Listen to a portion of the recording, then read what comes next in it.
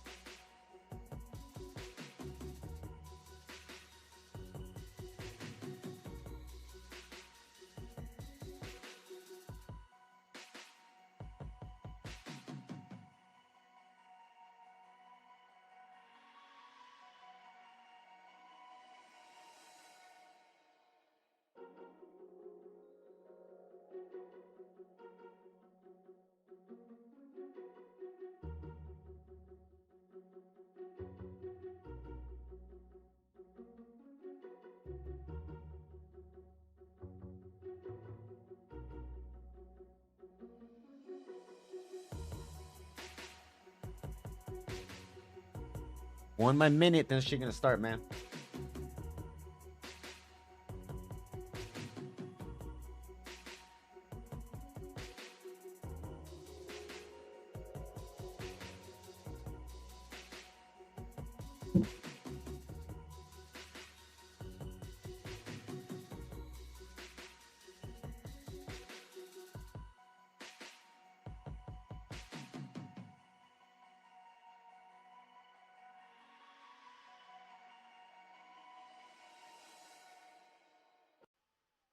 Here we go. Welcome to High Point Raceway, one of the most historic Icy day, man. We got Jet and Deegan going at it. 3 wins in a row to begin her season. While in the 250 division, Pro Circuit Kawasaki brings dueling red plates into today's race for the title contenders Levi Kitchen and Seth Hamaker. And in the 450s, Jet Lawrence looks to extend his points lead, but contenders like Hayden Deegan and Hunter Lawrence want to close that gap. It's Pro Motocross. Hunter has been riding Jet. Okay, pause. Before I even say it. Been riding. Okay, let me say this right way. Riding against Jet more aggressively. There, that's not a pause moment. I'm gonna say been riding Jet aggressively.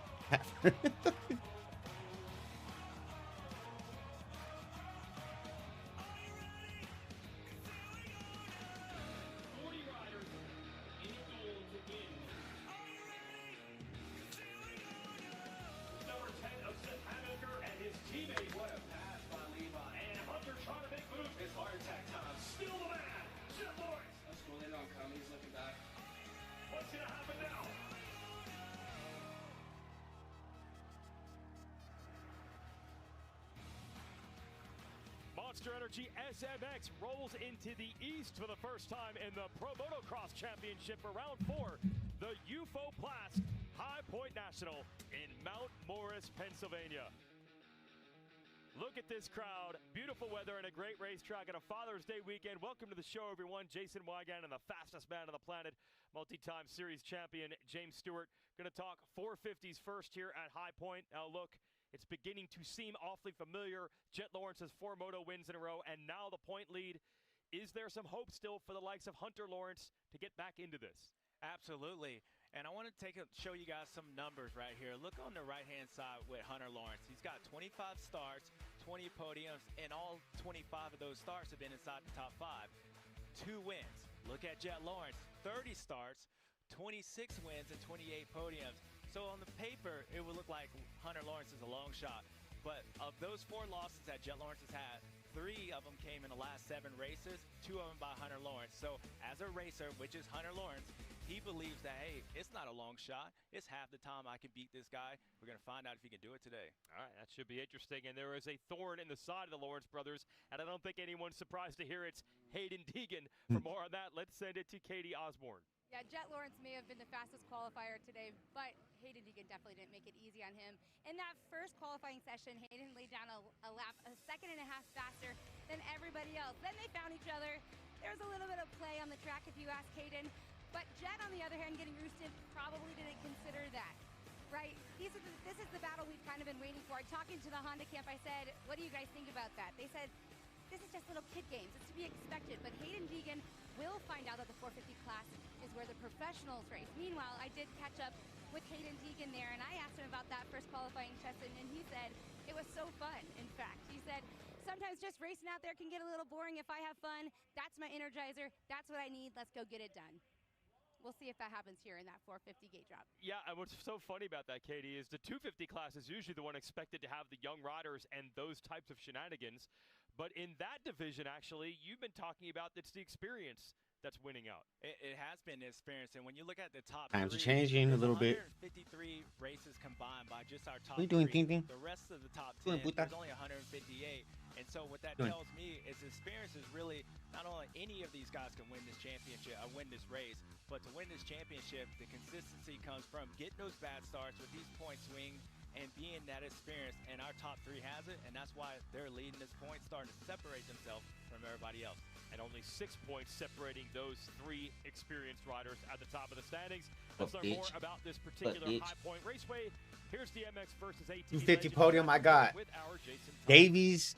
Thank you, Jason. Well, I want to do a Jacker report because you guys look like Miami Vice in the booth right now. But when you think about Ryder this is our and then first Juju. East Coast swing of the year, and that means a different type of dirt. It means a different type of traction. It means very deep ruts. And these guys have to attack this track a little bit differently. You have to ride this track with patience. Now, you can see the ruts behind me there. They're super deep, they're super long, and you can't disrupt your flow once you get into a rut. So erratic throttle applications, too much brake disrupts that natural flow, and you will simply slow down. So you heard about the talk of Hayden Deegan and Jet Lawrence. The tempers are going to be flaring this afternoon. For a guy like Hayden Deegan, his propensity is to override the racetrack, he's got to remain patient and remember what it takes to go fast on this High Point racetrack, and that is patience, and that is momentum, and that may give him his best chance to go attack the Lawrences today. They've been racing motocross in Mount Morris, Pennsylvania since 1977. And now the next chapter in its storied history is about to be written. New stars like Kitchen, Shimoda, and Davies. And in the next hour, points leader Puedo mostrar la carrera. Gate drop of Moto I have no idea what that means.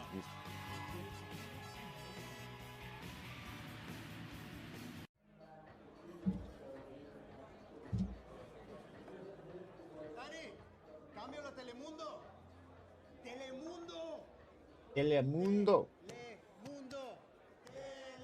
Telemundo. Can we watch?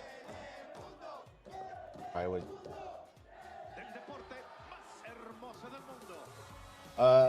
No, not today. Maybe next weekend.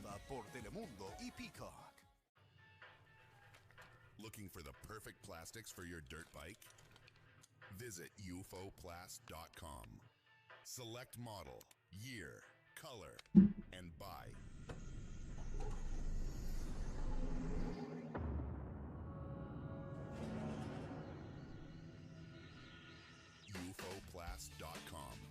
thousands of items ready for delivery. From the manufacturer to your dirt bike. Every extraordinary moment starts the same way, with a spark. A spark that grows into confidence, into courage, into the freedom to chase what moves you. And at every step along the way, Synchrony is there, with financing and payment solutions that help fuel rides forward. Synchrony, proud sponsor of the 2026 Women's Motocross Championship Series.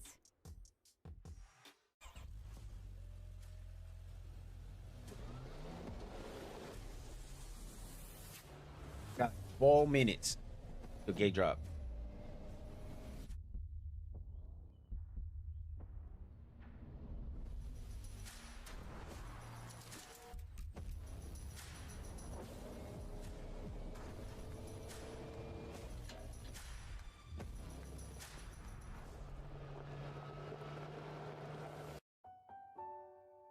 As long as elephants still fly and heroes assemble, as long as the night shines bright with joy and hugs warm our hearts, as long as we have each other, anything is possible. We're both princesses.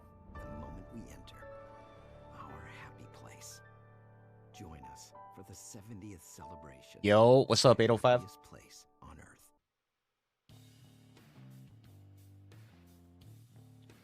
The Pro Motocross Championship is fueled by Monster Energy. Unleash the Qualifying was super lit. by Honda and the dominant line of CRF. Moto 1 is going to be interesting. Moto 2 is probably going to be like maybe This place is packed and a typical Father's Day what we've weekend been is seeing. five-point Just race Jet for running away Motocross. with it. James Moto Stewart 1 gives the KTM going to be key super Moto. interesting though, Yeah, definitely. in this class full of chaos, just being fast isn't good enough to win anymore. You got to be clean. The reason I say that, 250s, I got Davies, guys, Ryder, speed and then all day in Juju. this class, but the guys that stay out of trouble wins the race. We've seen it all so far I may this year. eat my words on that one. You gotta figure But out something if wild I'm wrong like on this. that one, it'll at least be And Kitchen getting a knocked podium out over a all of Handmaker, its I feel like. It's the Monster Energy Fast Qualifier, powered by BFS Foods. It is Cole Davies. Second time this year he has done that, and who knows? He could still be the best guy in this class by the time it's over. Yeah, you absolutely can. We go back just a couple races. The way he won that second moto at Hangtown, this guy has it, and I know he believes. I don't, as dude. well. Thor's been pissing me off with their gear. We have years of great racing up ahead of us. So grateful, dude. I am with you. And then we're gonna sprinkle the Coonins and all that, and then maybe Kaide Wolf, 50-50. Kaide Wolf ends up coming, but supposedly there's a bidding war for him with KTM and Pro Circuit. But dude, the 450 class is in a good place for the next like 7 years, dog. And it is the first visit to this track ever for Davies. You look at the point standings here, and we mentioned the tie at the top, Kitchen and Handmaker, Shimoda down just 6. But shout out to Julian Beaumer, what a great comeback season from injury for him, 4th at points. Nick Romano has been a great story, 5th at points, and Davies right around that 1 moto mark down, which normally would be considered a big gap. But with how unpredictable See if this class Handmaker is, could get through the anything first can start. happen. But how about the double red plates on the Kawasaki's? And it's a long time coming for the Pro Circuit. Looks good, but their biggest issue has been right here. 30 seconds to gate.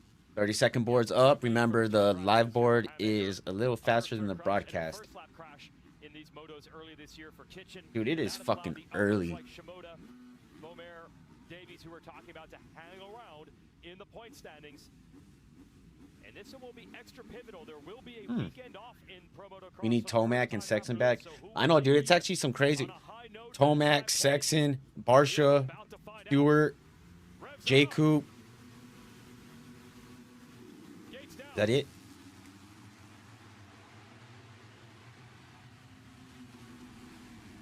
Oh, oh! Said he might have it starts Handmaker went wide. Or no, that was Romano. quite enough.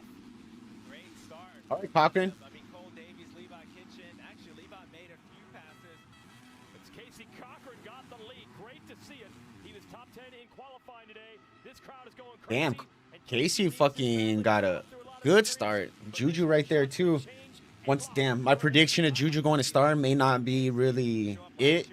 Sounding like he may be signing an extension with KTM. For him and his teammates, it hasn't been good. Let's see what he can do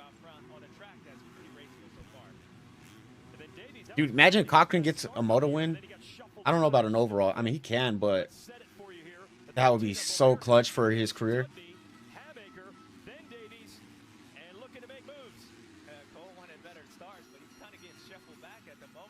Davies down to 6th. And they both got him, James. Yeah, the 47 of Kitchen and the 10 of Hamaker.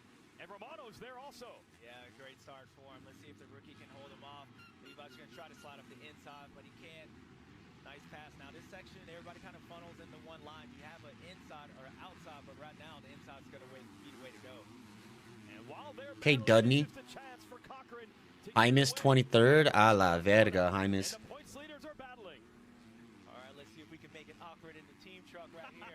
Wait, Davies is back.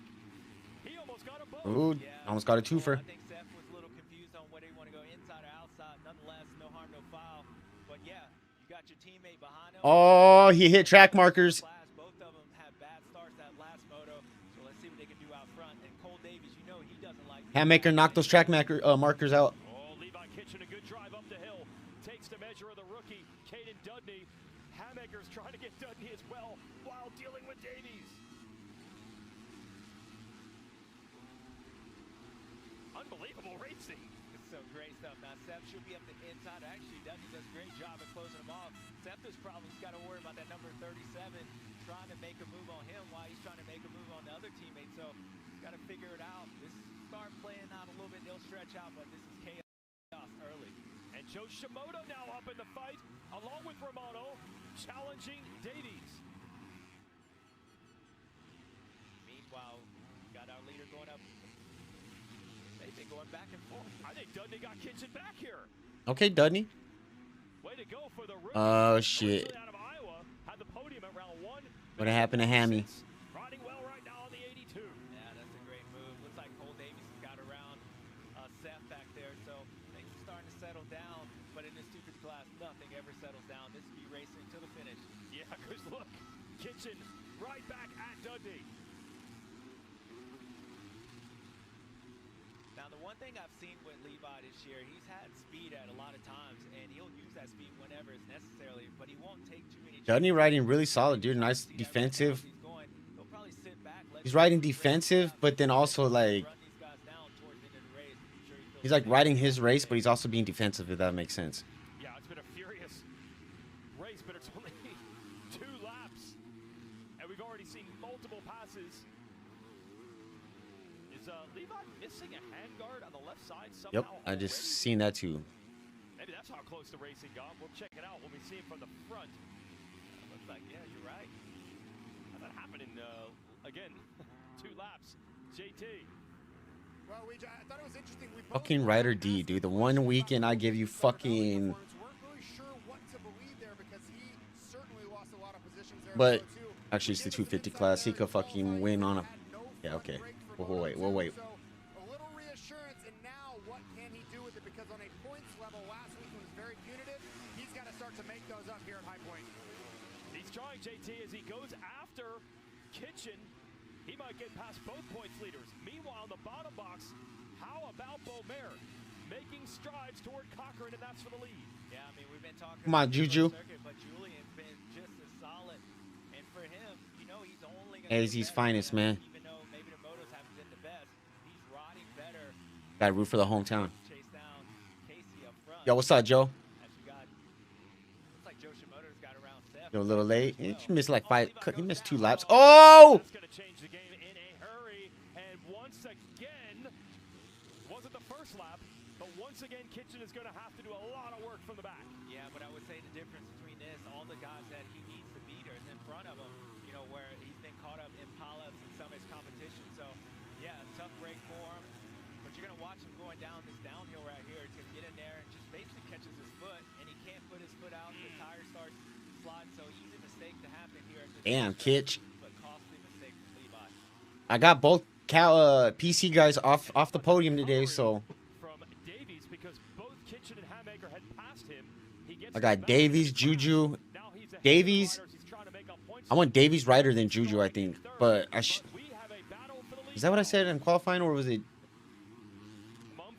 Davies, Juju, then Ryder? Fuck. I don't remember what it was. Oh, Mumphy out. So tricky, our leaders right here, because they're so off camera. I don't remember what I said in qualifying if it was one of the two, but I guess I'll say what I'll go with what I just said. Off the face it is very, Davies, very slippery. So Ryder, you and guys have to Juju. pay attention, and of course with these ruts, it makes it difficult and easy can happen what you saw with Levi. Not going to be able to type much. Not going to be able to type much, but I'm here to have you in the background. All right, man. Appreciate you, my dude. It's double bad news. Not only has he not been out on the racetrack due to injuries, but this team, Rockstar Husqvarna, is shutting down at the end of the year. Now, Husqvarna is probably going to shift support to some other teams, but have not heard yet as for Casey linked to any other team. So this is. So I'm saying, Casey, if he gets like a moto win, for him. Everyone knows this kid's got talent. He's it'd be showing big it for right him. now. Yeah, and it's not like Casey's out here leading, holding these guys up. I mean, he was the fastest rider on the track that last lap. I know everybody behind him, they're battling each other, but he has a great pace. And I think for him, it really just comes down to getting these things, leading these races, because clearly he has the speed. Now maybe he'll start believing. And Beaumer, this would be a Hunter Yoder back today, too. 24 plays. Although he's hovered around the podium several times. Gonna see a club of X450 out there today with Simonson. Send it to Katie. Yeah, this is something that's really interesting about Beaumer is the fact that just 9 months ago or so, he was out with an incredible back injury, right? Did all the right things, came back, swinging here this season here in outdoors. I talked to him about that. He said, I am more grateful than ever to be just on this bike, just running this bike. And so that's changed not only his mindset, he's also physically doing something a bit different. He's at Baker's in Florida now with Dax and Casey, AP, RJ Malcolm. He says, you know, he's only been there for a few weeks now, but he's been enjoying it overall, and he likes the slow pace of Florida. So there's been some major changes in Juju's life over this last year that might be paying dividends here today. He might do good. He'll actually do good with that program. I think the question on Juju, James, has been, What's up, Swamp Picker? Can he do it on the How's the KTM shop today, man? West Supercross, some of the early rounds of Pro Motocross, answering some questions right now quite well. No, he's answering some questions. I think that probably has to do more with circumstances. Damn, and there's still so much racing to do. Juju could win this. At the same time, the way his body is and just the way he looks on a motorcycle, you can tell things are at peace with him. So he's looking good, JT. Yeah, and guys, So sick to see the number 13. Just bonus time for Julian Beaumer. You know, the thoughts going into these championships have been, hey, this is a guy that can win Supercross races, and he could be potentially a 2027 Supercross champion. Him performing so well, so early in that recovery in Pro Motocross is simply just a bonus. And if it's done nothing else, I think it's gone a long way to ensure that he'll be on Red Bull KTM in 2027 and make them a real factor. I really wanted to see him on the Yami. Yeah, I agree with that. Here today, clean it up. Nice, man. Hope all's well with you, brother. But I just like the body language from Julian. Doesn't look like he's rushing it too much, waiting. If he makes a small mistake, he'll just settle back down, and that comes from having the confidence on and off the motorcycle. So far, the 13 has it. But how about Casey Cochran starting to pull away just a bit? Let's check in with Shimoda here, who has moved to 5th. He also has made a pass on Hamaker on the 30 and closing on Davies a bit. Yeah, Joe was the fastest rider on the track, followed by Seth. So those guys are actually I missed up to 16th. We know how strong Joe is. I mean, I would say I forgot where I heard it. Somebody said, I think it was the 250 silly season from Vital MX. They're saying Honda wants to keep Chance. I don't really believe that. If he doesn't perform, if he stays around where he's at right now, around like a little over between 10th and the 20th spot, I don't see Honda wanting to resign him. We're going to look back at the first couple of races where Hamaker and Levi Kitchen had a big edge on speed and really should have been many more points on Joe Shimoda. And if the championship ends up going Shimoda's way, I think those first 2 rounds where Joe goes 6. Well, we see Shimoda in the 450 class, like in 3 years, 2 to 3 years.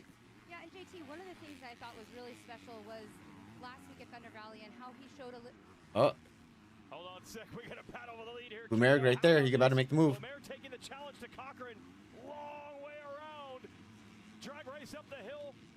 Boomerang's got it. Yeah, usually that inside works out better if you don't make a mistake, which Casey didn't, but that outside has the drive. And Julian, let's see what all right. See if Casey can stay in that second spot, or if he can make a pass back. Hopefully he doesn't start fading. You're starting to even get away from 3rd place. So Keeps that toe. Won a moto, as mentioned, I want to see Cochran get a podium, dude. That would be sick. The things start happening in a hurry here. What does he need to do to be able to even maintain this spot? Yeah, I mean, I think the good thing is Casey's been riding with Julian, so hopefully for him, he can latch on to him. But yeah, it's expected. Casey hasn't been up here. Things will start happening fast.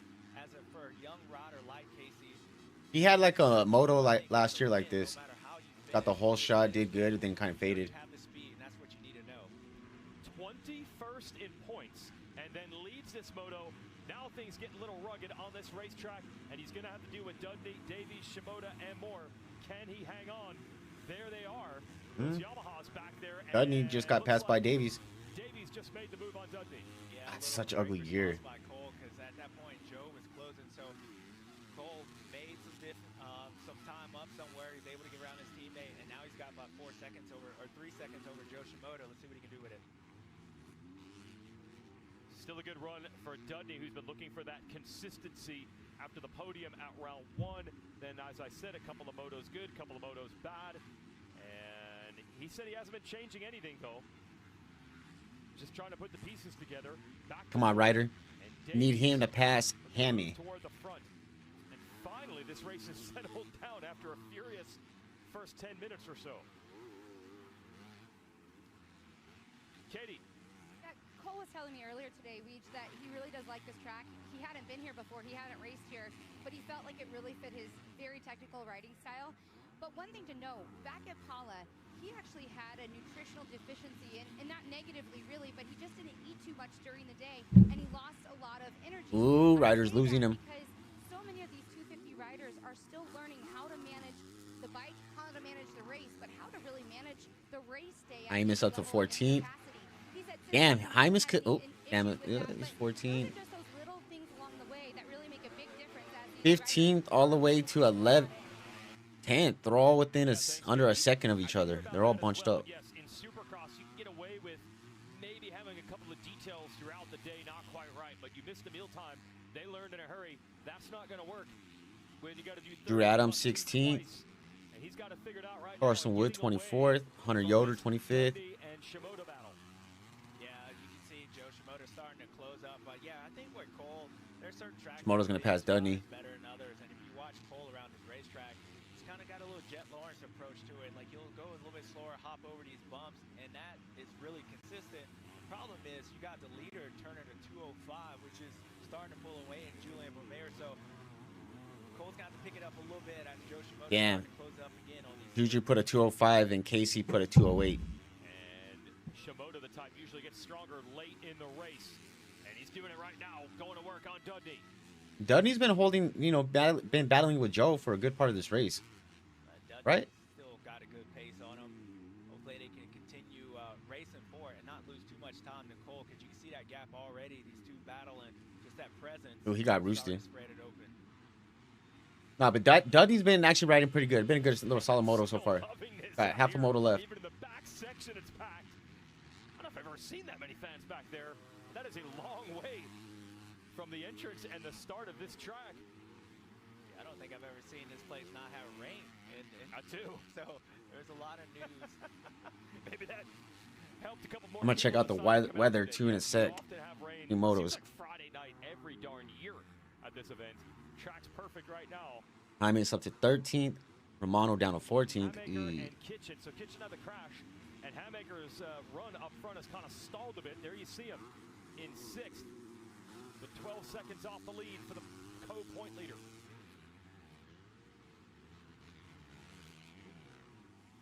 Yeah, it's pretty good. Nice little line by this, but Joe, seems like Joe's starting to work this side. He's a little bit quicker on this part of the racetrack. Yeah, no weather, no rain today. That because in that back section, it starts to get one line. So I know it's not Thunder Valley roost, but at the same time, this roost is sticky. You don't want to be up on it, and maybe Joe backs off over there. Going to take a look at the Monster Energy recap here, fueled by BFS Foods. Shimoda going to work on Dudney. A couple Monster Energy riders up in the front right now. Davies and Dudney amongst them. See what Shimoda has back here. So that Hammaker is 3.4 from Ryder. fueled by BFS Foods, and He just needs that one more pass, dude. Dudney able to get away a little bit. And here comes Hammaker again. Yeah, a little cat mouse game right here. Joe's trying to work a new part of the racetrack. The track hasn't developed enough to where those outside lines have really, you get off that main line, you just lose too much time, and then you spend your time trying to work it back up. And you can see that gap. Cole Davies is already starting to disappear in the distance. And maybe he can get Cochran in sight now for second. Meanwhile, Julian Beaumaire, it's looking more and more real into the second half of this race. Got nearly a 6-second gap out front. And there was talk about Shimoda getting into this championship last week, but hey, We're all running around at 2:08 208 on that last lap. That Cochran 209. Oh no, Davies 207. Okay, that following lap, and then the one they just passed, the one before this one they just finished.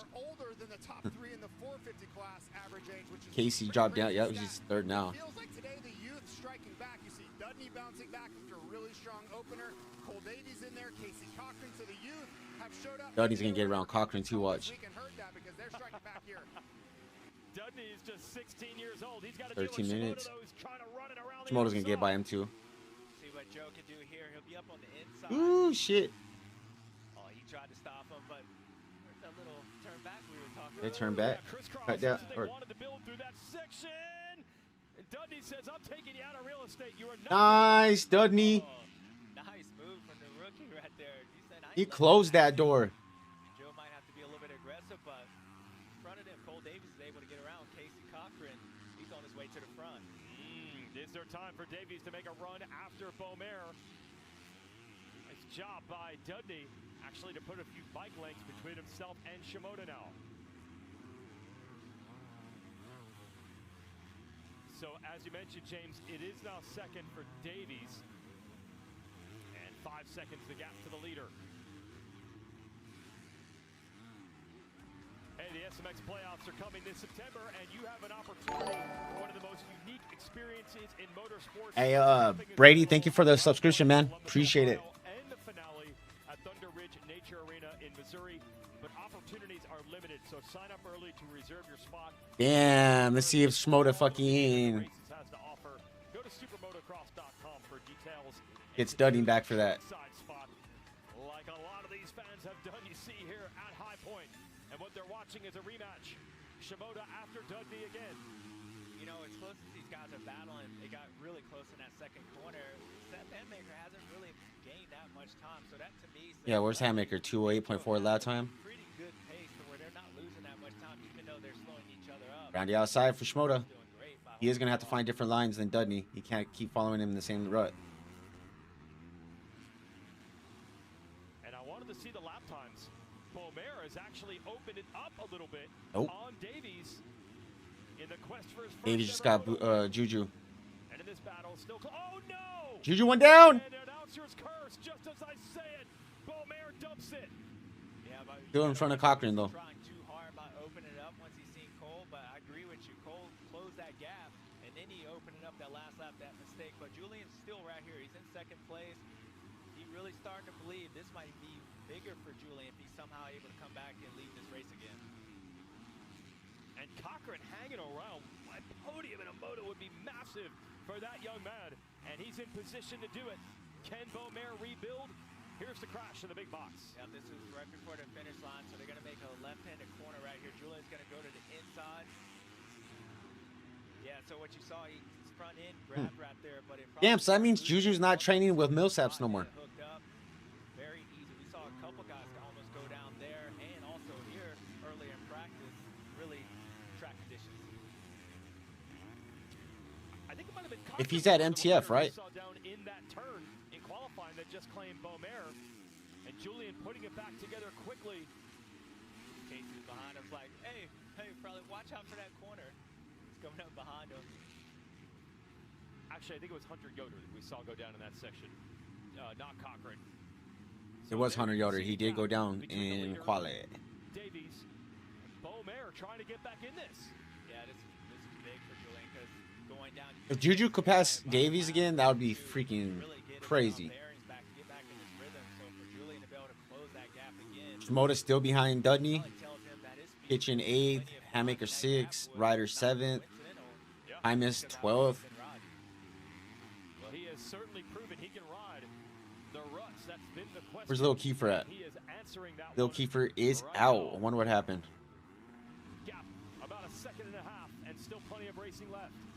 Yeah, the only thing that crashed in for this race for Julian is really bring everybody back into the top, inside the top 6, because they're all within 7 seconds.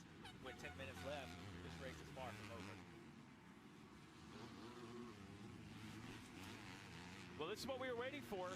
Which one of these guys could break through? Started the show talking about the experienced riders, but to JT's point, did they get enough of a buffer? Because clearly, some of the young riders in this field are coming of age quickly in this series. Shimoda and Dudney right there. Oh, finally gonna get him. But right now it's Davies, Beaumer, Cochran. Shimoda still trying. There it goes, finally. Joe's going to have to force this pass. I mean, Caden's ride really good, but at the same time, Joe has that speed. If he wants to win this race and get the experienced guys back on track, he's got to get around Caden right now, and he did. Yeah, but Caden definitely didn't make it very easy for Joe to get around. That was a couple of good laps of battling there. First and foremost, Caden is this rookie, right? He says he's learning, but he said it's so important to have the other rookies on the team with him. He said because bit by bit, they all kind of learn together. That was a cool little line choice by Caden. They might be rookies out there by themselves. He really does enjoy that.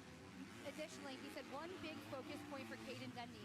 It's all about confidence, right? It's focusing on himself and in believing in himself. And bit by bit, these little motos, one by one, 4th being his best finish yet this season in a moto, these are what builds that confidence and helps him believe in himself. As Seth Hammaker is coming very close to him. Yeah, it's going to be a battle here, Katie, but so far so good for that 16-year-old Dudney. Hammaker, though, coming to life. Yeah, Seth sees Joe, his championship contender, getting away, and yeah, that's a great point, Katie, when you talk about just the rookies. I feel like with that Star Racing Yamaha, because they had a chance to ride with guys like Cooper Webb, Hayden Deegan during the week, yeah, they're rookies, but they have that racer's experience, and I think that really pays off to when they get out here. It really just comes to, can they imitate what they do on the weekend, and that's what Hammaker's gonna get him. rather than just coming here and learning. Oh, Seth sending it down the hill. Get your ass, Seth. Definitely get out of this corner. Yeah, great move Sounds by so Seth. sick. I think Seth saw Joe, how much time Joe was able to make up the lap before on Dudley going down that hill. I think the rookie had to pick it up a little bit going down there. Seth did, and he just sent it. So that resets it a little bit. Shimoda and Hammaker up to 4th and 5th. but 6 still minutes a long way to left. go. Shimoda's 2 seconds from Cochran. Looking for that moto podium. Been a Casey's, while they're since all, we saw well, Joe and Casey put 210. 210. Casey 210.5, Joe 210.7. What's up, Bradley? And living the dream, my dude. We living the dream. Day off. It's hot outside. It's like 100 something degrees probably. I haven't. Let's see. So the first off moto of the year for Nick.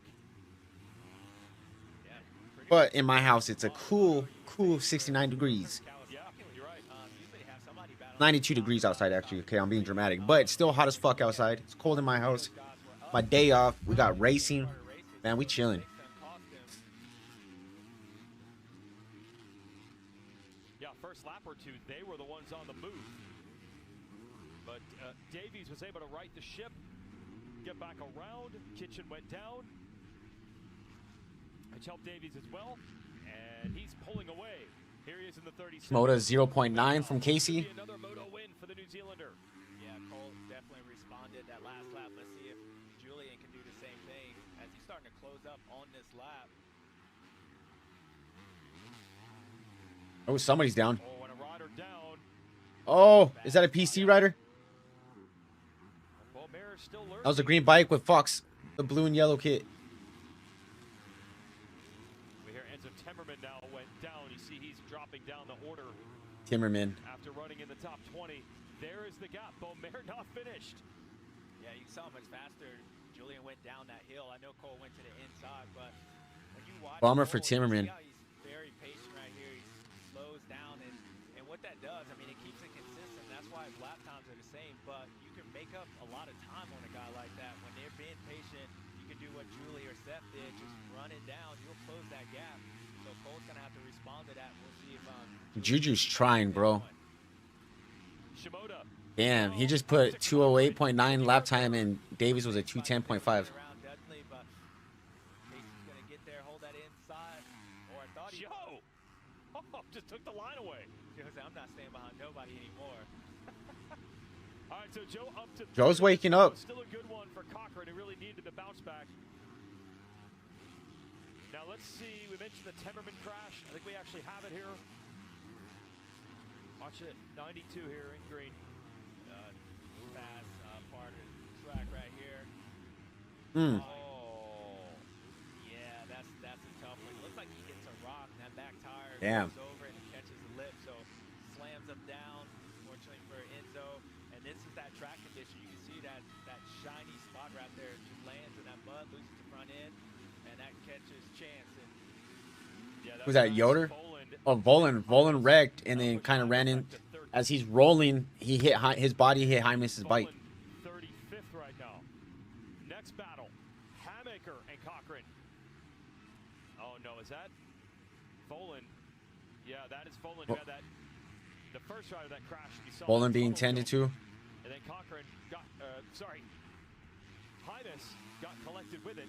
Cochran under fire. Dude, this is gonna be bad for a Club MX, dude. You're gonna lose 2 riders. See that Max Volan is holding on to his right wrist. He did walk over here on his own terms, sat down, team got around him, and of course he's there with the Alpine Source medical team, just trying to figure out the best next moves. I hope he's okay there, Katie, as Hamaker's looking for a line around Cochran. yeah, he sees that wounded duck. Things are starting to happen really fast. Casey's starting to sit down quite a bit, and there's certain parts of the racetrack like this. Good ride for Cochran though. Good ride. Seth is stuck, and So he shows he still has it. they're really starting to lose a little bit of time. Seth is definitely fast. He just needs more time on the bike. Casey makes a little mistake, but again, Every pass. Way to use the lappers. Championship points. The series standings right now. You can see on the lower left. Hamaker would have a 3-point lead over Kitchen to be tied with Shimoda and Beaumare and Davies lurking. So, man, it is tight at the top. Hamaker wants this pass. yeah, he wants that pass, but at the same time, if you're Casey, that's a great response for him. You know, he's only got a minute and a half plus 2 laps, so no matter how this race finishes, I love what I see from the kid. And next time he's in position, he'll be better. And they got Joe Shimoda right in front of him. Seth makes a mistake, so you never know. He might end up on a podium if he finishes this thing off. Super impressed with Cochran. They're deep into lap traffic right now. Definitely use those lappers to his advantage. Super smart of him. Heads up riding. And you got to think at some point, Casey's going to see that 2-lap board and just be able to finish it mentally because he knows it's almost done. 1.3 That's like a boost. gap on Hamaker. It was 1.8. The white tunnel is right there, Katie. He is 2.9 from Joe. Is a guy that last weekend pulled a 3 and a 2 with the first overall, and during the interview there, he started to get a little bit emotional, and I thought that was really brave of him first because just 6 months ago he broke his neck. Reminder, 3 races into Supercross, then he broke his leg. He's had 2 major injuries that he didn't think that he would necessarily even keep racing. That was the question he kept having. Davies, what was it? Last year, super gnarly injury. Beaumare broke his back, super gnarly injury. Shimoda broke his neck, super gnarly injury. Cochran broke. What didn't he break? Gnarly injuries. Hamaker, I think, come back from surgery. Kitchen coming back from an injury. Mosaman coming back from an injury. Ryder D, a few concussions. This is a gnarly ass sport, dude. This is third in the moto, not a win yet, but right where he was in the first moto a week ago, right in the championship hunt also. Let's go back to the leaders though. Davies. Dude, if Casey's gonna hold off Hamaker, holy shit, he's 2.1 now. Wayne, before the first practice of the year at Fox Raceway, and he said probably gonna have to go east around Hot Point, the more technical tracks. Probably when it's gonna start turning. And that is exactly what is happening right now. Yeah, I mean, the father would know best right here. And I think what he's talking about is because this track, as you can see, all 3 to go. getting very technical. He knows where his son's good at. And he also knows where his son son needs to work. Hammaker's still 2.1. To places where you don't have the experience, where he knew his son would be good because of what he's seen, and so far it's been pretty good. But I would also say Cole's been solid since the first race. I mean, from a front brake issue and a bike issue, he's already won a race, and looks like the Cole Davies we saw in Supercross. This is a guy that, if I'm everyone else, When is Max A back? Is he still? Yeah, he's injured. He just made an announcement. Let me find out on Instagram when he's coming back. And by the way, if this moto ends like this, he would only be down 16 points off the lead in the championship. You can see the standings right there. So if any of these 5 get on a roll, they can really grab this. That is Kitchen in the bottom box. He has made the move, just did, around Ryder DeFrancesco. And DeFrancesco had been holding him with about a 3 or 4 second gap. Kitchen just got it to 6. Okay. DeFrancesco had a bad lap there, must have made a mistake, and that has allowed Kitchen to get by him. But a long way to go to get to Dudney. Those are lap riders on the outside of Kitchen. Yeah, another race where Levi's going to look at a mistake by Redbud. himself. Max Anstey will be back for Redbud. Ryder D7. Dudney down to 8. Ooh. If it wasn't for a couple first lap corner crashes or lap crashes for Levi Kitchen and his teammate Seth. Oh yeah, because there is wind in the sails for this man. Hammaker's 1.2. For the 18-year-old out Come on, of Casey. New Zealand. That pass right there brings him back into only 1 point down off his teammate. So far, he's going to lose the red plate technically in this moto, but not too bad considering what it could have been that first lap. And it will be interesting to see if Cochran can hold on to that 4th ahead of Hammaker. With about 2 to go. He's 1.7. Separating Cole Davies from his 2nd moto win of the year. Dude, they got to be so patient at times. It's crazy. As bad as that looked in that corner, is that about as good as you can do it? Yeah, and Sets 1.2. in Cole Davies' spot, this is the type of track you have to be out front. If you're out front, you can have rods like this because it makes everybody else have to push it to catch you. And we've seen Julian close up on Cole, but then just lose a lot of time. When you're in Cole's position, you know, if I just keep hitting these lines, everybody else has to be the ones that press, and that's easy to make mistakes. I'm watching that live board, dude. Casey could hold him. This would be huge 4th place for him. One crash, reset the order. He has recovered well. Ooh, sets 0.8. But Davies is in control now. Lap and a half, Essie. Yeah, you see that, like Cole slows down, and you can only do that out front because if he needed to catch somebody who would charge it, he probably wouldn't even see those lines, but because he's out front, and I think that's what's keeping Julian away from him. Those little things, saving energy, being Ooh, smooth. 1.1. Julian's the one that has to put that pressure on him. Well, maybe the biggest question coming into this 250 campaign, this has been the dominant team in this 250 Pro Motocross series since 2014. And with Deegan moving up and a lot of young riders, as you see Hammaker has caught Cochran again, that is for 4th in the bottom box. I think the big question was, would Star Racing find someone, and who would it be, to battle for this title as they normally do? 0.8. Come on. It looks like the answer is going Final to lap, be Casey. who's right back in his championship. Meanwhile, Hammaker wants points. Last lap, fool. Got to get Cochran with the white flag out. Yeah, you can see Seth trying everything, but back on the Cole and Star Racing, you know, after what they won 15 out of 16 or 17 races in Supercross. Yeah. Bobby probably went back, had a team meeting because this probably feels like. All right, got a lapper. You're not winning overalls the first races. Lapper going wide. Firing everybody if you guys don't figure it out. Well, they figured it out. I know Bobby, he might have said that. Yeah, they're at very high standards over there. And Davies also a good run for Dudney for the majority of this moto.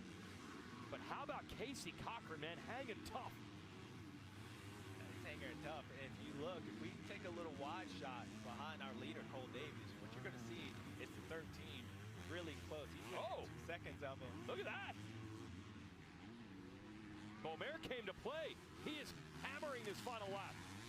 Yeah, and I think that all goes back to how you attack this racetrack. And you're out front, you're dictating, but you can be made up sometimes. Dude, I'm stoked for Cochran, dude. And Davies taking a look over his shoulder. He knows Beaumer's there now.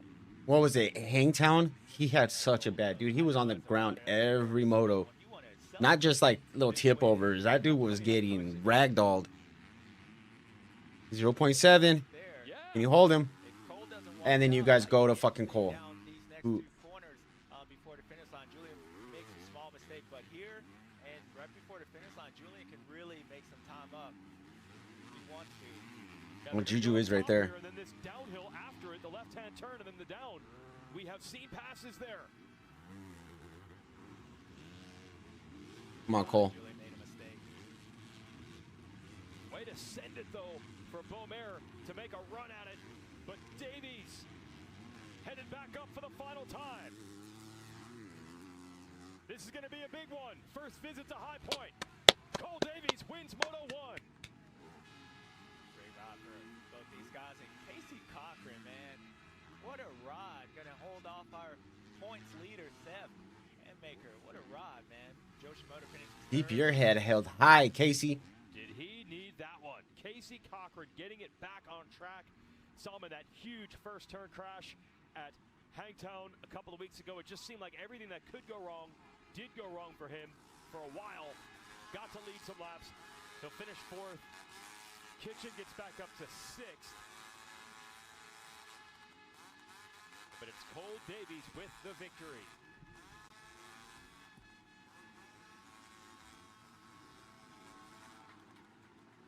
Points the way to run right here. Man, you got top 5 within 16 points. Dude, good ride from Casey. Holy fuck. Who's been very consistent to start the year.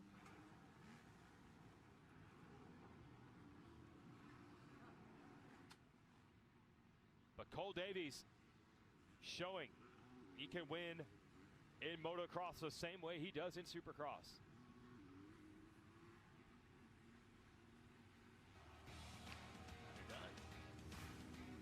Be right back. Let me get something to drink. Will Holland there, the team manager. We'll be right back.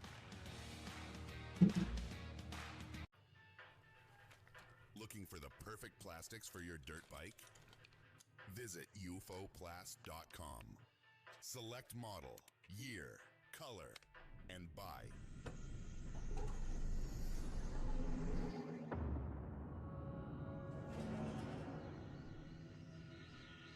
ufoplast.com.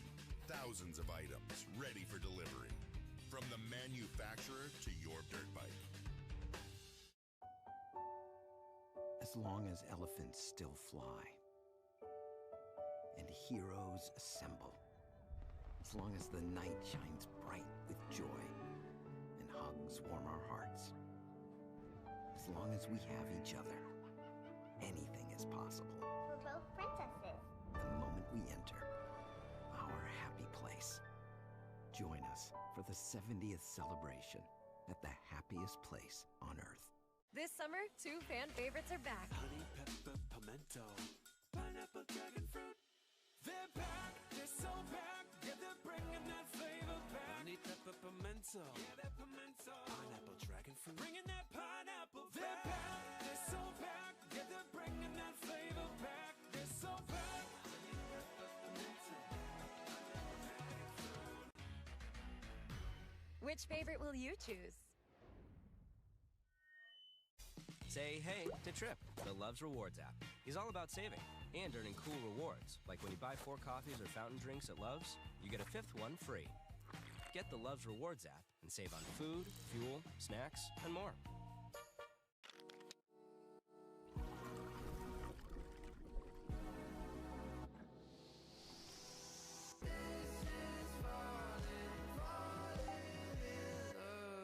Starbucks Sweet Cream, now in your home. She's here. Hide, hide, hide, hide. Next up, Wemby rookie card. No way. Bidding starts now. Chen Mint. It's heating up. This is your last opportunity. 3, 2, 1. Sold. Milo? I won. Surprise. Watch live, shop live. On eBay Live. Cole Davies, first time he's ever raced at High Point, and he's undefeated. 1 start, 1 moto win. And we can show you how he got that done. Going to look at the Monster Energy race recap fueled by BFS Foods. Good start for Davies. Thought he might have the whole shot, but it's Casey Cochran going to get around him. And Casey rode well. Yeah, Casey rode really good. And unfortunately for Cole, almost having a whole shot, he actually got past quite a bit in those opening laps. Levi Kitchen gets on the inside, Seth, his teammate, and then the first rider, our points leader, top of the points leader, Levi Kitchen. Another mistake early in the race, going to be costly for the number 47. But then it was Julian Beaumer. Casey had a great pace, but Julian found his flow, and man, he was able to make super stoked for Julian. Casey and put in some solid laps. Actually, Not yet. Well, Juju too. Casey Cochran, I mean. before Cole Davies starts making his way, as his teammate makes a small mistake, Cole's going to run up the inside and try to get to him. Julian was already ahead of him. Casey Cochran's still there, but Cole Davies, after battling with him, makes a nice pass up the inside, slides on. Do you know anyone know if he's streaming the motocross tonight? No, not tonight. My cousin's at work. Or today. This morning. The front end, easy crash to happen here, and you can see the distance that he had. Julian wasn't done yet. Cole Davies going to get past him. Julian's going to get up and return in second place. After a while, Joe So fire. Oh my God. Joe time fighting with him.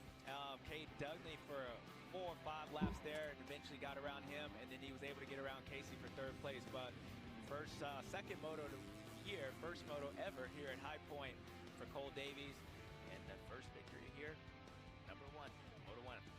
And you see how close it was. Beaumer never gave up. Got it down to a second and a half at the end, but it is Cole Davies taking the win at High Point, and his first rider to greet the fans this afternoon. It's summertime. Well, Cole, I know you probably can't hear me, but in qualifying, you said earlier you wanted to forget about last weekend, come out here and show everybody what you had. I know you probably can't hear a word I'm saying. Just tell us how your moto went. No, it's a good moto. I got off to a good start. I feel like my starts are back. I'm first in both qualifying segment and the first moto. It's a good start for the day. I feel like I'm finding myself again, and but I feel good. They're gonna kick that dude out. Big thanks to the whole Monster Energy Racing Yamaha team, my mum and dad, Komatsu, Onyx Off-Road. Yeah, man, I'm feeling good. Ready to keep this going. Great job. We'll see you in Moto 2. JT Bright looking for that fool. You some of my bitch. After a win. That's true. Put him in the right mood. Well done, Cole Davies. Beaumer, as mentioned, very close at the line for Get my lighter. Hold on. Shimoda, Cochran, Hammaker, Kitchen. DeFrancisco, that was a late move by Kitchen to get him. Dudney will end up 8th. Mosman and Munir put their Yamahas there in 8, 9, 10. Lux Turner, a good run in 11th, just ahead of his teammate Dylan Schwartz. Another rough one for Hymas, 13th, and Romano had that great start to the season, ends up 17th in that one. Give you the full field. Vincent Way jumping into Pro Motocross today, one of Kawasaki's amateur racers, giving it a shot. He will end this moto in 22nd. And here's the full field, 31 through 40. Wonder what happened to little Kiefer. Mumford, so he did not finish. And Fowler making a pro debut. Actually, one of the local Pennsylvania riders. He ended up 33rd, and Temmerman had that crash. He's 37th. Well, not a win for Julian Beaumer, but awfully close. Led a lot of it. Let's hear from him.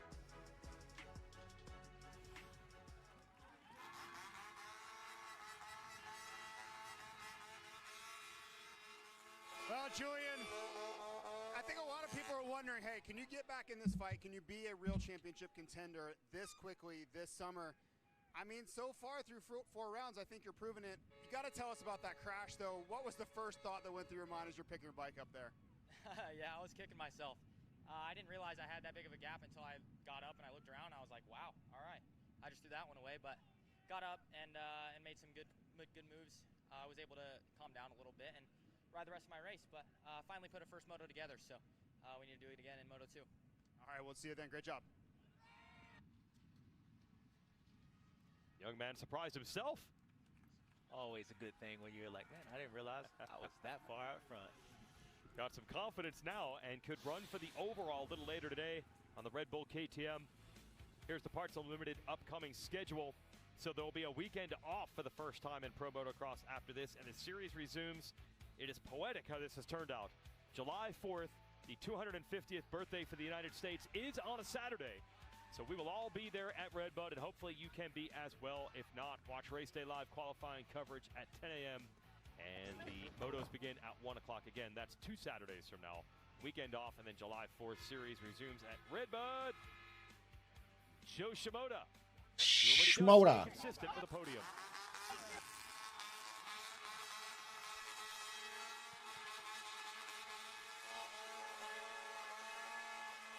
Well, Joe, third in the first moto last week. Third in the first They moto probably this told week. that dude, hey, don't be obnoxious with that I shit. do want to ask you about these points because Yeah, when they walk up, you know, get it nice 30 seconds, but then I know you don't want to talk about it, but everybody else is. So at least tell us about that moto. Yeah, ahead of the Pro Circuit guys, why not, right? I'll take that.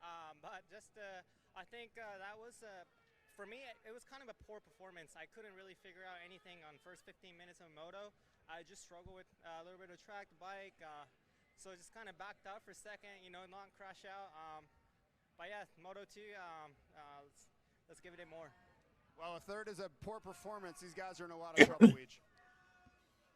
Yeah, JT, and he made it point. At least 12 minutes to gate drop. So if you got to do something, get something to drink, get a little snack, you got 12 minutes till 4:51 gate drop. So let's preview that one. Send it down to Katie. Into the top 5 in championship points heading into this weekend. Talking with you briefly about this and the team in general, that's a big win for you in Ducati. Yeah, for sure. Like, it's insane to be in the top 5 with such a hard competition Tuesday in 450. So yeah, we're very happy, but now we need to finish the year like this for sure.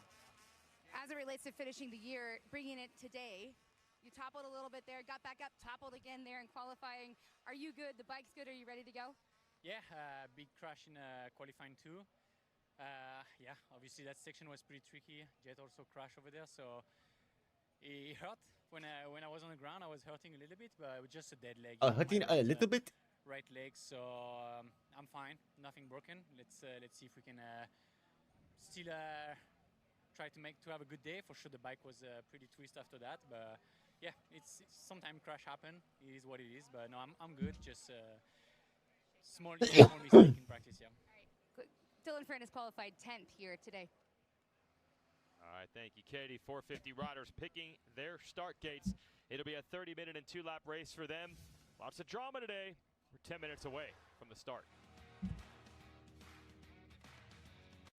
You know exactly what's coming. Summer movies. It's never just spectacle. They're about feeling. But summer's not forever. So find those feelings that will stay with you.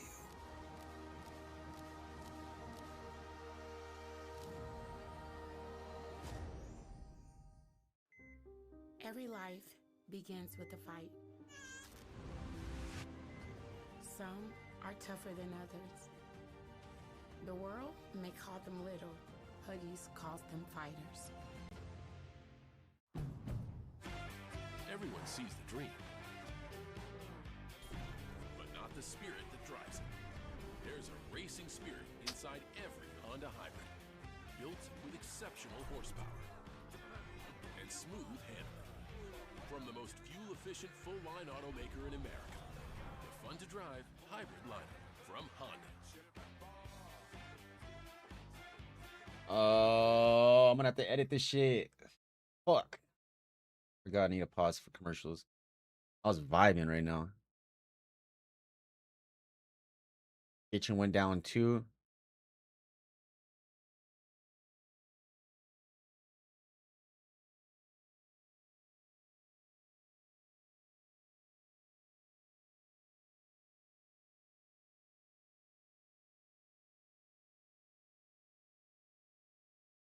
All right, so do we think that ride for Cochran puts him on a team's radar, or does he need to finish out Moto 2 strong still?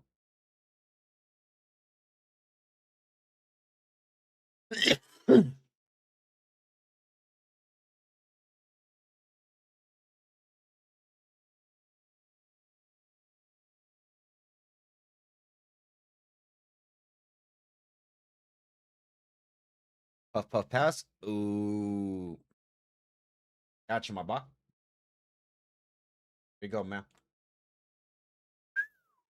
Yeah, dog. Don't hit it all, man. I said a hit.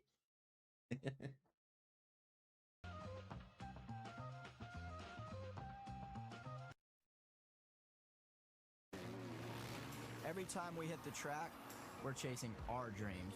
And when we race for St. Jude, Discord's trigger happy, but we're not showing the race this weekend. SMX to help build a legacy of hope for families who never receive a bill from St. Jude.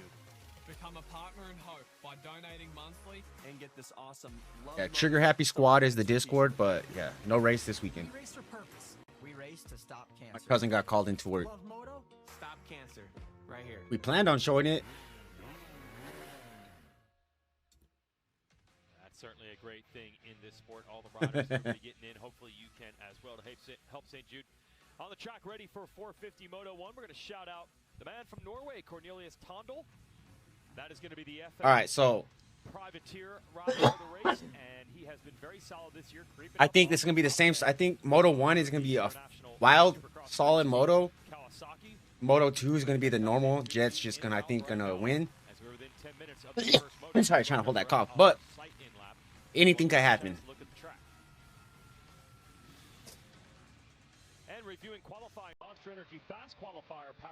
We had drama between Deegan and Jet. Finally, did that in the second qualifying session, and that ended up being tops overall. It's a Jet right here now, headed back to the starting gate. Looks like he won the sight lap at least. Congrats. Just wins every day. Probably the first rider they let go on the track as well, and he has the first gate pick. It's going to be Chet and then Hunter Lawrence in qualifying. Jorge Prado was third. Deegan with the fourth pick. We'll be racing after this.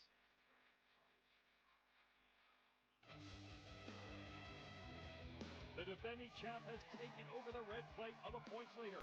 let's go, Deegs. Yeah, we're going for Deegs, man. Going for Deegan. Before the first pick in the schedule. Honda's Hunter Lawrence. KTM's Jorge Prado.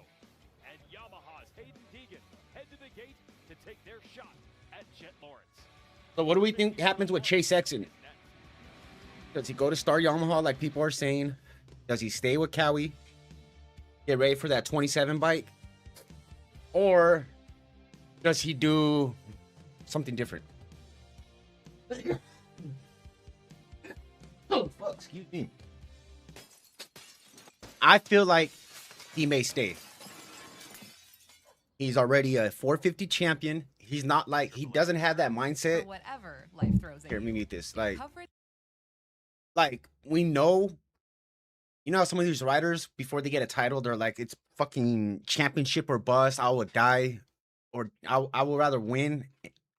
What is it? I'd rather die trying or win. Bear with me right now. My mind's everywhere. But like, these dudes put it all on the line to get that one title. He has the titles. And you know he wants to win. He has a winning mentality, but like, it's not like, I don't know where I'm going with this. I just don't see Chase going for a bonus only deal. Like, if he goes to Star Yamaha, it's gonna be it's gonna be something like that. He's not gonna have like what did they say? Something. All the riders on Triumph, their salaries combined still doesn't compare to what Chase makes. I don't see him going on a bonus only struck. Like, I see him going to Europe before he goes to Star Yamaha. That's just me. So in my opinion, I think it's 50-50. I think he either stays with Cowie or he goes to Europe. If he goes to Europe, I mean, Tom Vial, he has that connection. You know what I mean? He's super close with him. He could get that bike he wants. I could see him at Honda in Europe, dude. I'm just saying. I could definitely see it. I could see it. But in all reality, I just really don't see him going to Star Yamaha like people are saying, dude. Be a B rider and you know, they got J Coop next year as well. You got Deegan, which is a 2-year deal. It's not as long as people think, with Davies coming up. So I don't know. It's interesting. It's super, super interesting what's gonna happen with Chase. This torn ACL or whatever it was is Cowie's lucky they got Garrett Marchbanks. Like, without Garrett, dude, it would be horrible for that team, for that 450 side, dude. Holy fuck. Here we go. Great racing between the brothers and Deegan shadowing them the whole way. Oh no! Cowie just, dude, they need to get riders. I don't know, maybe just not all styles, dude. Like trying to use that front end, like Chase, just doesn't work. Prado's kind of, is Prado kind of like that? I don't know, but you see Marchbanks, dude, riding the fuck out that bike. Jason Anderson rode the fuck out that bike. That was last week. We're gonna find out what's gonna happen. If Deegan was to ever leave Star, where do you think he would go? His own team. Yamaha has already said anything he would ever choose to do, they would support regarding his team, like a Team 38. The beast from the East, Damon Bradshaw, just announced he is an AMA Hall of Famer. Got the votes, and you can catch him. Just like with this rumor with Michael Jordan trying to start a team with Reed as the manager and them wanting Deegan. I truly, I don't know if that's going to happen. I truly believe Chad Reed, I believe a couple things. I truly believe Chad Reed will run a team, and eventually, especially with his son comes into the into it. I feel like because they want, I don't mean it in like a bad way, but Chad knows the in and outs with teams. He knows how bad it was. It got so bad with him, nobody would sign him. He started his own team, and I feel like he's not like fuck the establishment, but he's just, I don't know. When his son goes pro, when Tate goes pro, I see him starting his own team for Tate, kind of thing. So maybe that goes, you know, Deegan and the Deegan's a restart a team to where Hayden's the 450 guy and Tate's the 250 guy. I could see that. I could see Hayden starting his own team in the next couple years, just his own little, without nobody else. Could be second in a couple of weeks all time. We asked Freddie about this. I truly believe like those two things will happen though. No, it's awesome. Like you said, I've done it on my own a lot with a lot of great supporters and companies and people. Now, if Michael Jordan comes into the sport, it's going to be so crazy, which is super possible. He's NASCAR team owner. He's had what the MotoGP team or something like that, a street bike racing team. Side as well, so no, I mean, I don't know how it would be doing it fully just factory ride your whole career, but what if he had to choose another factory and not start his own team? What do you think he would pick?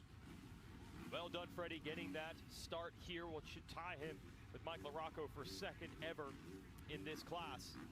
And always friendly, always fun to talk to Freddie.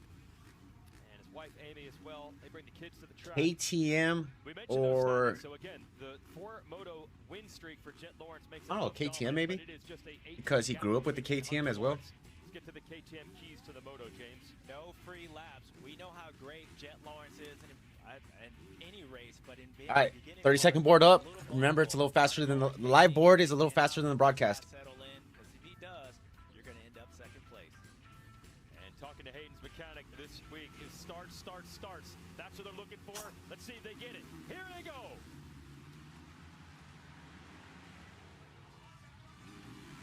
This time D in 10th. Ooh, right in front of Jet's 8th. Jet is 8th. Ooh. I want to say KTM because he's familiar with that program from riding with them. That's what I'm saying. I agree with you. Like, grew up with it. Yeah, where are you coming from, Paul Webb? Yeah, Deegan, 8th and 9th place. Ooh! I don't know if that counts as a whole shot or not. Didn't get the whole shot, but he's leading, and Hunter's right back at it. Yeah, well, it is Father's Day weekend. Got Jorge Prado right there in 3rd. AP 4th. AP going to Triumph looking like. RJ 5th. Looked like he going to Ducati. Hunter Lawrence back up front. Just like he did in Supercross, man. I tell you, anytime that guy needed to pull a start, he did it, and he executed again because he knows how important starts are in this race. And Jet Lawrence Harp just got by Smith. And Deegan is 10th. So an opportunity right now for Hunter. Let's see how this plays out. We go back to the first race. When Hunter Lawrence was out front, he was untouchable. So let's see. Now the roles are reversed compared to the last 4 motos. Jet Lawrence is the one that has to make these moves. Can Hunter get away? He knows what he needs to do. You got Marchbanks right there at that 10th spot. Ferrandis 15th after that little gnarly little crashing qualifying. Love this setup for Hunter Lawrence. Not so much the start. Yes, of course that helps, but racetrack has been very kind to Hunter Lawrence over the years. Go back and look at the battles he's had with his brother here, and it's really just because it suits his style. We talked about in 250 Moto 1 about it suiting Cole Davies. Well, Jet just got by Miko Harrop. they don't get in a hurry to do much of anything. It's methodical. They really think about how to attack the racetrack with patience, and that is rewarded here at High Point. So it would not shock me to see Hunter Lawrence build up a lead quickly. Thanks, JT. Battle right now. Jet Lawrence, see that neon green gear trying to move forward. I think he's battling the triumphs of Smith and Harrop, and then Deegan following him through. Right now it is Harrop and a 31 between them. Yeah, they were running. Deegan 0.2 from Harrop. Harrop's going to be back in Europe next year. Jet just got by Smith. 6th place for him now. Deegan's still 9th. But now next year, Triumph gets a 450 program going, and that's where we'll see Harrop go back there. So a seat for the American side is going to open up. Yeah, I got chippy between them in qualifying, Deegan and Jet Lawrence. Deegan just got by Harrop. On Smith now, there's Marchbanks on that green Kawasaki also in the fight. Deegan working on Harrop. Now we just saw in that 250 class. Sorry if you guys can hear me breathing. I got allergies right now. I'm a mouth breather.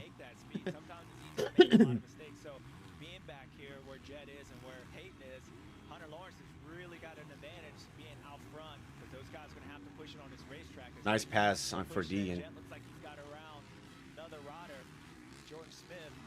So they're making their way. Deegan just got by Smith. Jet's by AP on the live board.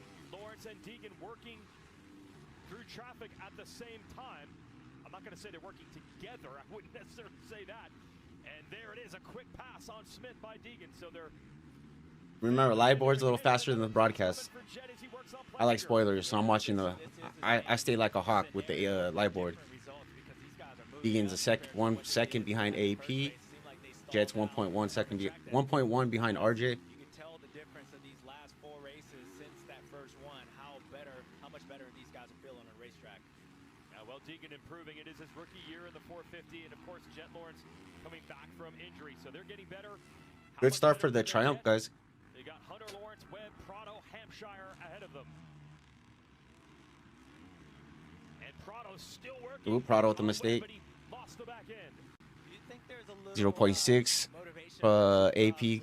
AP got a 0.6 gap on Deegan. You know, at some point, Cooper was going to be a problem. Jorge, if you wanted to win this championship, Cooper's too good of a rider not to have to deal with Webb riding his last outdoor season, not giving a fuck, taking hole shots and shit. Yeah, certainly didn't end on friendly terms in Supercross between these two. And maybe a little carryover here in Motocross. So as they battle, you see actually Hampshire starting to get in it from 4th. Quietly, RJ's been riding really good all year long. We've been talking about the 3 at the top. 0.4 for Deegan on AP. But RJ's solid. He's He needs to pass AP quick. more consistent than he does last year on a deeper field. So good for him. As for Prado, man, that one mistake didn't quite get that double at the top of the hill off the start, but it looked like he was about to grab the lead. 25-minute mark. What did that one piece of track position mean? About 5 seconds. Oh, man. About 5 seconds. That's the difference. Deegan got by AP. It's 3.1 seconds back from Jet now. Jet's right there on RJ's back tire. It just seems like he can't make his Ooh. way up through the pack like these other guys, and that's what's really cost him. And he's been stuck this close to Cooper Webb. Hunter Lawrence. Hunter's a 204.9 while everybody's in the 206s. Jet just got by RJ. And now a big battle is coming. So Hampshire is catching Prado. Now Jet Lawrence as well. Prado trying to solve Webb. And looks like Jet Lawrence. I'm just gonna shut the fuck up. I'm over here locked in. I apologize. I'm repeating what they saying and they're commenting, and I'm over here saying some stupid shit. That my bad. Critical juncture for Prado. Started the year on the podium.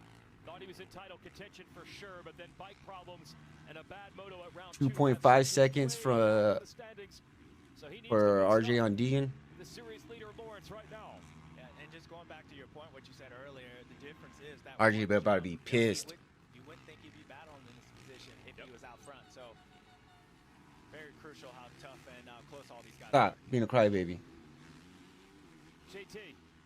Well, I'm gonna say something that's a little unorthodox here, and James, call me crazy if I am, but I know Jet Lawrence is in 4th place. And last weekend in the first moto, he was in 1st place. But to me, he looks better this first moto than he did a week ago. He just looks more comfortable. And I don't know if he's going to be able to catch Hunter Lawrence. He may end up with a 2nd or 3rd in this moto, but just comfortability-wise and rhythm-wise, he looks like he's able to push more here than he did a week ago in Moto 1. Oh, you're spot on, and that's what I was talking about earlier in Race Day Live. I'm like, Jet, I see his body. I got a 7-second lead gap between 2nd place, man. It's He looks smooth. This is the guy that we saw in Hangtown, probably even more aggressive. So you're 100% right. If he catches his brother, that's going to be a hard feat because we know how good Hunter Lawrence is. But Jet Lawrence looks really good right now, a lot better than he did last weekend. But it's going to be a fight because Cooper Webb certainly is improved as well, running strong in 2nd. Katie. I want to go back to Jet Lawrence there for a second. Earlier in the week, he was asked if he is capable of kicking it up a notch still within his racing. He said, yes, sometimes. It totally depends on the flow, which is exactly what you guys are talking about. He said, everything that I do out on that bike goes off of flow. He said, if I can push it, it just depends on the track. If I don't Prado just got by Webb. edge, that's exactly what I am doing. So he's managing the race as well as his energy out there, all based on flow. And he's really having to do a lot of pushing right now. Oh, yeah, because Katie's trying to get Prado, who is doing everything to get Webb. Webb made life very tough on Prado. Finally, the 26 is by. Prado in the pink gear there. And the blue number 2 of Webb. Here comes Lawrence to the inside. Yeah, and watch this. You'll probably see Cooper Webb probably kind of let Jet by, and that's the difference. And when you go back to, hey, there's their little carryover, that's what it is. Cooper Webb doesn't want to let anybody by, but he understands that, look, if I'm not battling for the front, if I'm in the championship, I Deegan just got. Oh, RJ went down, I think. certain people, you just don't care. So he didn't make it as easy on Prado as he did Lawrence. Prado's Did he? Or did he just get past? Because AP just got by him, too. See what happens right here on the broadcast. Yeah, and that's cost. I mean, you saw how close and all 3 of those guys are battling and being stuck. Jet Lawrence, that separates those guys, and now Hunter Lawrence has 9 seconds over him. So at this point, you would think Jet, unless all of a sudden Hunter starts coming back, which is unlikely, his focus is going to be about keeping Hayden Deegan behind him and just getting on Jorge Prado, try to finish 2nd in this first moto. Again, critical juncture for Prado. I would feel to prove he's still in the mix with these two. Should be an easy pass on Webb for Deegan. Deegan has the better pace. He's. What'd she do? 205 for Deegan and a 209 for Webb on the last lap? Because this is the guy you're going to have to beat. Obviously, he has the red plate. So if I'm Jorge, if I can hold this guy off, this is where I'm really being challenged for the speed and seeing if I'm really here to compete against these guys. Now, we lost Hampshire from this battle. There he is in white. That's what got him. Yeah, it just came down that this is after the finish line. He wanted to lean his bike over, but the bike was hitting those bumps. The front tire wasn't on the ground. Easy mistake, but yeah, RJ, a little costly right there. You see how easy mistakes are to make on this track. Prado and Deegan's a second, 1 second from Webb. Webb 3.6 from Jet. Jet right there on the back tire of Prado, 0.1. More struggling on this side of the track. They were actually able to get Hunter Lawrence within 7 seconds, but as soon as we do that, Jet Lawrence scrubs up the inside. Jorge's going to fight him. Jet Lawrence has that single. Now another opportunity. If I'm Jet, I'm going to charge down this inside or outside, excuse me, have a good run. As he almost goes off the racetrack, and he should have that line up for the inside right here. Yeah, you saw it coming. Outside turns into inside, and the pass for 2nd. Yep, great move. Now, key for Jet, get that gap. Let's see if we can crack into brother's lead. He hasn't gotten any, actually, if anything, Jet's closed up on him. Yeah, even while battling. Yeah. And they've distanced themselves. Webb and Deegan are next. There's the leader, Hunter Lawrence. All by himself. That's the gap. There's Jet. JT. I think these next couple laps are so critically 3 seconds from Prado now. Or not, Jet is able to close. Now he's going to try, but Hunter's so 20 minutes left. And he's so observant. He knows that Jet is now second. So yeah, 19 minutes plus 2. Right here, they're going to test each other's sprint speed to see who has what. If Jet can make a big mark in that lead, we may end up up for the battle, but if Hunter can withstand that and that lead stays 7-8 seconds, I don't know how much more Jet will push. These guys know each other so well, and these next, I would say, 2 laps are critical in that narrative. You know, one thing to speak about, JT, was the relationship with Jet and Hunter that they have together as brothers. I did ask Hunter about that. He said, look, we even watched King Richard with the Williams sisters, and he said, that one hit home so much to me. It's very relatable because not many people It was a in good this movie. world will ever know what it's like to be top athletes with their sibling. I did ask him, how does he manage these small mistakes, especially when he knows that that Jet is behind him? He said, to be honest, the front wheel feel has been off these last couple of races. They made some big changes, and they went back to Florida this past week, which really was beneficial, he said, not only for being on the bike for training, but just for the soul to be back at home as well. It's working right now. He's got the feel he's looking for, Katie.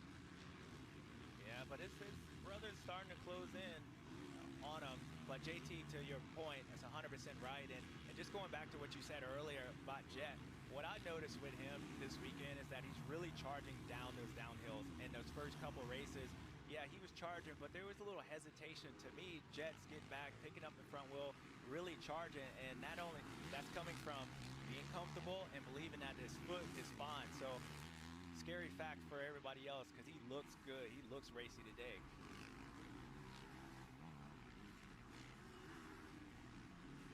It's going to be a tell the stopwatch these next couple laps.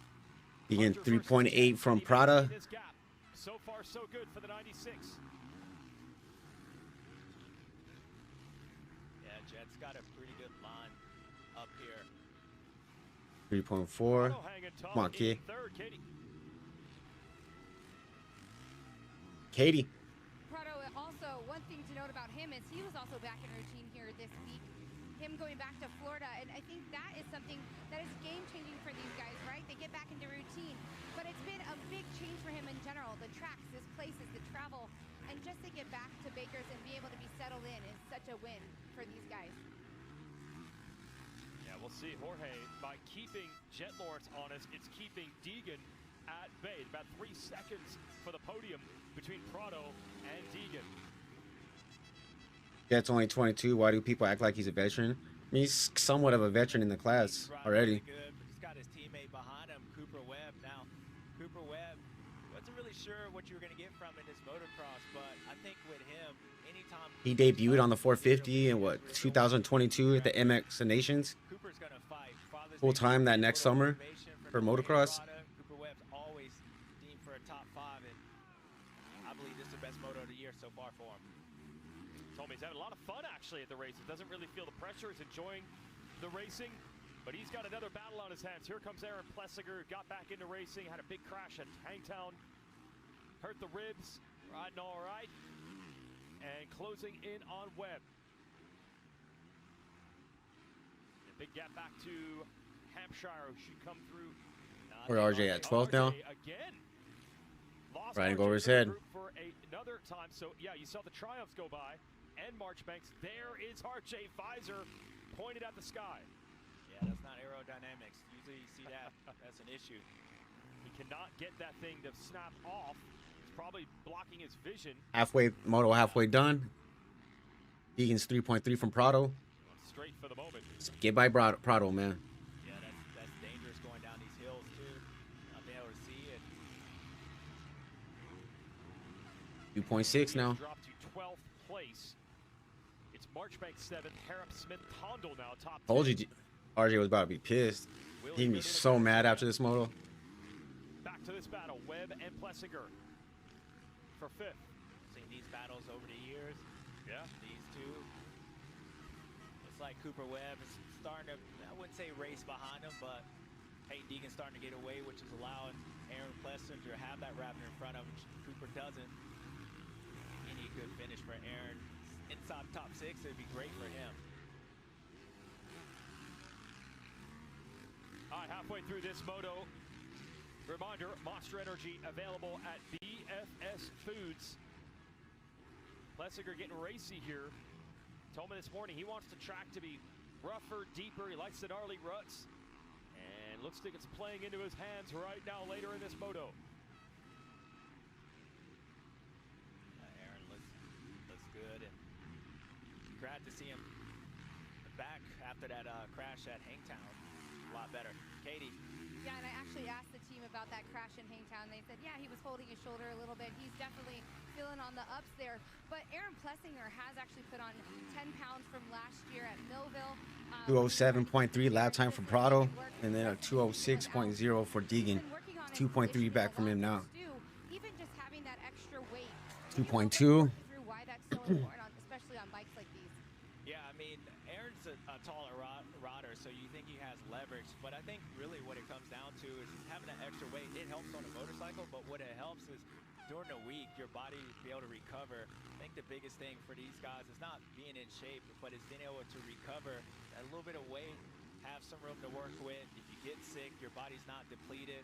I think that's probably what Aaron's more feeling, and especially after last year being so sick, he knew he needed to have something towards his long season. It's a long season for these guys. He's digging deep right now, James, with Webb in front of him. Webb has not, it's a surprise me, had a top 5 450 Pro Motocross in 3 years. Damn. And it was at High Point 3 years ago where he got it. And he's riding well right now. Feeling the vibes, he said, and pretty funny. So he said they got 3 guys on the team that said we'll pay $100 a piece every time you get a hole shot. That's $300. He's got 2 already this year. He's probably going to argue his case. Hey, I didn't hole shot, but I had the lead.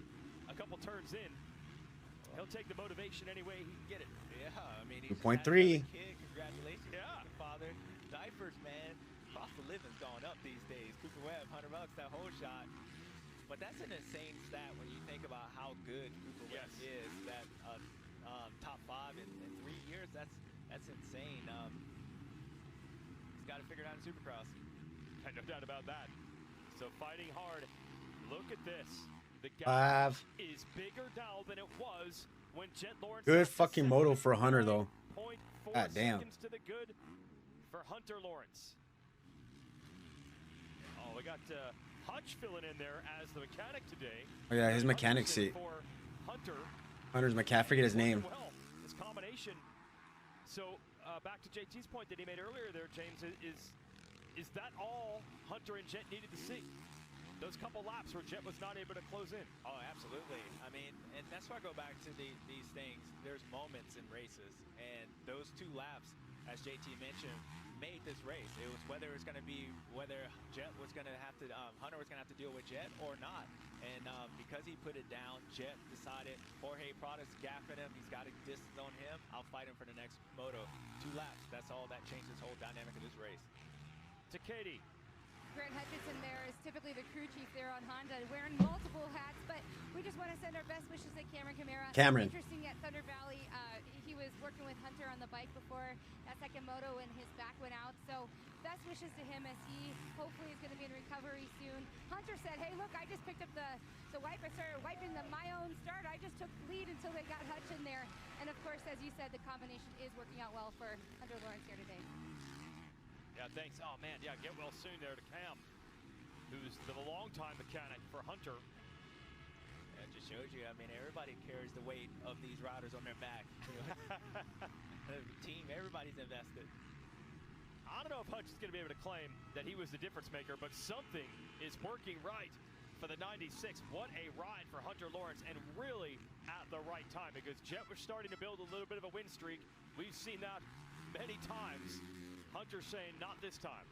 Yeah, Hunter's riding really good, and now I think that gap's growing because now Hunter can ride this racetrack, as JT said earlier. Some tracks fit certain riders, and it fits his brother Jet Lawrence and Hunter being very patient. At some point, Jet was going to have to take that risk to try to catch Hunter Lawrence. Hunter responded. Now he can just ride this out, and what he's doing at this moment, keeping that gap and then recovering. So this first moto, yeah, he'll be tired, but him and Jet will be on the same level. He's resting. Yeah, I mean, fuck. Would be able to cut the points gap from 8 to 5 if he holds on. There's still 10 minutes to go. But 10-minute plateau. JT. Well, James, watching Hunter, it's remarkable because he's using a lot of unorthodox lines. He's actually using lines that not many other riders are using, going outsides a lot. And look at his last lap time. He was 204.7.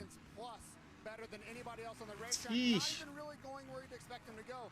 that shows you the power of a track that works with what you do well.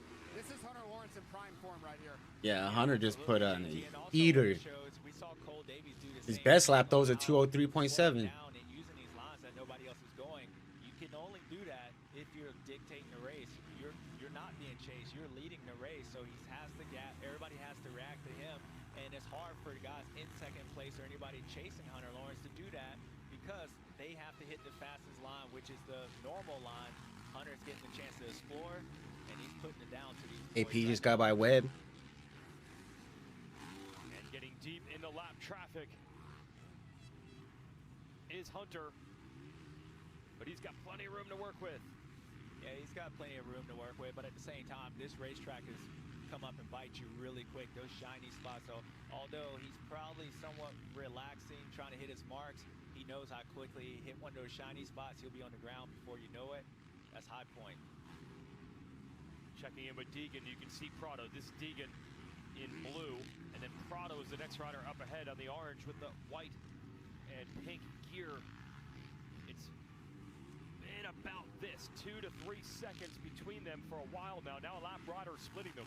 Yeah. Here's Prado. Yeah, actually, Hayden got within 1 second of Jorge. Jorge responded back. So I don't know if Hayden made a mistake or Jorge's picked up the pace, but good response by Jorge not to let everything slip away. Because you know, once Hunter is in front of him, Jet, it's hard for a two-time world champion to stay focused, but he's able to do that and responding.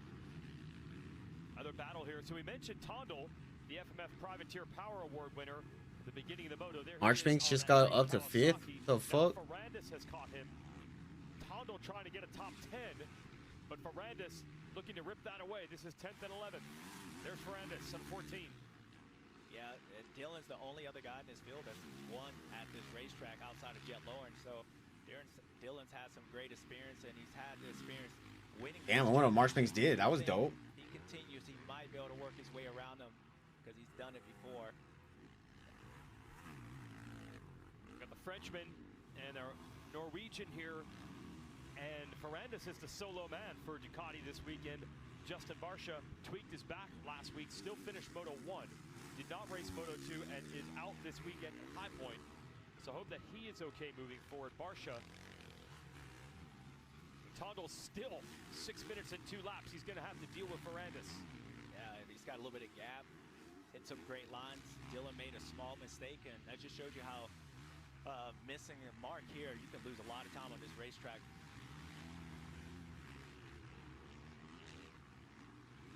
Prado's 3.9. Oh, he was in the 2s from Jet. We showed you earlier. Luckily, he was okay.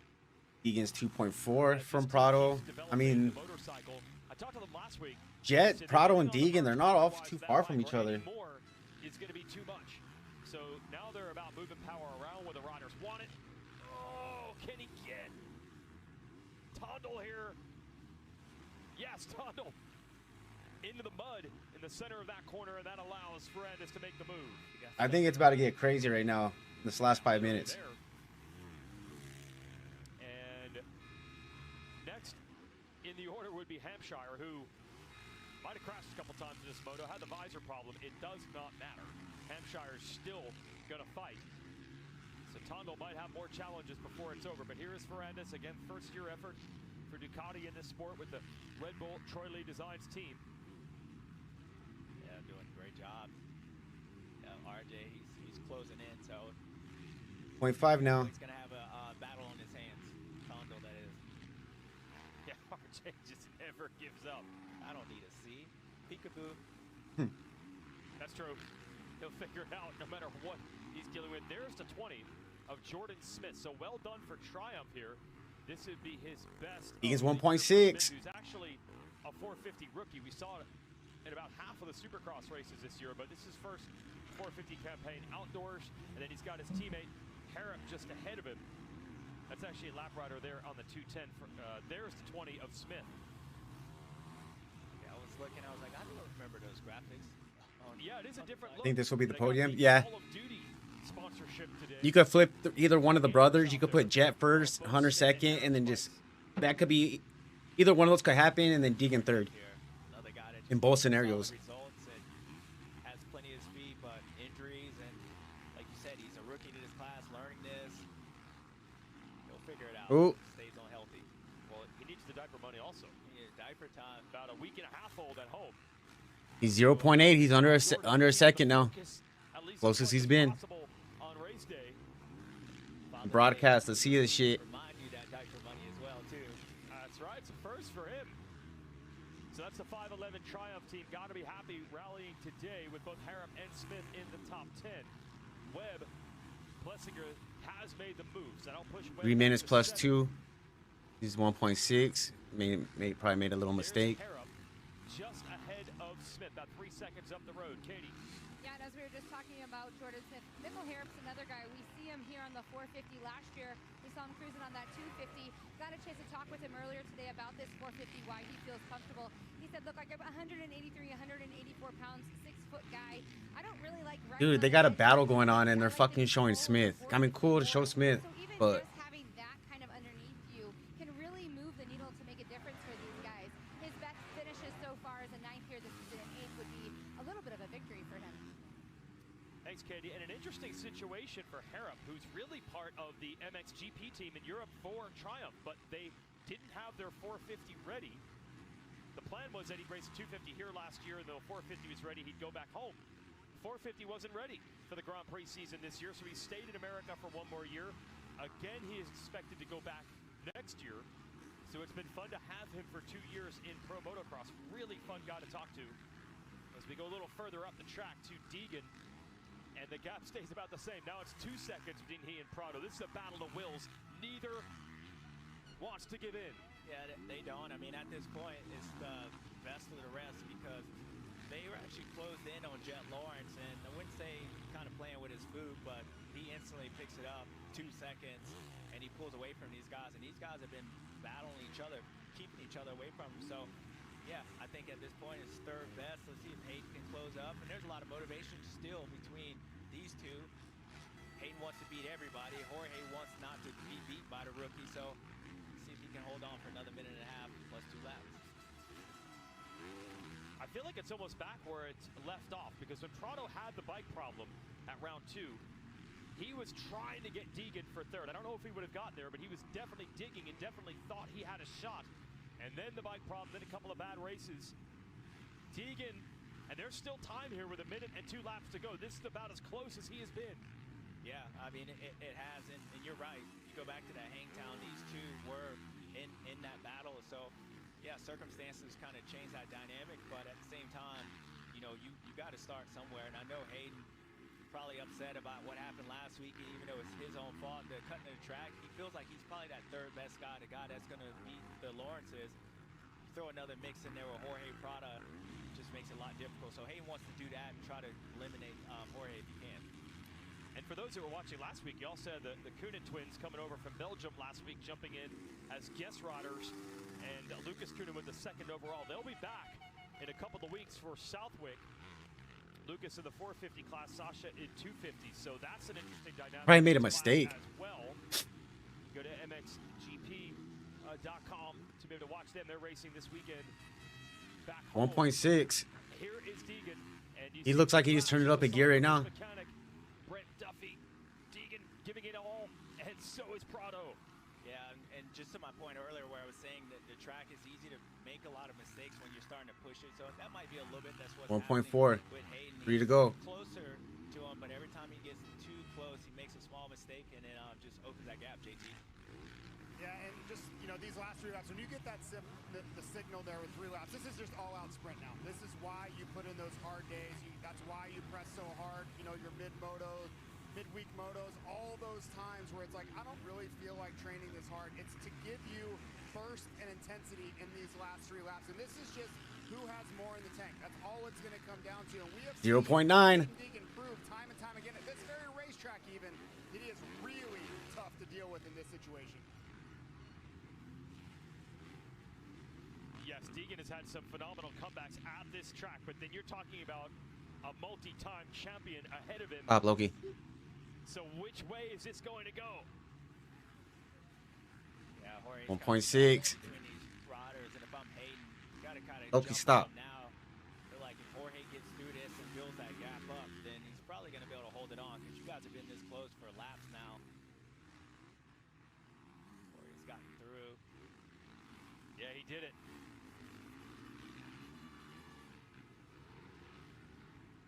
If Jorge can hold on for this podium, is this a bit of a reset for him if he can hold on and get back to where he probably feels he should have been all along? Yes and no. I mean, I think for this championship and just to get back in the fight, it is. But I know Jorge, you know, when you come in with aspirations to win this championship, when you're not doing that or you get beat by the guys that you have to beat. Nah, not this week. My cousin got called into work. Like, okay, I'm back in the game because of his own expectations. And so it is a win. I think It's a very good race from Prado and Deegan, man. eventually be able to beat those guys, but it's a yes or no kind of answer on that situation. I see. Yeah, his standard is not third. Yeah. He's here to win. And right now, 1.6, 2 to go. Can he do it? Deegan still digging.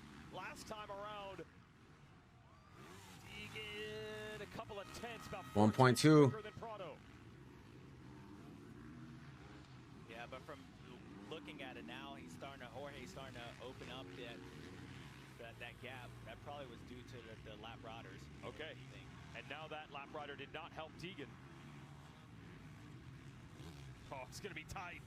Lap and a half to go for the podium. That was a pretty good line by Hayden right there. He's kind of recovering. Just missed his mark, and it threw him on the outside, but I like how he's able to charge. You can watch it here. He's going to hold him off. Jorge rides like Good shit. and Hunter a lot, and Hayden's the opposite. He really charges into stuff. So when they get to some of these downhills and some of these corners, you'll see Hayden Deegan close in on Jorge, but throughout the corner, Jorge kind of separate himself because He keeps his ass and keeps going like, that's what I keep seeing. That is what you've talked about a lot with Jet Lawrence as the crowd is cheering. Yeah, the beginning of the corner almost backs up. Yeah, then turns it up. Yeah, and then His exit from these corners, I feel like it's fucking him up. that allows him to do is it keeps the mistakes down, but it also keeps everybody engaged, and that's why for Jet Lawrence, it's important for those guys to race him early in the race while you're still bunched up. He gets that roll speed going in those opening laps, he'll just ride away, and there's nothing you can really do. It's like Jorge is starting to do the same thing now. Going to be white flag here. Hunter Lawrence is headed for daylight. Looking for his first moto win since the opener a couple of weeks ago. This would be huge. He takes another look over. He's not even going to see Jet back there. It is 16 and a half seconds. Yeah, actually, I'm looking out of the thing. Jorge went down that straightaway. Jet Lawrence still wasn't by the mechanics there, so it's a huge. Yeah, they are closing because they're pushing each other. It's down to 3 seconds. See Lawrence. Damn, Jorge put a 206. Yeah, Jet will probably take a look back. He did this about 5 laps ago, so I'm sure his mechanic told him, hey, that gap. Yeah, I see what you're saying now. I've seen that happen so much. The exit, as soon as he stands up and goes out of that exit of those turns, they're... Between Jet Lawrence and Prado, Hunter heading home. Look at this. So that's now it's even less than 2.2. So Prado is in the bottom, Jet at the top of that bottom box shot. Prado trying to hold Deegan at bay has brought him all the way to the rear fender of Lawrence. Yeah, I think what Jet kind of got caught sleeping. He got hung up by a lap rider. Now watch the difference. You can see Jorge, how much time he closes in entering sections. So he's charging, and that's what this racetrack allows you to do. So he might have a run if Jet doesn't, pay attention. That being said, little mistake, Jet gets away. Got a battle for second place. Oh, it's going to go down to the line. Prado digging deep. He was 4 seconds faster than Jet Lawrence last time around. Jet was just in that. Good race from those guys, though. No one to chase. No one chasing him until now. As for the leader, Hunter Lawrence has a couple moto wins on a 450, but it's going to be about as big as any of them. His brother had. That was a good race. Nothing, was not able to A little boring, he but got the second, plus he had the 4 moto win streak. This is going to end that. Hunter Lawrence saying, not so quick, everybody. Hunter Lawrence back on top. A cruise moto win at High Point. And Jet turns it back up at the end. Yeah, great ride by both these guys. I think even just closing up on Jet kind of helps that Jorge Prado in that situation and pulling away from Hayden Deegan. So great ride by all 4 of these riders. Prado second, that would be crazy stamina. No, absolutely. As I said, cruise ride for him. Almost Deegan will end up 4th front behind. They're right there, man. They just kept digging and digging and digging. Marchbanks marched his way all the way up to fifth. Fifth place for Marchbanks. He had the fastest lap of anyone in the last lap, Marchbanks. And there's the congrats. Hutch filling in as the mechanic, and the fans loving it from Hunter.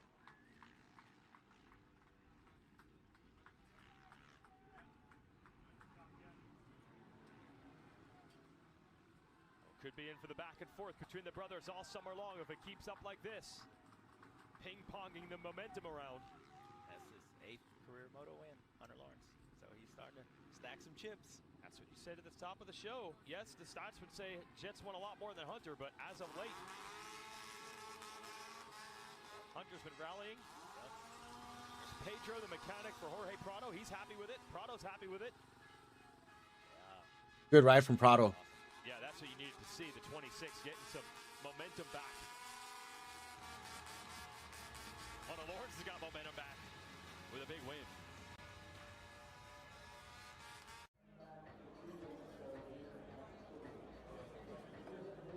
Dani, cambio la Telemundo.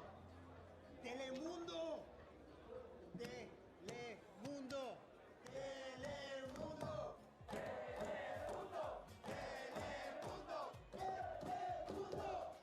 Del deporte más hermoso del mundo. Pause that real quick.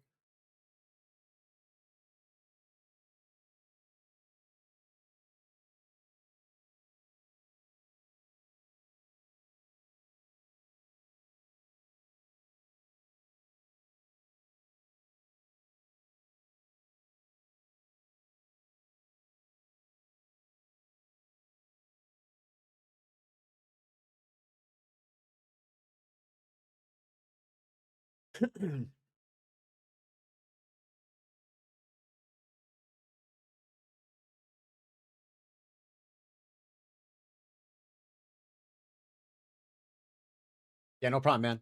I just mute the commercials because of music.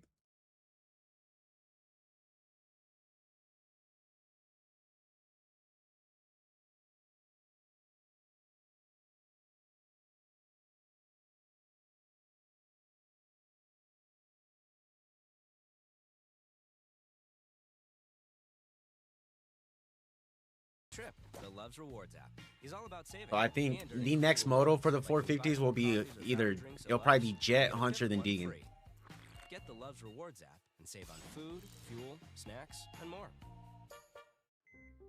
Every life begins with a fight.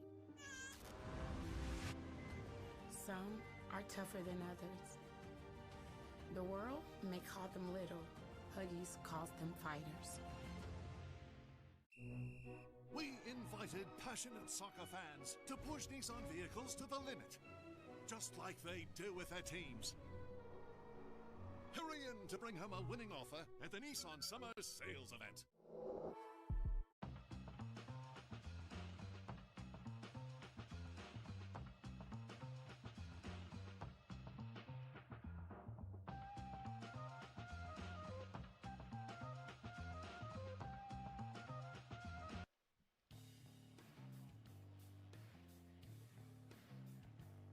The Pro Motocross Championship is brought to you by Fly Racing, Fearless Pursuit. Then we got WMX, yep. Ready to race. So much to see and do in the Midway at a SMX and Pro Motocross event. Legends and heroes of the old bikes. And you see the pull-up bar there with the military. Got some Oakleys on display. Just keeps on going with the vendors here at High Point, and this place is absolutely packed on a Father's Day weekend, and why not with all the intrigue in this series right now, and a lot of questions today. Could anyone get back to Jet Lawrence? Question answered. Hunter Lawrence nailed it, and we're going to show you what this first moto looked like. It's a Monster Energy 450 race recap fueled by BFS Foods. And a whole shot for Hunter, and watch Jorge Prado, critical moment here. Yeah, Jorge Prado is actually going to get around Hunter Lawrence right here. Hunter just loses the rear end, where he's going to slide up. They bump right here, almost allows Cooper Webb to get into it. Jorge comes up short. Actually, Cooper Webb got around him, but he started going backwards. And this is that same lap. Hunter Lawrence was able to three-time Supercross champ Cooper Webb. And once he got out front, he started pulling away. But then it was Jorge Prada. Eventually, after a fight, Cooper didn't make it easy on him, but Jorge got around him. The problem was it allowed Jet Lawrence to close up. Jet Lawrence is going to make pretty short work of Cooper Webb and then go after Jorge Prada for second place, which he eventually ends up getting. Here it is on the outside, just right before the finish line. A lap later, Jet gets around there. Easy pass for him, and I was kind of concerned on why Jorge would do. Would he stay here? Would it bum him out? But nonetheless, he hangs in there. But this guy, Jason, he was way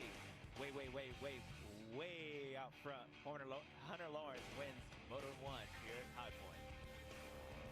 And this is how close it got at the end. Prada was trying to hold Deegan off for third, and then that moved him toward Jet Lawrence here at the finish. It was closer than that, about halfway through that last lap. Jet got the memo, and the 26 was closing and pulled back away. So that is it for the first 450 Moto. Going to talk to the winner, a dominant Hunter Lawrence. Hunter Lawrence never having a premier class moto win here at High Point until today. Congrats, Hunter. You had the whole shot, a little rubbing his racing with Jorge back there, and then you were off in such a dominant way. What was the big difference maker here today at High Point, even compared to the last few races? I feel really good on my bike. We changed what we had from Hangtown and Thunder Valley, and it's exactly what I was looking for. So hopefully we can go out, get another good start, and get into a good flow again. That was cool. That was fun. Congratulations, Hunter, getting his 8th moto win. That's cool. That's great as a rider to be able to make a change and then to see the results instantly, especially for Hunter Lawrence. So he's looking at the results here, James. We talked about that top 4 quite a bit. Marchbanks continuing the string of strong riding in the Monster Kawasaki. He's running solo over there as the news came out last night that Chase Sexton is now out for the rest of the season with a torn ACL, dating back to a crash last week at Thunder Valley. But Marchbanks continues his run with a solid 5th, had the fastest lap of anyone in the last lap. Who won? Hunter Lawrence. And Hampshire, I told you he wasn't going to give up. He gets Ferrandis. He will end up in the top 10, pushing Ferrandis to 11th, Tondel 12th, Noren, as you mentioned, climbing the ladder on all-time career starts, 13th ahead of Yo. The Swiss native, Harrison, 15th. Jack Chambers will get the final championship point there with the 21st over Stepik. He's one of the Hunter motherfucking Lawrence. Rubini, Kessler, Heindorn, and others going to round out that top 30. There's the full field there. Benny Bloss on the beta had a crash, did get up, and a tough one for Christian Craig as well, 39 in that moto. All right, so we've heard from Hunter Lawrence. We'll send it back to the podium and hear from the number 1.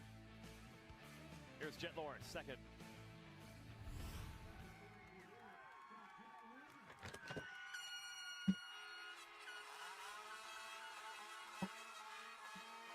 Well, Jet, not the start you wanted, I'm sure.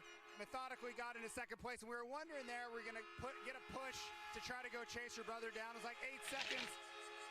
James and I were hypothesizing that once you couldn't close, like, hey, we're going to settle in for second. We have that quite right. It's like, not going to close this down, but I'll wait for second moto to try to get him. Yeah, it's obviously didn't execute my start, made my life a little harder, but was able to make my way through the second. Like you said, it was kind of like that. It's like that awkward little bit of a gap where it's like, you know, could I try it? Maybe. But also I didn't have like some good lines where I could push, you know, like, so, and the track's like, can catch you out a little bit. So I'm like, you know what? And he looked like he had a really good flow. So I'm like, you know, I'm just going to stay in second. Almost relaxed too much where Jorge got me. But yeah, we were just able to get second. So yeah, good.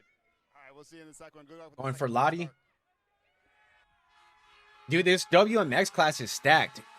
European, the world champion, American champion, Australian champion, and then Jarvis. What do you want, Buta? What? What? What? What do you want?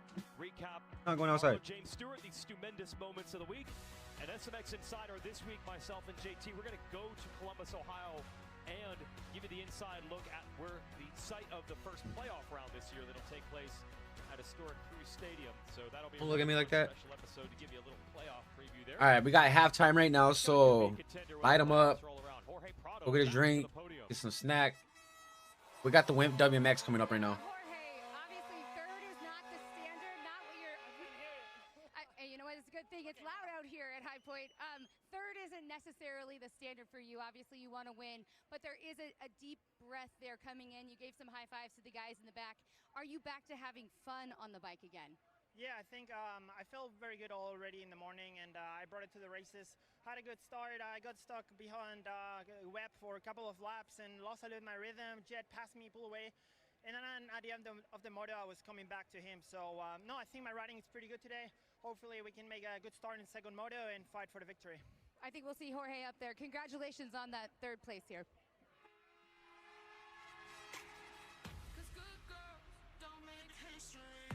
Well, Lachlan Turner has been I think Southwick. Well, not think. They were talking about Southwick.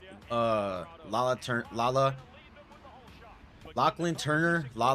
Is gonna try to qualify with the men in the 250 class. Dutch champion Lana Van Drunen and the rookie sensation Mela Herrick.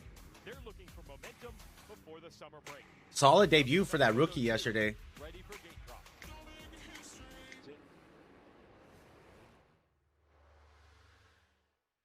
And for the final course, we have the fees. Oh no. Who will eat the fees? Grubhub will eat the fees. Grubhub will eat the fees. That's what I say. No more fees on restaurant orders over 50.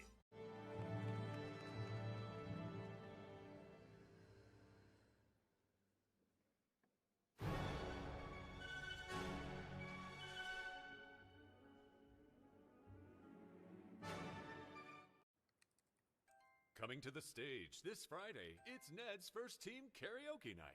But he's wondering, what if my flaky red plaque psoriasis takes center stage?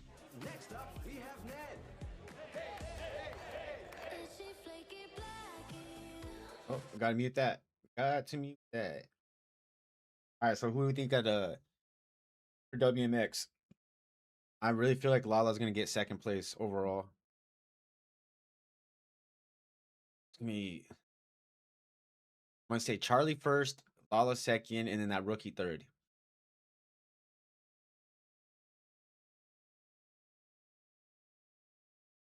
Those are my picks for the WMX.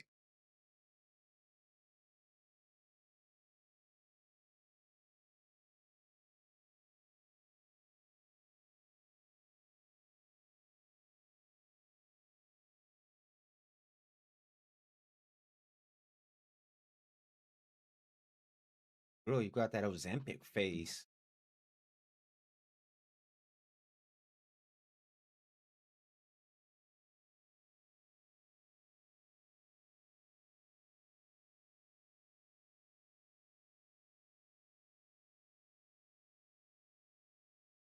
For sure. Come on.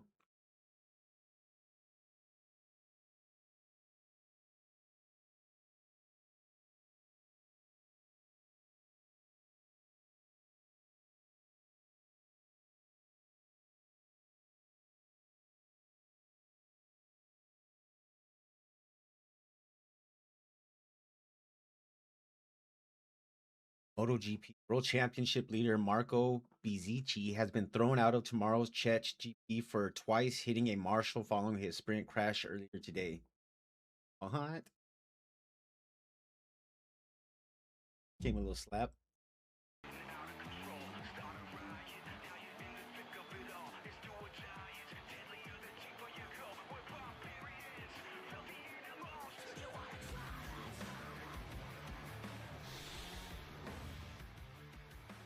The upcoming schedule here is the Super Motocross playoffs.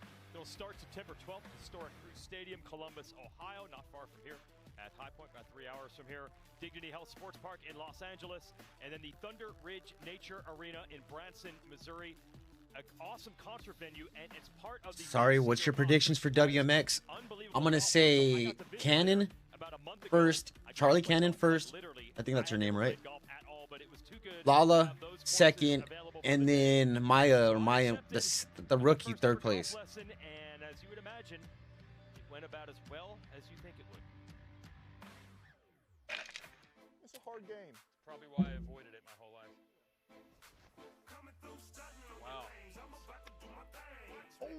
But Lotta, Van Duren, whatever, could get a sneak a moto win right now as well. So I will say that. Public golf facilities. Where does this rank? This is actually one of the biggest, one of the best. 6 courses puts us up there with definitely the resorts of the world. If she gets to start, first or second for her. Cliffhangers, Paynes Valley, Buffalo Ridge, Top of the Rock, and Mountaintop. So we've got a good variety of par 3 courses, 18-hole courses, and each one of them is going to present something a little bit different. Being that this is your maiden voyage, we're probably just going to keep it in first gear today. So But yeah, Charlie Cannon, Lala Turner, and the rookie.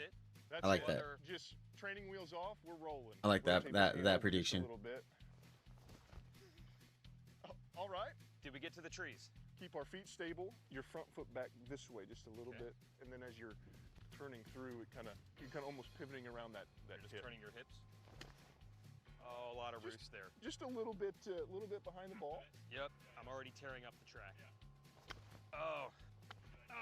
You know, there's people that play this game for a lifetime and still have to work on it. So there we go. Who we got at the top? Run, baby. I mean, that's over Hunter and Davies. Already mastered the game. We're on our way to mastering the game. What about actually hitting it in a hole? It's a crazy looking golf course. Holy This is the shit. 19th hole at Paynes Valley, so this is one of our signature holes on property. I have to hit it over that water? Yeah, we're in a perfect world. Yes. We're going over the water Okay. on the green. Get down. Well done, Clayton. All right, well just done. like that one. Okay. Stay left. Oh, I hit the bridge? Off the bridge. He hit the bridge.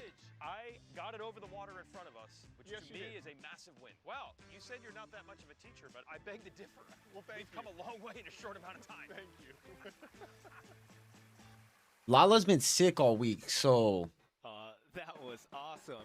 You inspired all of us over they here. kind of put blame to yesterday on that. So Little golf thing going. Here's who me knows? with my swing, and don't feel bad, Jason. There's a lot of golfers out there probably struggling. Speaking of that, the summer has officially started in the Hamptons with the running of the 126 U.S. Open.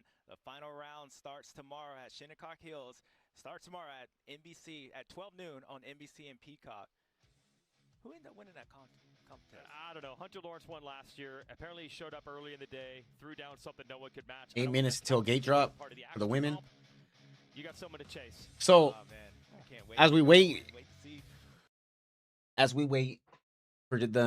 for their race to start, if Lala really does try to qualify at Southwick, where is she going to qualify at? Where do you guys think? In Branson, maybe they can do some golf there. That's a great opportunity for these girls to show what they can do in the playoff format.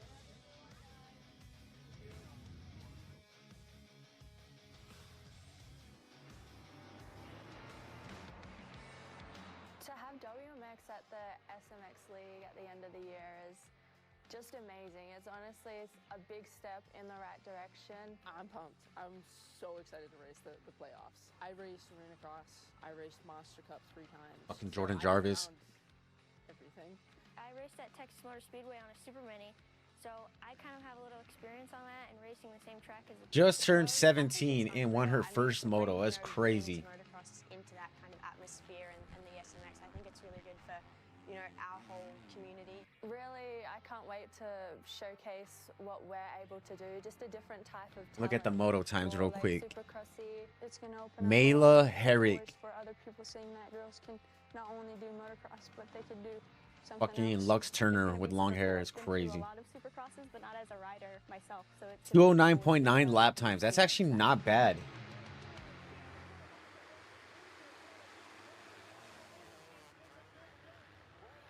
And that's it. A upset in the first moto yesterday. You had a rider winning in her pro debut. Let's see if Mayla Let me see Harris something real follows quick. up next. It's not exactly a watch party if there's nothing. 250 Moto 1, Walmart Express delivery comes in as fast as an hour. 1 hour. 206. Let's see. Lux Turner 209.7 was 11th place. That's the first guy in the 209s. Crisis averted, my man. Walmart delivers that fast? Who knew?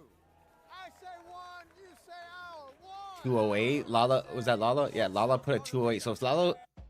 Two Moana movie meal deals, please. So in this moto, 208.1. And a collectible cup for only $1 more. Thank you. You're welcome. What can I say except you're welcome? Actually, you know what? Let's do this. Hold on.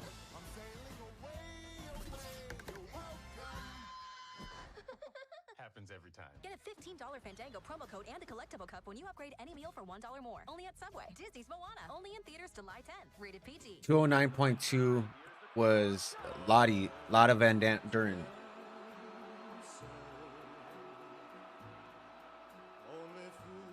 Sorry, how long before the second 450 moto? Thanks from South Africa. Hey man, what's up? South Africa. How's it going, man? Probably got a while.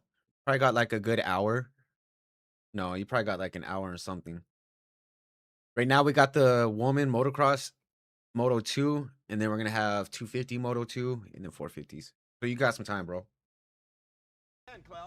Anyways, so WMX Combine qualifying 209 was 0.2. Unlimited 2% cash back on everything they buy. Like this fabulous fabric. They get big purchasing power. 209.201, 209.261. Help to build their retail store. You need a place to sell all these great looking towels. What's in your wallet? So Lottie would have So how did these 23rd place, a random right? collection of guys end up fast friends? Yep, she would have got 23rd, qualified 23rd. But then someone pulled out the betting Lala idea. would have Who do you got? 210 point. That's all it took. They One. bonded over betting stories before even learning each other's names. 28th And when their place. bet hit, turns out this reunion Where I wasn't see so it. bad.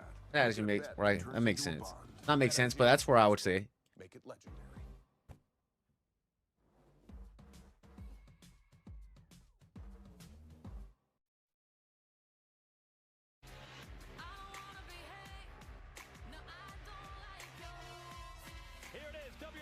Yeah, he runs at the marshal, pushes his face.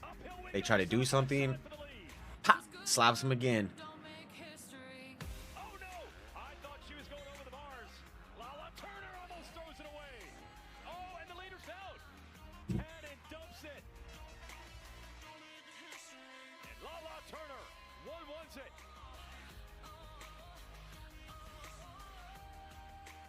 Been an exciting season in WMX Power. WMX, here we go. So far, but it got more exciting yesterday. Some new 3 additions minutes. to the series making an impact. I can show you what it looked like since Moto 1 on a Friday afternoon. Moto 2 is upcoming. So I think she got the whole shot, right? had to wait till she turned 17. This is her 17th birthday. Mela Herrick, a whole shot. She did more. Just I think she rides for that SLR team. They got that new series that's premiered. That's like going on episode 3 on YouTube of people racing for a contract. It's actually pretty. The Ultimate Rider. I think that's that team. But it was Lachlan Turner who had to go to work, and she did right here. Yeah, she gets her on Taylor McCutcheon. That's on the right side, the one of Turner, who's won 7 overalls in a row, and then would try to close up. Why didn't he not just say coming up on the right side? He made that sound so Yeah, nice move back here up the inside. You can see threw my brain through a loop right there. and Charlie would, Lachlan, she would do her good job as this is the last lap. Everybody closed in on each other, but they were all chasing the 17-year-old happy birthday, Mela, as she wins her first moto and her first race. Unbelievable. She in her debut. And Van Drunen, like you said, much improved from last week. She was hovering around top 5. She gets second. I think Van Drunen was riding a all-stock bike last week in altitude too. So Thank you, Jason. I'm with Sophie Phelps, and I have 2 questions for you. One, where did that ride come from Mela Herrick? Because us outsiders, we're trying to learn about this WMX series. That was shocking in her first ever race. And also, can Lala Turner bounce back on day 2 and find her way to the top? of course she could bounce back. I agree with your sentiments about it being shocking. Mela's ride, that was so impressive. First day being. Okay, but what do you not agree with? Where you put that sentence? However, I have watched Mela race since she was a little girl, and she has always been fierce. I think fierce is probably the best word that I can think of to describe her, and maybe intense. She gets so upset when she doesn't have a moto that she likes, just like any racer, but I see it outwardly in her. So she really, really strives to be the best she can, and she's been training hard for a race like that. So I kind of saw it coming. You know, a little bit of like Mela's going to be in Hurry up, hurry up, hurry up. at the Oceania Cup. Really impressive ride from her there. So I'm thinking that was a little bit expected out of Mela, although it was still a surprise. So some of both, right? And Lachlan, I think she'll recover next week. I think she's probably still a little bit sick. All right, we got a lot of faith in Damn. Mela. Not so much in Lala for Moto 2, guys. Yeah, well, the Answered that the longest she could. Could have easily been like, yeah, really not expected. She came out swinging. Been watching her ride for a long time, so not really expected. Lala's been sick. Maybe next week she'll have a little comeback. We'll see what she can do today. As a young racer getting to meet Ashley, who was a multi-time, four-time champion of this series, 2009 through the 2012 era. And now she's a pro herself. Revs are up. Gates down. Moto 2 of WMX, powered by Synchrony. Lala got a Oh! And a pile up there in the first turn. I think that's that rookie. That was Mela gets caught up in the middle of that. Oh, man. So whole shot yesterday, and she might be down in that pile. Van Drunen started second yesterday, but look, her whole shot device is stuck down. Those forks are locked down for the leader, and she's Damn. still holding on. And they're really stuck, and they're Down. up by now. So Absolutely. She has a Look how low the front of the bike is. good catch right there. And that's going to allow Charlie Cannon to take the lead in the 7. What a chaotic day already. Oh, this is a disaster for Van Drunen, who's just losing position. Damn, it is stuck. Yeah, that's really tough for her because obviously it's stuck on something as she stops. Yeah. Meanwhile, it is Jordan Jarvis, the next through. Where's Lala at? He has taken over Ninth? second place. Nielsen, I think, trying to make moves. Yes, on the 51 for third. She's battling Astudillo, who we just saw in the photos. And then as for Mela Herrick, that Jarvis built like a lineman. Holy hell. James, she was down in the first turn. So now it's Cannon's opportunity. Yeah, Charlie, she had a rough day yesterday to her standards, got a bad start, and had a hard time moving up as she did, but... Come on, Moto KK. Position, this is exactly what she needs. She's really the one that's fighting Lachlan in this championship. Oh, she's still down. Herrick's still down. Unbelievable. What an amazing way to start a pro career yesterday with the Moto win. It's being attended to by the track medics now on the Alpine Stars medic team. Damn, that sucks. And that's still turn 1. See Nielsen ahead of the 10 of McCutcheon. They got red flag in this race. We'll see as they're approaching about one turn away. I hope they just fucking threw this race on up. We'll see if it does happen. Yep, time stopped. And yep, red flag. Yeah, she was down to the first turn. That's a tough I think the bike situation, was stuck on obviously, top of right her. there Like in she was center of stuck the under the track. bike. You see Cannon's bummed. She was where she wanted to be up front. But you got to take care of safety first. Yeah. Jarvis bummed also because she had a good start. And Turner was way back. I mean, there she comes across in the number 1. She was in 7th. Damn, imagine Lala gets Van Duren. This is big for her. Well, if they can get that, Well, depending if they do a staggered. So the How many laps was it? A device that can lock the front end down for the start so they don't wheelie, but it's supposed to unlock immediately. JT. Yeah, it's not common, but it does happen, and really it just gets stuck. If they do a restart, she a lucky bit. That is come in and unloosen the fork guard bolts. It's going to pop up violently, but that's their only answer. If hopefully they have a backup fork guard, otherwise she will restart and be fine, but she may be without a starting device for Moto 2. It's a really easy fix. It's just really problematic if you can't get back to the mechanics area. That's a different bike there, but you see those 2 springs or bolts popping out of the front. That's the device we're talking about that all the motorcycles have. I just saw Van Drunen on the 401 Yamaha Slade Racing headed back to the starting line. Yeah, and that thing was still down. She did a whole lap. Yeah, it was still down. I'm impressed. She handled the infamous downhill rollers at High Point with basically no front suspension. These girls know how to ride, Absolutely. Man. Okay, so they're working on it now. There's the 401 in the back, and it's still stuck. Yeah, I'm going to help you out, buddy. That's probably not going to help after those bumps. Yeah, if the jumps at High Point don't do it, you're not doing it by shoving the bike down. Yeah. So Van Drunen, it's a great story. a lot of hype, multi-time champion. Nah, her whole shot device was just stuck down. Over in Europe, got to try racing in America last week. It was okay in her debut, top 5. I mean, but the way JT. That's not going to work what they're trying to do. There's too much pressure on it. They've got to do it the other way around. They've got to take the fork guard off, which will then unload pressure from the bottom, not up. They're trying to come from top down. Now they're finally going to try to unloosen something. They could also unloosen the device itself that's wrapped around the fork guard. But if they have an 8T handle, she's actually yelling at them, take those bolts out. So a lot of Van June and I are on the same page right now. I don't know if anybody else is. How are they a mechanic and not knowing that? Hey, good job knowing it, Lana. She's telling them. And now they're going to try to take that the blue and black plastic fork guard off, because that's what the device is on. You see that kind of orange or red? Watch your arm, bit.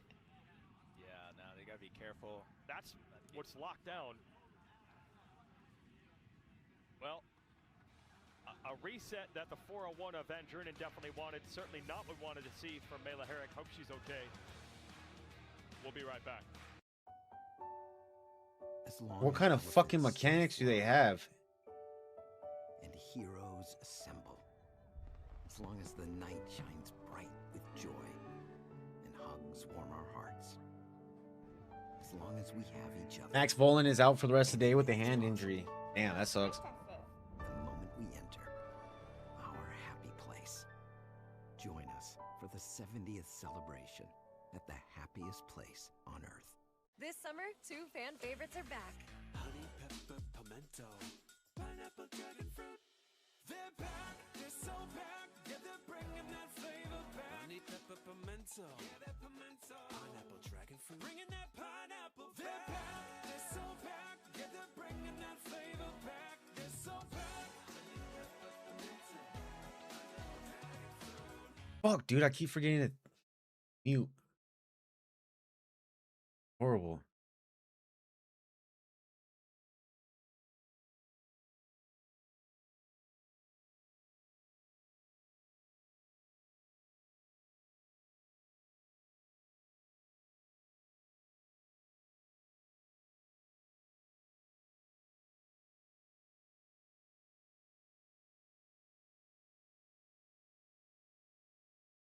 What do I be watching, man? Holy shit.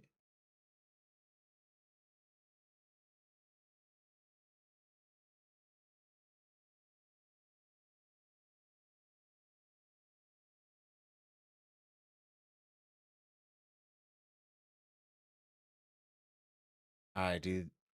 Who capitalizes on this restart? I'm glad we could all play today. They say tennis is great for remembering you can customize and save hundreds on car insurance with Liberty Mutual. Do they, Doug? Well, I say it. Limu, ball me.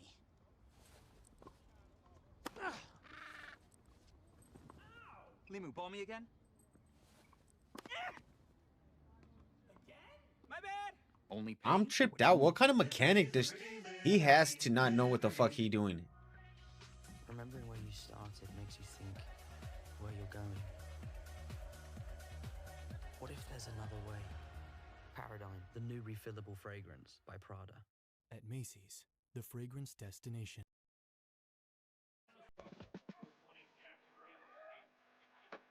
59 years ago, racing legend and two-wheel enthusiast Dan Gurney changed motorsports history forever.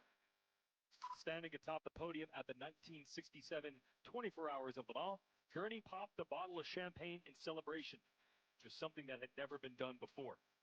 But that tradition quickly gained traction in the motorsports world and has been present in motocross since the first AMA race in 1969, where Dick Mann and Gunnar Lindstrom shared a bottle of Victory Juice. The first time champagne had ever been popped. That's cool. That's very cool. Nowadays, the champagne celebration is a standard in most sports, but in motocross, unlike any other, the fans get to be part of the tradition. I think it's just the excitement, seeing the crowd get so lit over popping a bottle of champagne.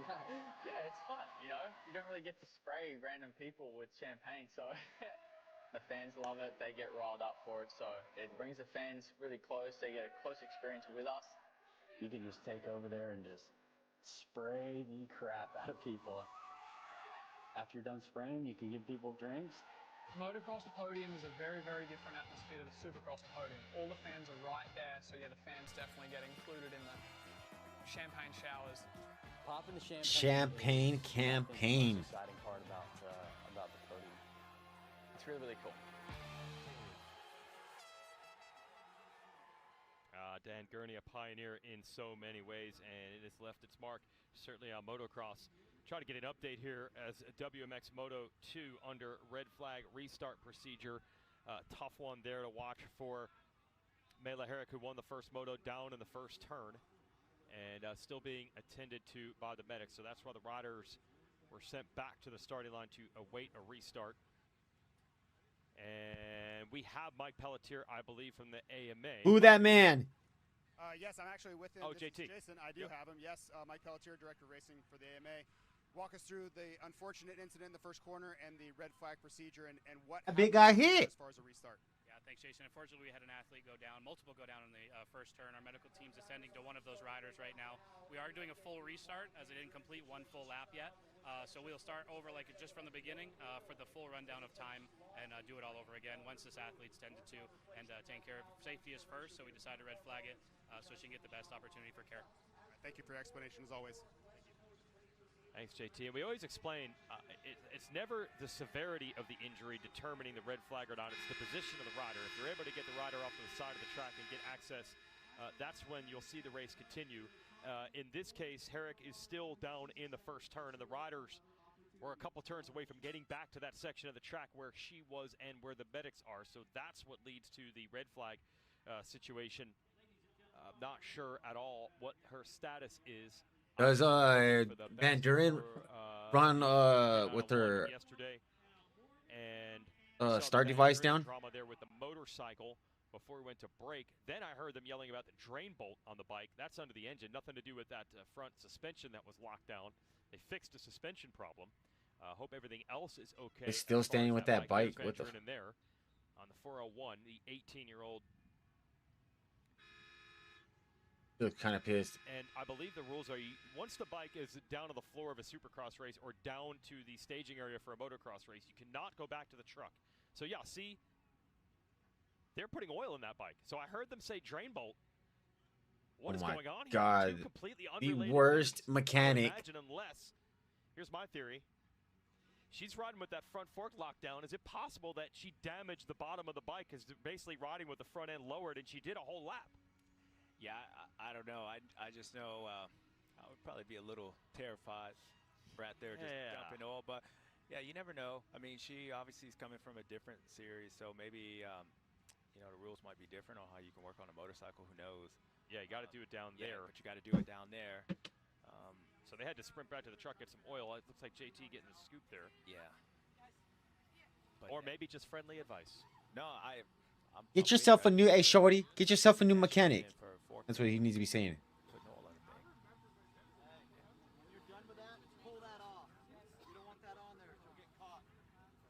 So that's it. Yes, I did hear her say drain bolt. I am going to theorize again that when the front of the motorcycle is about 6 inches lower than it's supposed to be, she might have sheared that off while doing that lap. Yeah, actually, that makes a lot of sense. I'm impressed with Lotta's. We're going to chat with her here, I think, in a second. Let's go to JT. Well, Lotta, not the best first lap I think you've ever had. Unfortunately, it looked like your starting device got stuck there. We were watching that in real time. You sort that out. What was going on with adding oil in the drain bolt there towards the end, though? Yeah, we figured out when we were taking off the oil shot device that there was coming out oil, so I lost the drain bolt. We filled it back up, and now I'll try to get a good start possible without my oil shot device. That's why I asked. Much better than the last one. Good luck. Your mechanic Like you needs said, to be Jake, fired. Don't make any racer nervous. Just putting oil back in it isn't always fixing the problem. Well, certainly we hope so. And let's send it to Katie with an update over from the Rockstar Husqvarna truck. Yeah, quick catch up here with the riders. Yo, Ryder, that was a pretty good outing for you too. I know you kind of talk about the starts, but there's a little bit in that track that you know you could do a little bit more in. You ended up 7th. Where is it? Yeah, I started off the moto. I had to come through a few guys. Obviously, track position's huge. But yeah, I need to change up some lines mid-moto. I feel like I fell off there a little bit. We'll fix that and give it another go, Moto 2. And And it was really cool to actually see your teaming. I know that there's competition here, but it was neat and special to see you, Casey, kind of running up front, especially as some of the ebbs and flows Fucking Cardi of B. your riding Damn. these last few years. How confidence boosting is a ride like that? Yeah, for sure. It's been Casey fucking Cochran. it works, and I know I'm capable, so it's good to get off to a good start. First whole shot of the year, and that definitely boosted the confidence. led Dino to fucking herp on his lip. Yeah, hopefully we can go out there, do it again, clean up a few turns, clean up a few sections, learn from some of the guys that got around me, so ready to go do it again. Ready to go to battle again. Another guy who's ready to go to battle, which is right here. I was actually surprised that you are, because to all of us, your off looked like a big off. In fact, the rim of your wheel, your tire is all bent out of shape too. How are you feeling first and foremost? You look like you're in good shape. Yeah, I'm all right. I racked my boys pretty hard on that one, and it was I'm lucky I was able to get up and finish that moto. Just kind of frustrating. I had a good start and made 2 mistakes early. Good shots all to the nuts. Recover, I feel good, and give it a go the second one. How critical are you in that when you're riding and you're in that position and you go off and then you have to keep digging and you're kind of just like It's just like I'm in labor pains riding a dirt bike. like a long future ahead of you in terms of where you want to go. How do you kind of motivate yourself at that point, or is the motivation, the next ride? I was really just thankful my Husqvarna was good enough to go, ride again. Like I fell into a rock drainage pit and saved it twice before that, so it was massive. So to even get up, I was stoked. My bike fired back up, and I was like, all right, let's see where we are here. And I knew I still had a shot at a top 10, so yeah, just did what I could. But like I said, I'll be better this next one. And it is Father's Day, so in all things considered, happy Father's Day. Where's the fam? They're probably riding scooters around here somewhere, but yeah, it's awesome. I'm thankful to have this family, and yeah, have the 2 girls here this weekend. All right, well, best of luck out there here in Moto 2, guys. I did expect it to be So sick. What? Look at them rock the DBK gear. Ow. RJ gonna RJ, man. That guy, doesn't matter what he goes through, he's still gonna charge to the end. And classic dad there. Kids are out on scooters somewhere, man. I don't know. That's a good day right there. They're having fun at the racetrack. Hopefully the best for Mela Herrick, who we can now see that she is on the Alpine Stars medical mule and continue to be attended to there as we wait for a restart of WMX Moto 2. There she is. And certainly we hope for the best for the rookie, the number 23, who had such a spectacular debut yesterday. And this is the other side of the story. So unfortunate news now, but this is 24 hours ago. That's her getting the whole shot. Okay, that announces her arrival, but then she puts 4 seconds on the field in the first lap. Yeah, really bummed for her, but what a 17th birthday present, coming out, beating the 2 girls, and actually did it. She responded. They were catching her. She responded, and yeah, she was here to play. Yeah, like we're talking to Sophie Phelps there, the former champion. Sophie Phelps. She's always known Mela Herrick is fierce. She definitely was in that moto, and certainly hoping for the best for her. And now that the medic mule is off the track, I believe they're going to Restart. All right, let's see what Van Duren does. Of course, the Alpine Stars medic trailer that's at this track is basically a hospital on wheels, so she's going to have good care from doctors that do attend every race in the SMX World Championship, so they understand motocrossers and motocross type injuries. It has to be a back injury because that shit landed on top of her and she was buried under that bike. Or 2. I don't know if it was 1 or 2 bikes. 12 minutes and a lap. And for Van Drunen, that was a reset. She was. Ooh, we got clouds coming in, storm clouds moving in. As for Charlie Cannon, she was bummed to see the red flag come out. Now, usually what happens is the rider that's leading is bummed, and then they find out, look, somebody was down and hurt. The racers always are thinking safety first. She probably got over that. But also Jarvis, not usually known for the good starts. She had a good one. She was bummed as well. We'll see if they can replicate those good starts again.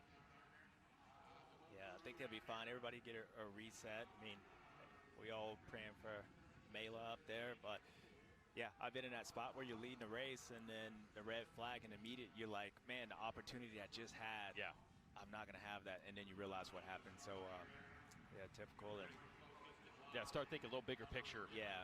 In a couple minutes. And like you said earlier, when you get a red flag, you know there's a reason, a pretty gnarly reason, and then when you know it's another rider, you just, yeah, your mind goes there. Jarvis, that was good to see that happen. So Jarvis had engine problems at the first 2 rounds of the series. She had an engine go south I believe on Friday. A in big Hangtown, bit. They had to put some of the stock parts back on the bike, so she was down on power. Then they tried some other things. It didn't work last week. They were pretty confident yesterday it would be better. There she is on the 301. That was her dad. That is her dad on the right. He has been wrenching like crazy on Fridays at these races. And also, the last 2 weekends, she took a plane to Canada to race their series on Sunday. She told me last weekend she slept for about an hour and still got second. Hey, W her. Between flight delays, I think the airport was 3 hours from the track, or sorry, 3 hours from the hotel. Hotel's an hour from the track. Said she basically slept from 5 to 6 a.m. last Sunday, still got second in Canada, trying to pursue 2 championships in 1 year. At the same time, it's crazy. Originally out of New Jersey. Yeah, Lala Turner, tough on the start so far this weekend for Turner. Send it down to JT. Yeah, definitely under the weather here for Lala Turner. And I noticed late last night she posted on her story, thought she was getting worse. She actually sent her dad out to go get more medicine about 11 p.m. just trying to get through this weekend. So it's a long wait from yesterday to today, being sick. Let's see what she's got in Moto 2. But yeah, this is tough. Maybe she has her own Jordan-like flu game here, Wheaton. Yeah, as soon as the moto ended yesterday, JT, everybody saw her. She was coughing as soon as that helmet came off, was still able to salvage a third. Here it's 90 seconds away from gate drop, so the medics are back in position. Lala Turner in a bit of a point salvage weekend. She told us yesterday she's basically in bed all week. Still able to get that third yesterday. If you're Cannon and Nielsen, the riders closest to her in points. Actually, Jarvis is third at points. Nielsen has had some bad luck of her own with the bikes this year. That whole group is hoping this is the weekend they can claw some points back on the defending champ. And there's Van Drunen. I don't think she's got the whole shot device this time. Yeah, you can tell by the height. Yeah, her bike, her front end way up. Handlebars compared to the other girls. That's right. She doesn't have it for sure. So she's going to have to really work the clutch and throttle to not wheelie. The bike not locked down, pulled down like everyone else. So much to discuss this weekend in WMX with Van Drunen and Herrick jumping in. Now Herrick will be out of this moto, unfortunately. Van Drunen, see what kind of start she can get without that fork lockdown device. And Turner under the weather. Opportunity is knocking. Lala Turner has won 7 overalls in a row in WMX. Can she figure out a way to get it done? Moto 2, here we go. And Turner Wow, good out of the gate this fucking time. dump from her. You saw Van Drunen, she was popping the clutch and Where's Drunen at? a complete opposite start. Horrible start for She was Drunen. dead last that first 22nd. one. Now whole shot to champ is out front, and being under the weather, this is exactly what she needs to do. Charlie doesn't like this. Got McCutcheon second. Yeah, there's For Jarvis, 7th. in third on the Oh, second. up to That 5th. was the rider who had the lead before the red flag and the restart, and battling her fellow Australian now. Yeah, and we've seen so far this season that Charlie's been a lot closer to Lala in these second motos. I don't know if that's just track conditions or she's a little bit more comfortable as she makes the pass up into second place.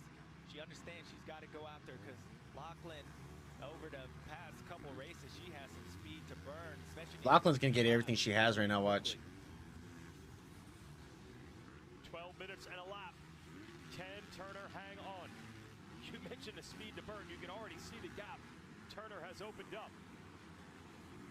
Damn. Getting over that big quad in the back on the number 10. Flying. And the challenge for these riders are just how different the racetrack is. Van Drunen up to 8th. When they Holy raced fuck. yesterday to even like practice, it's a night and day difference. So got to adjust to that. Takes a couple laps in these races. Dude, she went from like 8th, 22nd to 8th in like 3 turns. Lachlan's got 2.5 seconds over on you in the opening laps. Katie. 6. Well, and following up with how Charlie is maybe feeling after going off last weekend, she said physical, she's about 80%. She bruised that shoulder. And once the adrenaline kicks on, she really doesn't feel any of the kind of injuries that she Dude, that dude's fucking chainsaw is pissing me off. But she did say that she's really chipping away. She's really working on hitting her mark, trying to find her flow and be better at her sprint speed. Take a look at that as we continue to have 10 minutes left in this moto. We want to make sure that Charlie, if she is going to stand a chance against Turner, to work on that sprint speed. I need to kick that full out. We're going to find out. Because Cannon put, or or Turner put 3.5 seconds into Canada on that. Why do they still got that fucking camera audio right next to that? Feeling 100% this weekend.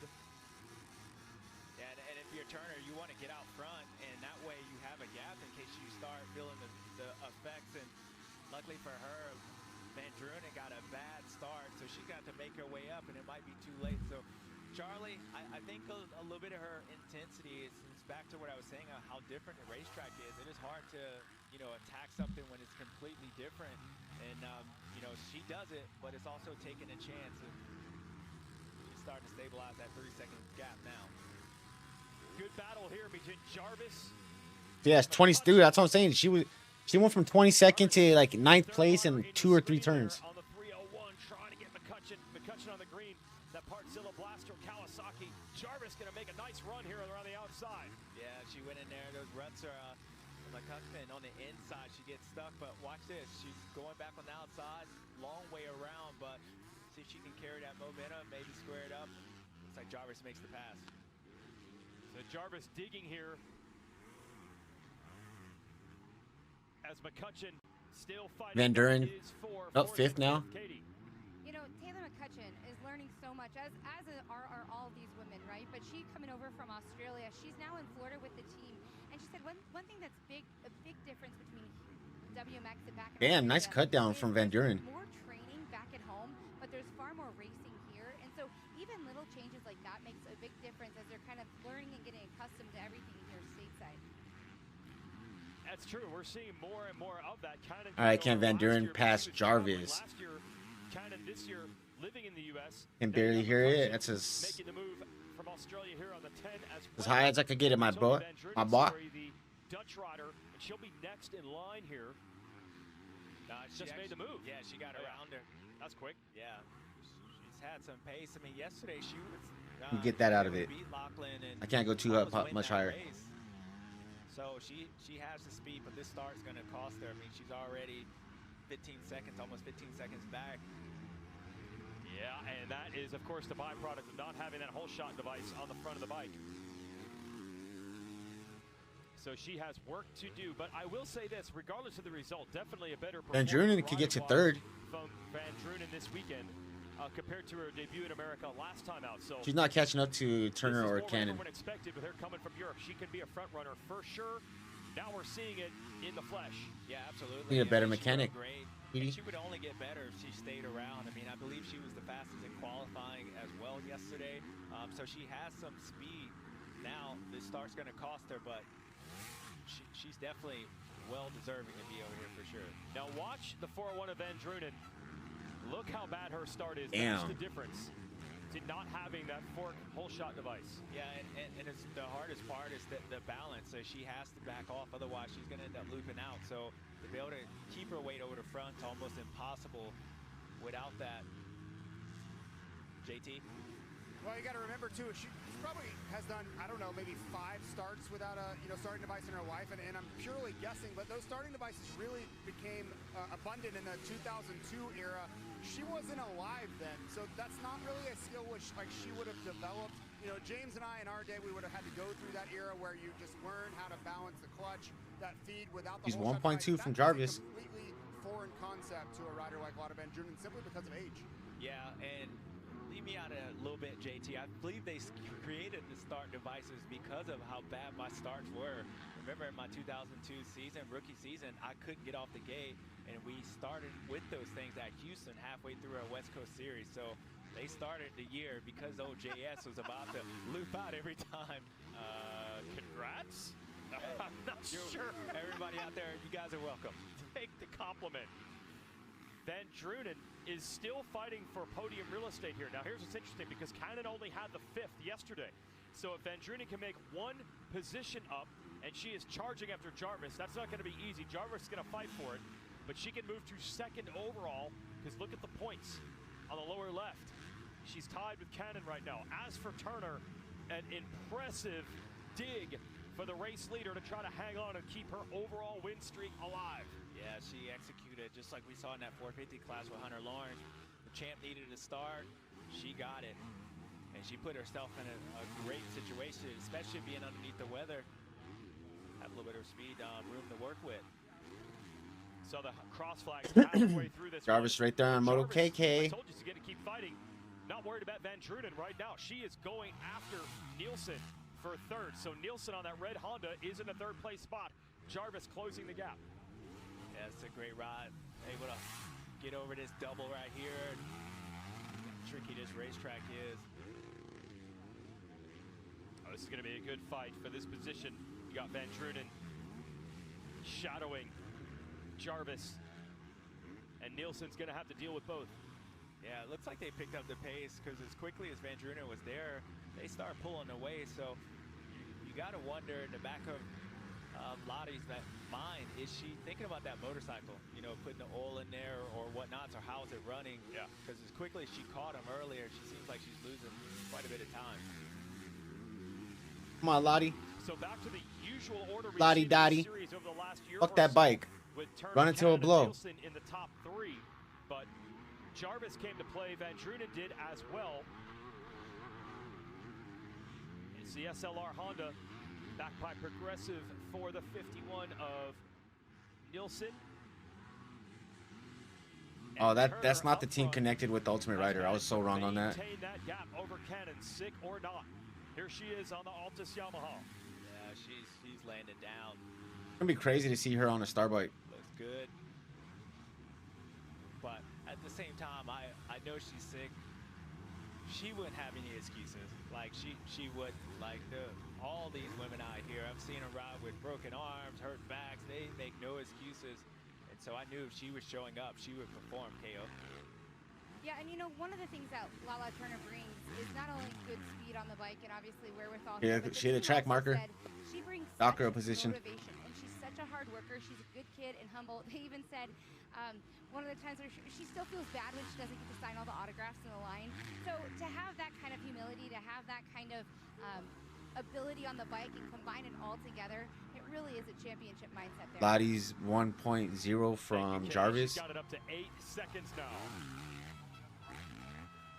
Hey, take your race day experience to the next level. Download the official SMX World Championship app. You can gain instant access to live timing and scoring, breaking news, exclusive race day insights, and more. All Huge in gap. the app. So download She's going off on all adrenaline right now. Get it today. Get more info on all of this. She's gonna be so cooked, energy-wise, after this. Championship will wrap up. We're gonna have a summer break and the final 3 rounds of Pro. She's gonna sleep for like 3 days. Oh, look at this. Van Drunen has now caught Jarvis and looking to make the pass. She's got it on the inside. Jarvis has been using it outside the whole time. Ooh. Not enough. Van Drunen gets it. Yeah, actually she made the pass earlier, but Jarvis fought back and she was able to make that pass back. So now that moves her up into third, and that would put her in second and overall as well. Van Drunen, that is, but you know she's going to try to go after Nielsen as well, Michaela. Time running out, 1 minute and 1 lap left. Can Van Drunen make a run to the podium? With that pass, though, as mentioned, Second place, that's podium, big guy. second overall for the day, ahead of Cannon. Van Drunen throwing down. Turned down. Switcher lines up going inside. They worked on the track a little bit, so that outside line's pretty fast. She can make up too much. Line right there. He's got some pretty unique lines all over this track, Van Drunen. What do you hear there, Katie? I just think it's really fascinating where the world is coming to race here at SMX, right? And I was talking to Taylor McCutcheon actually about Lottie, and she said she competed against her in MXGP. She brings so much speed, but more importantly, really, to the sport in general, she brings such a big name. She's one of the biggest names in their sport. And I just think that speaks wonders about what You can definitely tell the difference between a woman and a man on a dirt bike, though. No offense. Yeah, absolutely. This, again, multi-time champ in the FIM series in Europe, and I think a lot of people always wanted to see it. And now you get Turner, who's essentially the champ here in America. You got Cannon, the best in Australia. You have Van Drunen, who's now catching Nielsen. You could argue the best in Europe. She's had a rough season. The race is only 12 minutes plus 20. Yeah, still. And that's kind of what opened the door for her to take this chance and come over and race in SMX. But to get all this international flair in all the classes, it's to some great racing. So I think it should be like 15 and 1, but battling Nielsen down to the end. Yeah, this is a great race. is what it she is. responded Got to start back, somewhere. so everybody's coming over. They're stepping their game up, making each series better. Better race, and that race yesterday was phenomenal. This one as well. And Nielsen, Does Lottie get Moto KK? Racing off-road races, 90-minute races. She's usually pretty strong to the end, and that might help her out here. Van Drunen trying to get the hook in her, put some pressure on, not quite close enough. It's gonna be white flag soon. Oh, what happened? Lala's in second. Oh, what? Unbelievable! Turner has crashed. She has a 9.5-second lead, and Turner is going to bummer. take the lead in the moto. But what is this going to do for the overall? Oh. I believe she would have it on a tiebreaker. Incredible! Oh, wow. This is high point track. What I was saying earlier in the 450 class, it could bite you. She had a huge lead. Damn, she had just 2 more I've laps. seen that a few times from Lala this Hey. season, but not this late in the race. Charlie has executed, kept that It happens, pressure on man. her.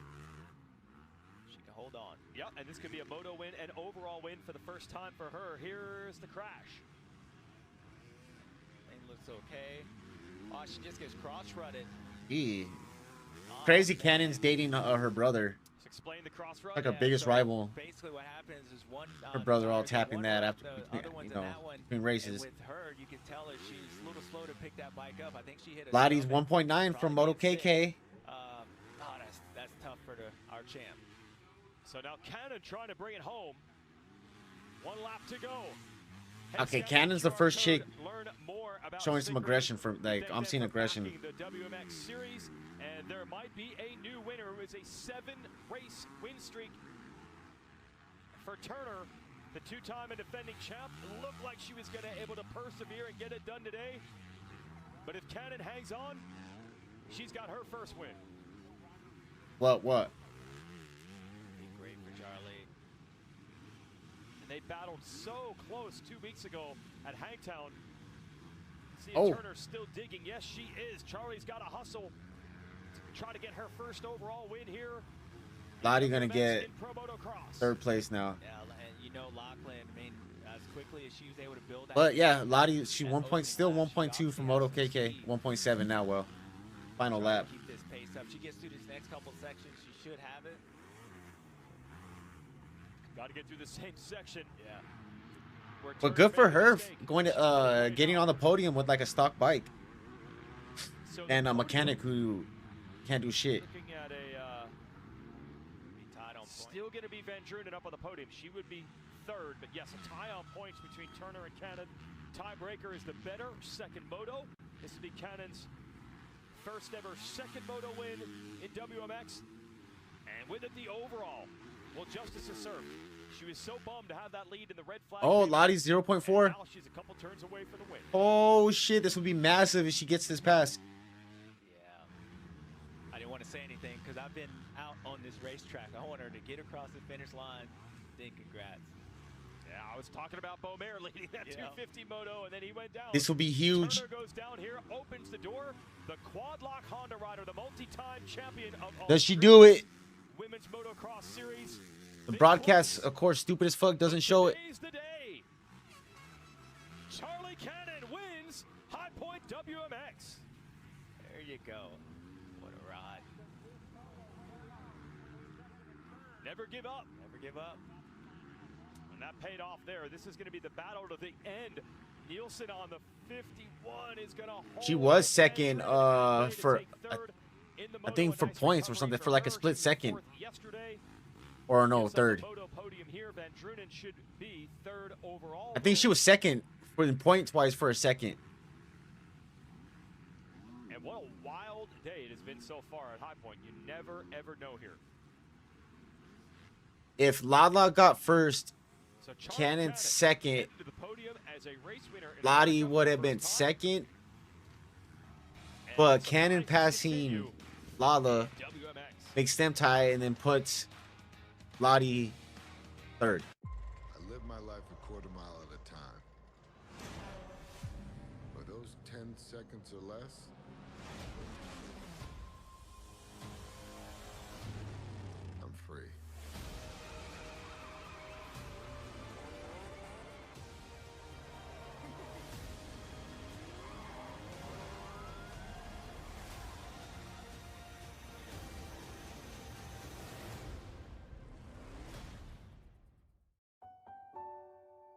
as long as elephants still fly and heroes assemble, as long as the night shines bright with joy and hugs warm our hearts, as long as we have each other, anything is possible. We're both princesses. The moment we enter our happy place, join us for the 70th celebration at the happiest place on earth. This summer, 2 fan favorites are back. Honey, pepper, pimento, pineapple, dragon fruit. They're back, they're so back, yeah, they're bringing that flavor back. Honey, pepper, pimento, yeah, that pimento. Pineapple, dragon fruit, bringing that pineapple. Fuck, dude, I keep forgetting to fucking mute. Or it goes like 45 minutes of cutting music out.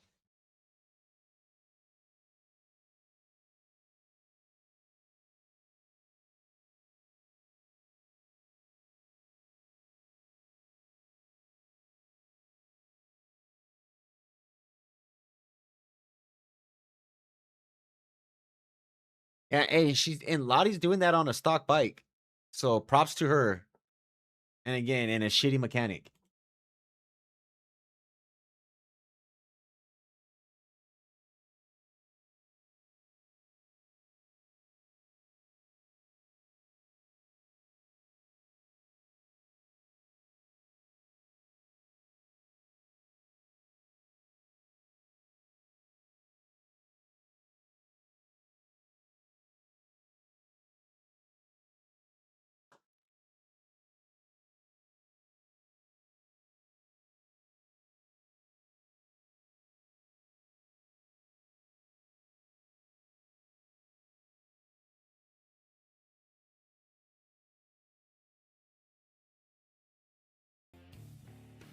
The Pro Motocross Championship is brought to you by Fly Racing, Fearless Pursuit,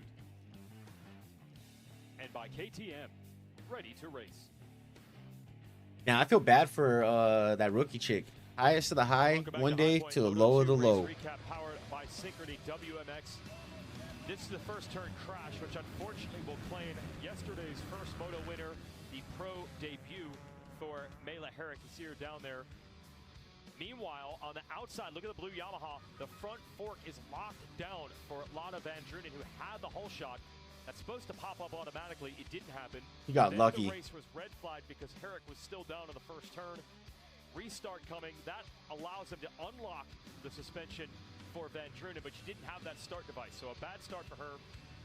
Lachlan Turner, series champ, points leader, sick.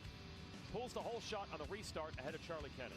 Yeah, Charlie, she was probably bummed after that because she was out front. Lachlan had a horrible start, and for the championship, that's who she's fighting. But Lotte Van Drunen, you saw that terrible start. She makes her way up. Unfortunately for her, the leaders are far gone, but she did her best. She was able to get up close to that third position, and then she was able to get around Jarvis here for 4. Thought maybe she might be able to get Michaela Nielsen, but Michaela held on to it, and then our leader Got close, maybe one more lap. You're gonna watch her here. Only 2 laps to go. She gets cross-rutted, goes down, and you can watch how the big old gap she had, taking her time picking up her bike, trying to pick up her bike. She's sick, and then there's Charlie Cannon keeping that battle. You know her body will hurt, and she was able to get it. And then now win, what you say, the first, second moto overall, and then or second moto, and gets the overall victory today. Never give up, Charlie Cannon. There's your winner. First ever overall win in America for the Australian women's motocross. Oh, it's looking like storm clouds. To the horizon here as the second set of motos are en route. Dude, they need to fucking confiscate that chainsaw. Sunshine for the Australian and the quad lock Honda. Charlie Cannon gets it done. Stayed close enough to take advantage of the Like, I see him. Throw something at him. Let's go to the podium. Charlie Cannon's first ever WMX overall win. Congratulations, lady. That's so amazing. You know, there was a point that you passed, you capitalized at the right time, you passed Lala. Bring us up to speed with what was going on in your mind at that time. That was wild.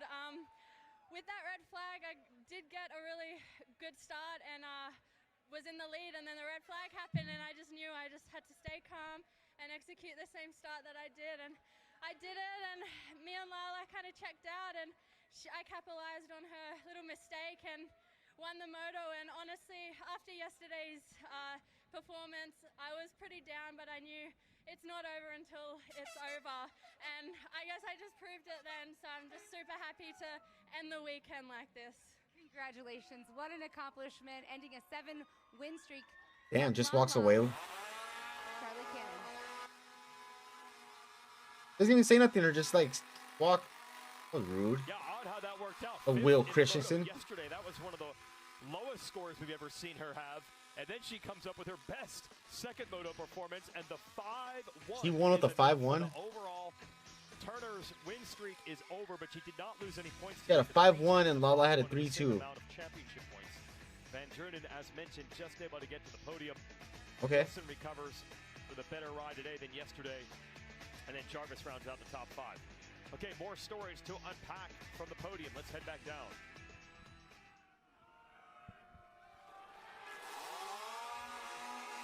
Lachlan, I know this is not how you wanted to wrap up the day. It was all going so well until you crashed. First off, are you okay? And just walk us through that fall because that had to be devastating with 2 laps to go there. Yeah, dude, I just knocked the wind out of myself, threw it away, but I mean, I don't even know. I'm sick and still rode amazing. So, dude, I got caught up on that first start, and I had a second try, and I made it count. Way to tough through it. We'll see you at the next one.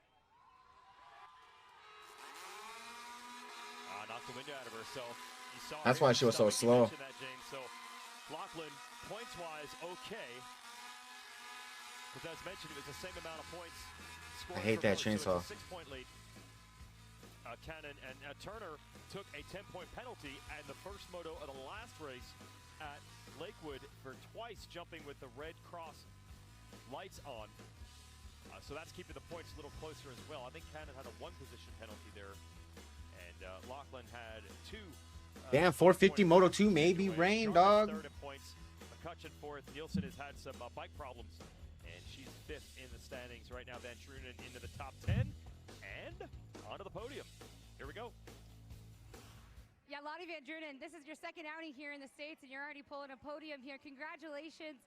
How satisfied are you with how this weekend went? Well, yesterday was pretty good.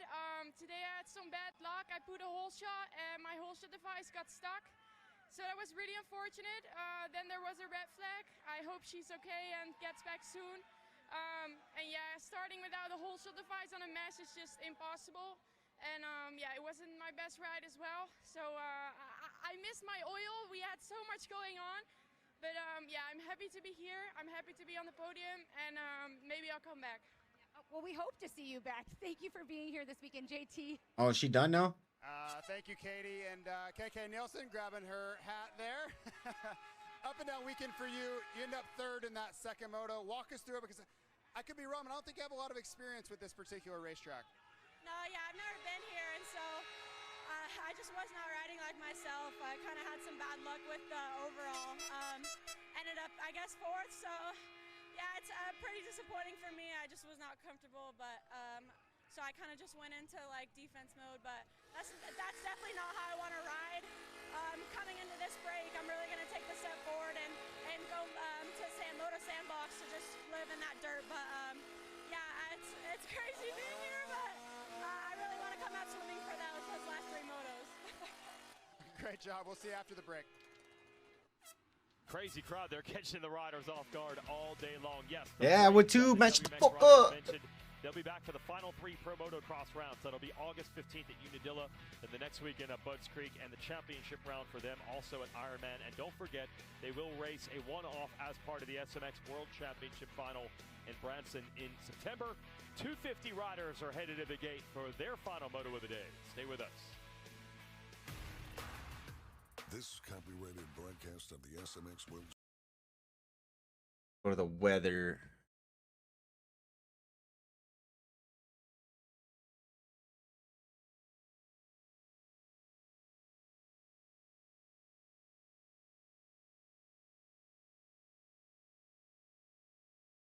Ooh, oh, tonight.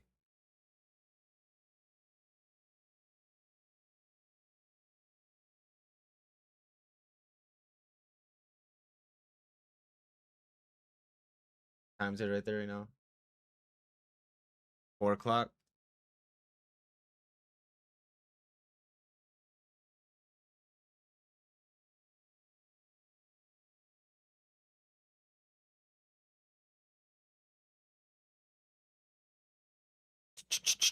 Partly, let's see, 15% chance rain, 22% chance rain, then 24% chance rain.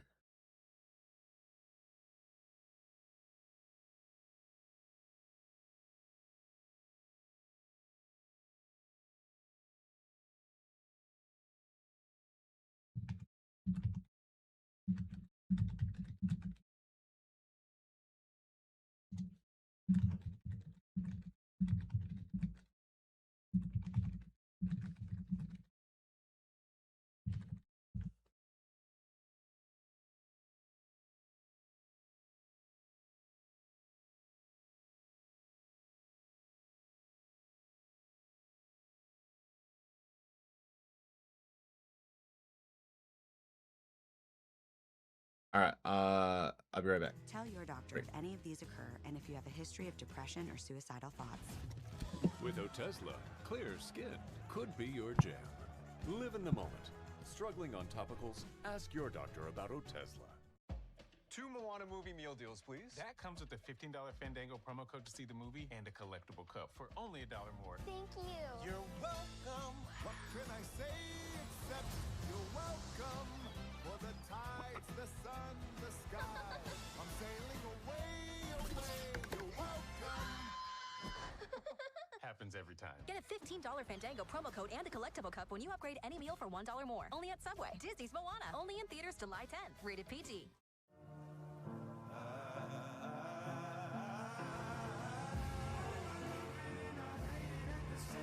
Uppity Joe, Giorgio Armani. At Macy's, the fragrance destination.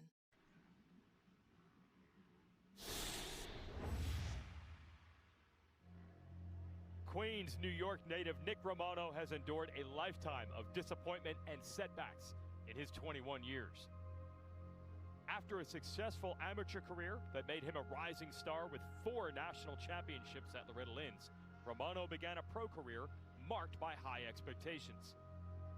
Injuries piled up, success on the track was limited, and by age 20, he was ready to walk away. But then something changed. Last summer, he bought a bike and began training again. And when a spot opened for a fill-in ride with Mitch Payton at Pro Circuit Kawasaki, Romano begged for a second chance.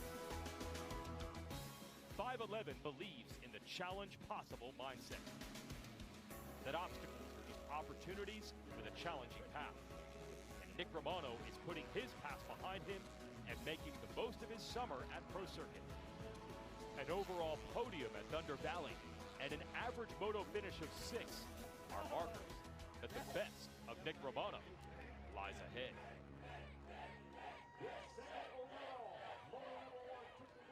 Great story there for Romano. Had another good start in the first moto today, but then went down, and actually that was a tough one. We'll see if he can bounce back. 17th in Moto 1 for the rider out of New York. And it was Colt Davies taking that first moto win. I got some storm clouds actually above High Point Raceway now. Almost never can get through a weekend at High Point without some sort of rain. We'll see how the next 2 hours turn out. 250 and 450 Moto 2. Yeah. There it is. Yeah. You can see it, and we'll give you the graphic to illustrate it a little more. Chance of showers, you think, with those clouds overhead. So let's update this. Race conditions report brought to you by 511. JT.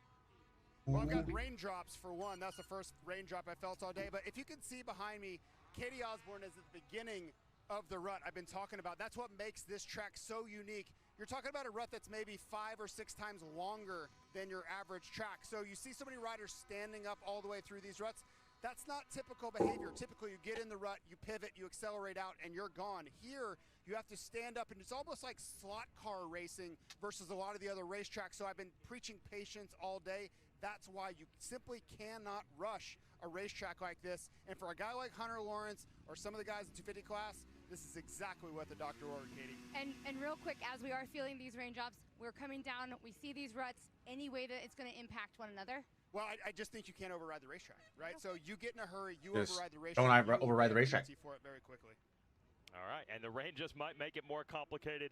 Good job, JT and Katie. Scan the QR code. We'll throw on the screen in a second. There it is. And you can learn how 511 and Super Motocross Challenge possible. 250 Moto 2 on the gate. James Stewart, KTM keys to the Moto. Well, you Keys see to the Moto. swings here with these guys, so you got to eliminate the mistakes. Speed is not your only friend. I mean, speed's your friend, but you're going to need more of that to win. It's going to be about clean laps, as JT just broke down in that track report. We saw that Levi Kitchen get caught out the same thing. This track is difficult, so speed is great. Clean laps is going to get you a win. All right, that's KTM keys to the Moto. Kitchen normally likes those long ruts, so we'll see if he can bounce back in this one. He had a crash, as you mentioned, came back to 6th in the first Moto. It has been really about the Monster Energy Pro Circuit Kawasaki riders to start the year. They came in tied for the point lead, Hammaker and Kitchen, but it was a tough one in the first Moto for them. There's that KTM key to the Moto, and staying clean is it. We saw speed from Hammaker and Kitchen at the beginning of Moto 1, but they made a couple mistakes, and that allowed Davies, Beaumer, and Shimoda to take the first Moto podium positions. Yeah, we've seen it all year. The championship can be a lot different, and I know that number 37, you saw him win this Moto. You do not want him to start believing he could be dangerous. So Cole Davies has 2 career Moto wins in Pro Motocross. Yet to win it overall. Is today the day? Julian Beaumer was very, very fast. Second in that first Moto, led it for a while before a crash. Well, the riders just getting to the gate there before this one's about to go. Here it is, 250 Moto 2, revs are up. Gates down. And the rain is down as well. And Cole Davies again. It is, and this time the whole shot, and Beaumer right there in his heels. Cochran, another good start. And Cade Manier also. Yeah, you see Seth up on the inside. See if they can keep them guys close. We saw how Cole Davies was able to ride away in that first Moto after Julian went down. Julian has that speed, so you know he wants to rebound Seth. We got a race on our hands. Yeah, the 10 Hammaker, they're in green, making key moves to get around Beaumer and get to third. The 2 Yamahas in front of him, Manier and Davies. And as a rider, you know, you feel these raindrops, so you know how important these opening laps is. In a rain race, you want to be out in front. So these guys might be a little extra impatient because they feel those raindrops, knowing that vision might be an issue later on in this race. Well, here's someone who's not patient and maybe to the good. Kitchen is making moves in a hurry. Didn't even see him near the start, and he is already battling Cochran and Beaumer. There he is in green. Yeah, Levi is trying to get around. Casey had a great flow that first Moto. Levi was kind of in the same position, so again, you're starting to wonder. I think his biggest competition is in front of him with his teammate, and then Cole Davies. I don't see Joe. Joe's a few spots behind him, so Levi's got to get going this Moto. Chance Hymas jumping into the picture. Have not seen much from Hymas yet early in this year. On the red 29 Honda, see if he can run with this lead group. Davies, what am I missing? What am I missing? Cole made a small mistake right there, but he's already starting to get away. Hymas 7th, Davies first. Okay. It's getting dark out here as well. Oh my God, it's gonna be. Is rain during the race significantly worse than if it rained before? No, I think it's better. Davies first, Manier second, Hammy third, Juju fourth, Casey fifth, Dix Kitchen. Oh no, Hammaker got it. Oh! He just looped it. Not sure how that happened, but championship leader is down and holding his shoulder. Oh my gosh, that's a tough break. What he did, he scrubbed the jump. Oh! And his got on the ground way faster than he thought. He came back, and that thing hooked up. Oh man. Yeah, and I hate to speculate, but the way he went off, it looks like arms got extended. He did his shoulder. Oh man, that's tough. Yep, there goes Seth. You're gonna watch him. He's gonna get a nice run right here, and watch. He's gonna scrub, or basically jumps up. You can see that rear tire hooked up way quicker than he thought it was, and that was an instant loop out. Holding his shoulder instantly.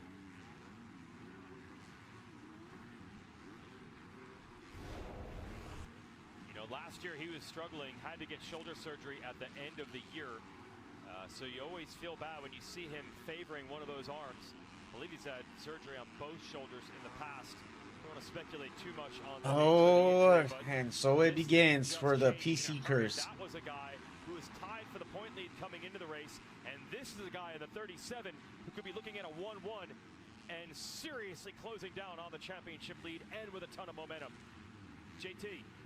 And guy, you know, that crash, he just seems so out of character, but with these guys, they're masters of what they do, and they're also masters of what they expect. It's when they're surprised, that is when you get into trouble. These guys have so much bike control, but if something happens that they're not expecting, that's when the worst things can possibly happen. Exactly what caught Haymaker out.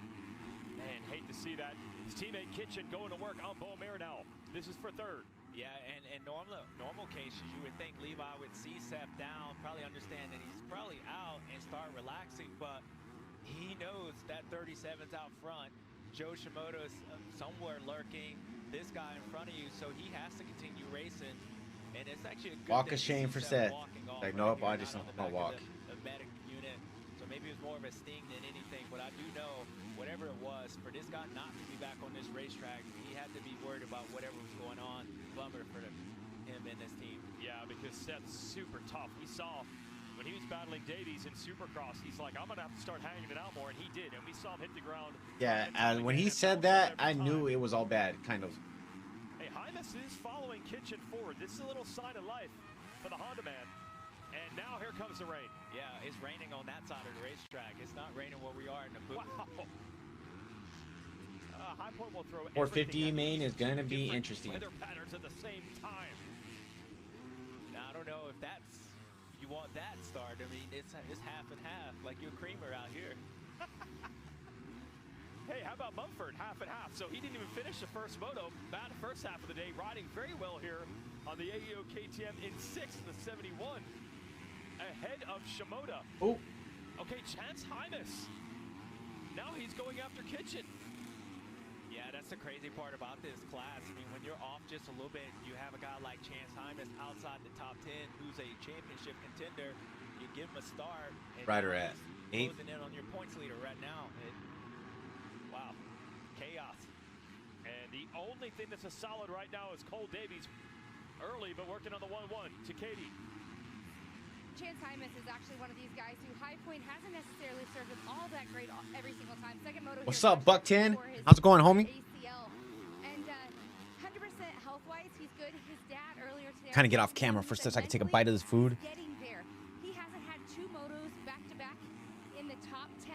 So aiming for a 9th or better would be a small victory for Chance Hymas. And these little wins, he said, are what's going to build his confidence back up. Yeah, Katie, and I agree with you. This track hasn't always been the kindest to Hymas, but it's also been a track where he has shown remarkable speed.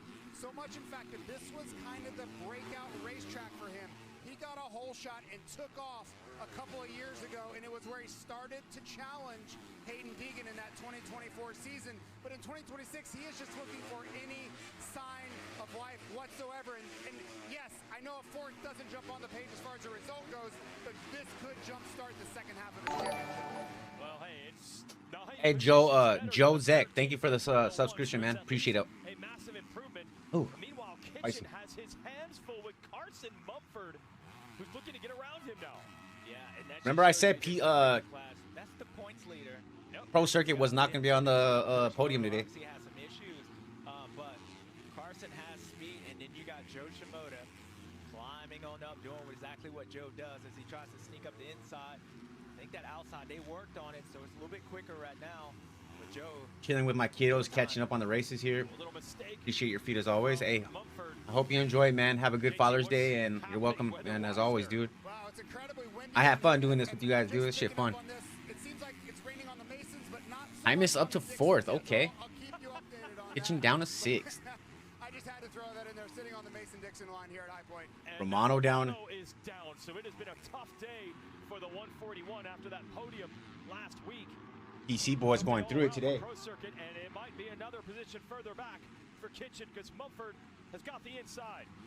Katie. Yeah, the number 71 of Carson Mumford. Last time he was here at High Point was in 2021. That's amazing. He was 6th in that second moto. He said this track is very easy to make mistakes with all the ruts and the off-camera corners, but he does like it. He hasn't done a full season of outdoors either since 2021. It's amazing to see him up riding with these guys as he is. Yeah, thanks, Katie. Look at this. Not just Mumford, but also now Shimoda. They are all going by Kitchen. Yeah, I don't know. I was just looking off while Katie was talking. I don't know what's going on with Levi. I mean, his riding's completely different, and when you look at championship, Joe Shimoda makes this pass. Joe's going to be leading his point. Unbelievable. Yeah, that's point standing to the left of the screen. Joe's 1 point behind right now, and here could be that 1 point. Yeah, you talk about swings. I mean, EC curse coming in full effect. I called it. Only 14 points back, but look at Cole Davies. Came in this 20-something a race, 24 points down. Yeah. Come on, momentum swings in his 250 class. It's insane. Yeah, I think everybody was trying to be cautious to not. Holy fuck, that is true. Davies was like a race down which everyone knew would be for this race, like 20-something points. The bottom falling out for the Pro Circuit crew, who was so good all around. All three guys, Hamaker, Kitchen, and Romano, they've all had some tough moments today. And Shimoda, Kitchen's dropped down to a 2:10 lap times. That. Also, Bomer in the hunt, and Cole Davies is looking to go 1-1. Still a great ride for Mumford here. That is not a factory bike. They do get some help from KTM. I asked Mumford, he's like, yeah, maybe I got to work a little harder in the motos, not having the full factory bike, but he's pretty happy with the equipment here on a 71. Rider out of California. It looks good. Looks like Levi's starting to rebound, and I think this is an important point in this championship. Point in this championship for Levi, because this is where I feel like he's been different this year. You know, really fighting through some of the adversity that he's had, and to be now first time ever having a red plate, you don't want to lose that your first time. And he kind of understands that. Look, you're not going to win this championship today, but you're going to let everybody know that I can get rattled, I can rebound, and still come up here and finish. He can still get up to third. Big moment in this championship, whether he believes in what everybody else thinks of as well. Yeah, these last 2 laps, we've been puzzled here in the booth watching Kitchen lose a couple positions. Now he's got DeFrancesco to deal with as he's trying to go after Mumford. Got Mumford holding you up. Here comes the blue and green of Kitchen on the inside. Yeah, you get to the point how deep this No offense, Mumford's a good rider. You would think the farther you go back, the easier it is. That's not true. You just have them coming, so you might as well continue to fight up front. Looks more aggressive, and like you said, you got Rider D behind him.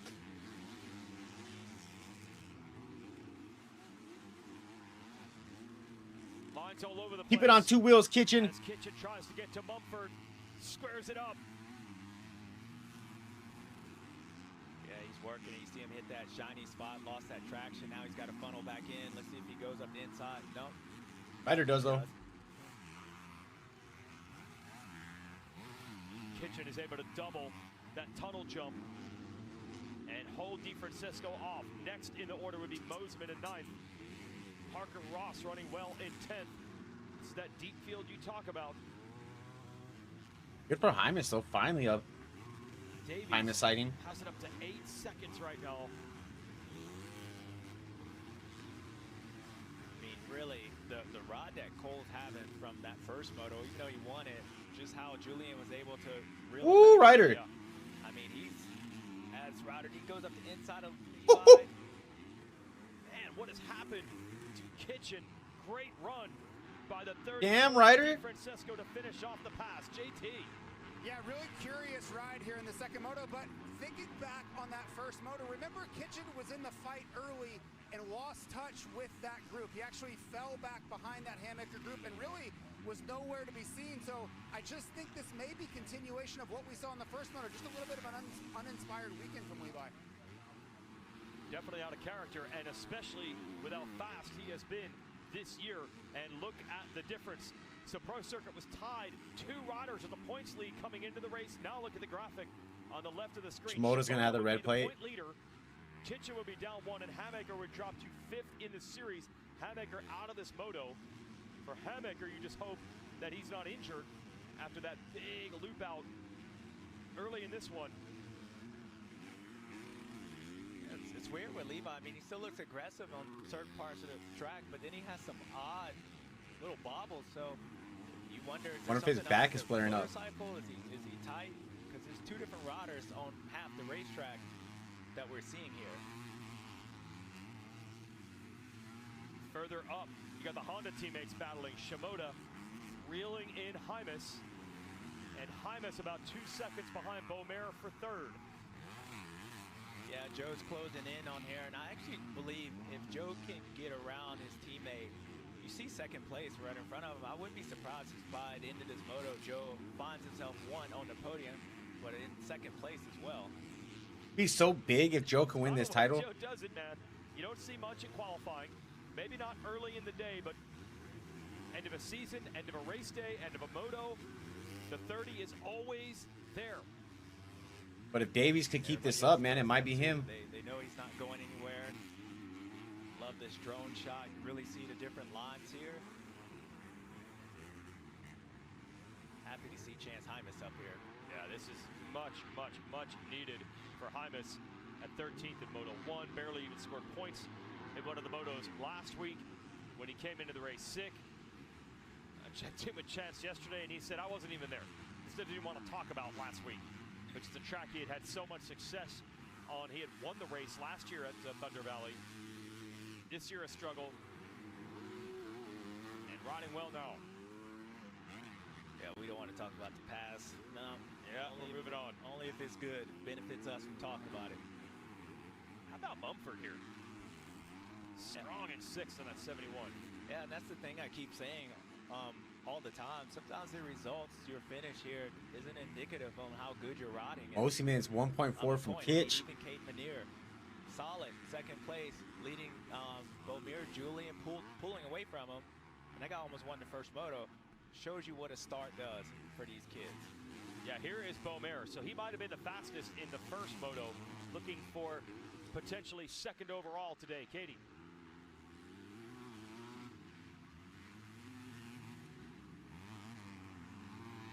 Fuck you at, Katie. Gets Katie in a second as we watch Beaumer third in this moto. Yeah, that's good. Not He was as quick as he was in Moto 1. Katie, go ahead. Take 2 here. Yeah, Juju, it wasn't always going his way here today. Remember, he had crashed over there in Moto 1, and he actually went back to the team and told them that he was happy with it. Not happy that he crashed, but happy that he was able to get back up to the top, able to get back to the leader. That was empowering for him, especially everything he has been through over these last 9 months. So a good actually outing for him at the demise of a crash. Yeah, thanks. And again, I think he had to dispel the myth that he would be better on the West Coast tracks than the East, and he has definitely done that today. This has been his best race so far. Oh, the Honda boys almost collide there. Hey, we're halfway through the moto. A reminder, pick up Monster Energy at BFS Foods. Shimoda getting awfully close. Come on, Shimoda. His teammate Hymas. Yeah, that pass by Joe, he was letting his teammate know, hey, and Joe's not going to be cool anymore if we keep doing this. So I thought Joe had that pass made. Chance able to hold him at bay. Yeah, I mean, Chance is riding really good, and in that spot, Joe's really just throwing it in there to let Chance know that, hey, I'm here, and hopefully cut my mic real quick as I eat. He's fighting for a lot as well. Joe's gonna have to go back to work. I'm sure if he gets really, really close, Chance probably won't fight him too hard, but he's got a lot to fight as well.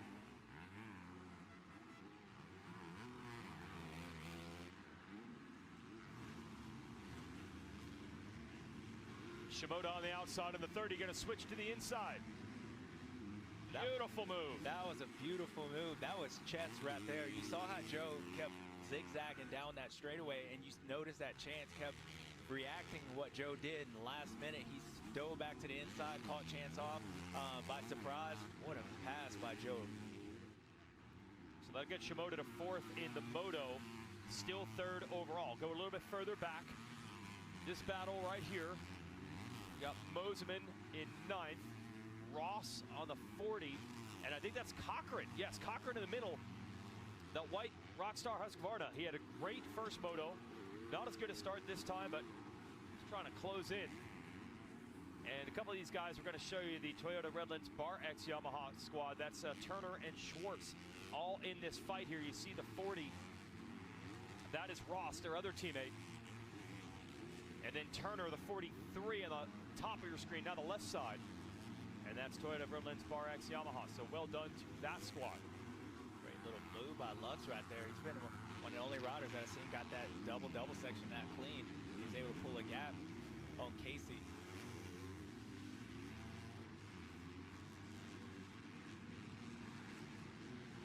Mumford. No, this is not that KTM of Mumford. This is the 13 of Beaumer. He is caught. Manier looking for the 2-2. Julian, he's had some speed all day. We saw him do the same thing to Cole Davies, and now if you're Julian, you're probably starting to see, hey, maybe he's starting to fade back. How easy is it for me to do? This opportunity come because I'm sure he feels the pressure from that number 30 behind him, who's closing in on those guys as well. But all that being said, Caden's riding a great race. JT. You know, it's just interesting kind of sidebar on this class right now. Look at the top four here. You've got Davies hailing from New Zealand. You've got Caden Manier from Perth, Australia. About as far from here as you could humanly get. Maybe, I guess, if you were from the moon.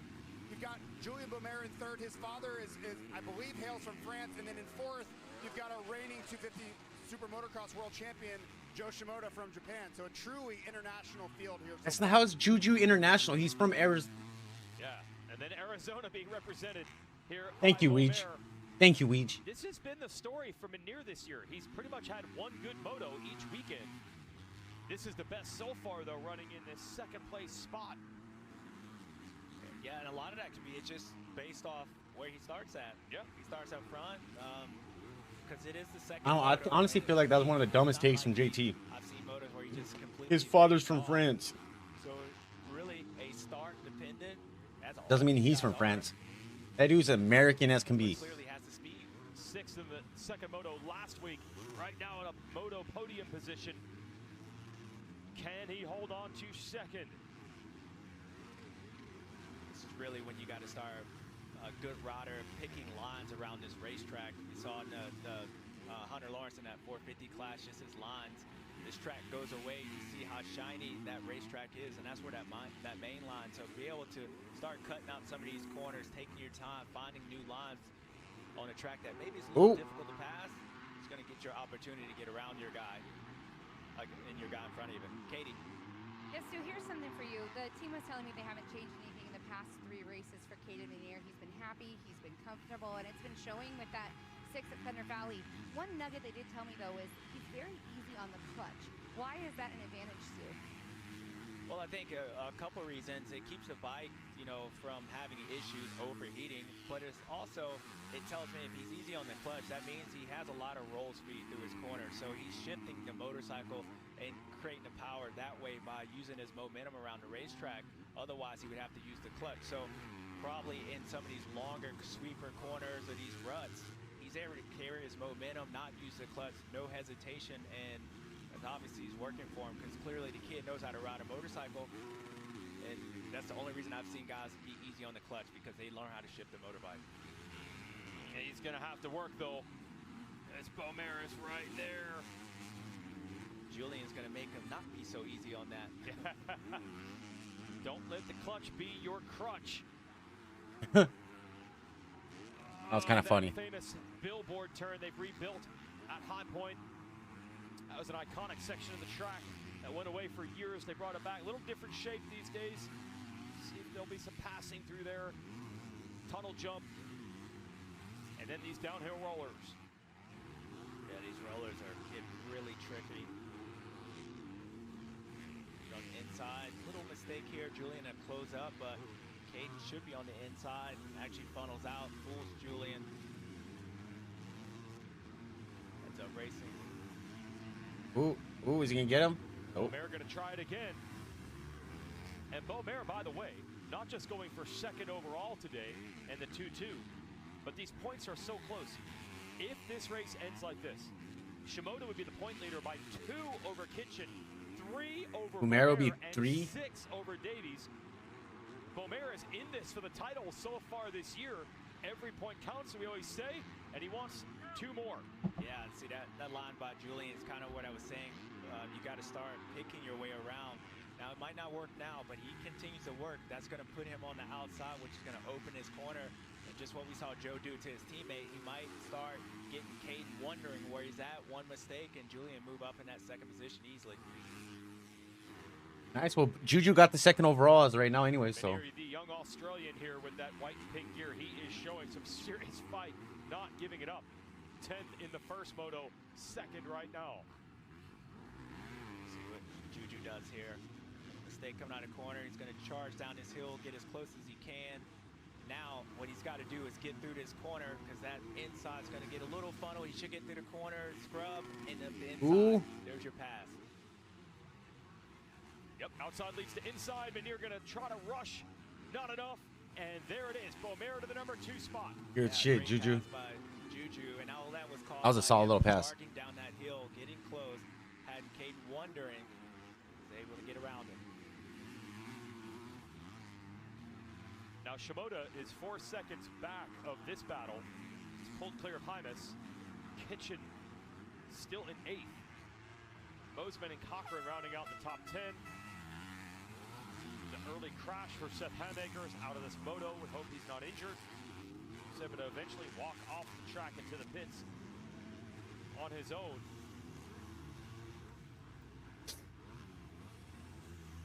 Ooh, Shimoda's gonna get by Manir too. Watch. He's answered some questions here. Yeah, absolutely. It's kind of how he's looked every time we've seen him this year. As we got a rider down, Red Cross. This guy's gonna have to roll the jump.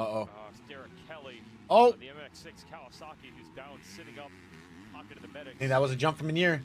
Yeah, you've just been impressed with what you've seen riding-wise. Yeah, I mean, he looks solid. I mean, and I think there's really no rush, no real mistakes, and I think it goes to outside of just the racing, this injury, and just the new perspective on life. You kind of see that bleed into his riding, and I know we haven't seen a lot on motocross to know maybe this is how he rides this, but I see a more consistent, confident Juju Beaumer, and I think if he continues to do that, then this championship will be a real opportunity for him. I honestly think you could take the exact same words you just said about Beaumer and apply it to the race leader, Cole Davies. These guys are both proving they're not just Supercross guys. Yeah, but I think the narrative on Cole, I mean, if anybody's watched him in his short career, you would know that this kid's got it. And the reason Motor's right there on Manir's back tire. Or we're wondering, it's probably because he hasn't been out there. Because he's showing us the first time he's ever been to this track, first moto ever, he wins. The second moto is even better than that first one. He's pulled away looking dominant. So I knew that this kid coming into the season, if he started winning, he had an opportunity to run away from these guys because he has the speed, he has the skills, and he's showing it this second moto. And again, to go back to the conversation I had with his dad when the season began, he didn't quite predict this. Was very much laying down the vision that you could see a 1-1 on a rutted, difficult high point in about a month's time. And that is exactly what is en route today. Now Shimoda has caught Manir. Speed for third in the moto. Joe missed that double, slid out. But I think this a little bit, Caden had a great pace, but Juju's starting to get away. I think there's a little bit more of him going backwards rather than Joe's obviously picking up the pace. Joe's been riding really good, but when Caden and Juju was battling, Dave actually pulled away from Joe Shimoda. So maybe some of the things at Rabbit or whatnot, but we know Joe ain't going nowhere. Either you're faster or you're not. He's going to be there. No, just so tough at the end of the motos. They Red Cross. Roll this jump here. Oh. Red Cross flags waving. Looks like Kelly now walking off. Joe jumped on Red Cross. Still working with the medics as well. And then the battle resumes.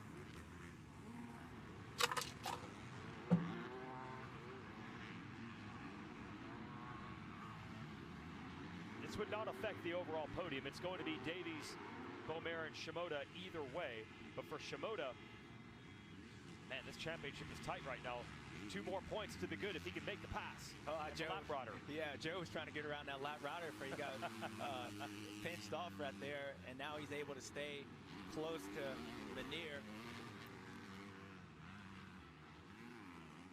Every morning it's fun to go hang out and talk to those kids with the Monster Energy Yamaha Star Racing team. Just about all of them are teenagers. Manir might be the loosest of all, but it is really fun.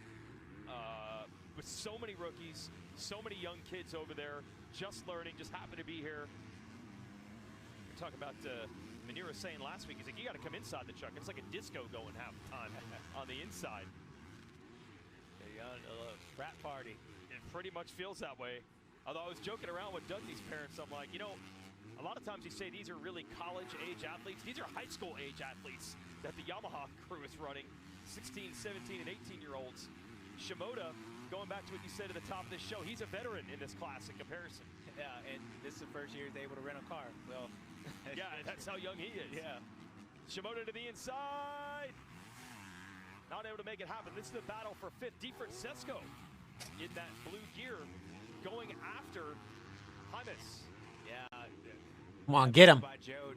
Come on, Ryder. A little bit more aggressive. Caden was going to back out, but Joe went in there, did his job, but didn't finish it off, and now he's stuck behind him again. If you're going to do it, you got to go in and make that pass, Joe. Here holding him off. Shimoda going a long way around. What are we thinking on Ryder D there down trackside? Yeah, you know, one of the things I think is cool about Ryder D is like we're really talking about him, right? And I went to the team and I kind of said the same thing. He said, well, in reality, he's just been very consistent. And the same step that he had made for Supercross, where he ended up 4th in points, came because he had a really good offseason last year. They said that that same momentum from Supercross here into outdoors has paid dividends for him. He's one of those guys that needs that positive kind of reinforcement. He's not settling. He's not becoming complacent, they said. They know he has more on the table to give. Yeah, absolutely. And I think a lot of success for these riders, I mean, I think it's individual, like, you know, Inside for Ryder. Top Ooh, 10 no, mistake. finishes, top 5. And then next year, he'll start to bleed. Then it's the podiums, and then it's the wins. Where other guys, you know, like maybe Cole Davies and kind of what we were talking about with Juju, Cole knows he's good, and he hasn't had any injuries. He hasn't been out here, so he needs to show himself that he can win, and then he goes on the run. So a lot different from each guy as Ryder Got him. needs to pass on Chance Hymas. The difference Ooh, Hymas going backwards. Kitchen gonna get him too. compared to the other. Shimoda's still working on Manir in that top box. They are not going to be able to give Manir a talking to at the truck and say, you need to fight for these positions. No. He's definitely fighting. No. I mean, he's a smart guy. The whole Star Racing, they Free to know go. what a guy puts in. It doesn't really matter what the results are. I mean, maybe in that team, but as long as these kids, all these kids are fighting, they know how deep this class is, and the results might not be how good you really are based on starting position for sure. Will be 2 laps to go next time around. Manir still holding off Shimoda. You see the overall points in the bottom. Davies, Bomer, Shimoda, top 3. Yeah, I love the drone shot because you really get a chance to see what we've been talking about all day, just the entrance on how a guy can make up a lot of time going down the hills. And you're watching Joe Shimoda, and what he's trying to do, he knows he's not going to be able to pass in this section, but he's trying to set him up to where he stays close. In some of these corners like this triple, if Caden gets offline a little bit, Joe's going to be there for the inside. The real passing opportunity is coming up this section, and then also before the finish line, going down that hill, Joe's been a lot quicker than Caden. He's got to be closer to him to make that pass. Strong ride from Manir. Australia doing a good job. We got a top for the points. Now, Levi must have made a pass over Chance Hymas. Wow, Hymas quickly shuffled back by both DeFrancesco and Kitchen. Good eye there, James. So yeah, it'd be red plate back for Kitchen.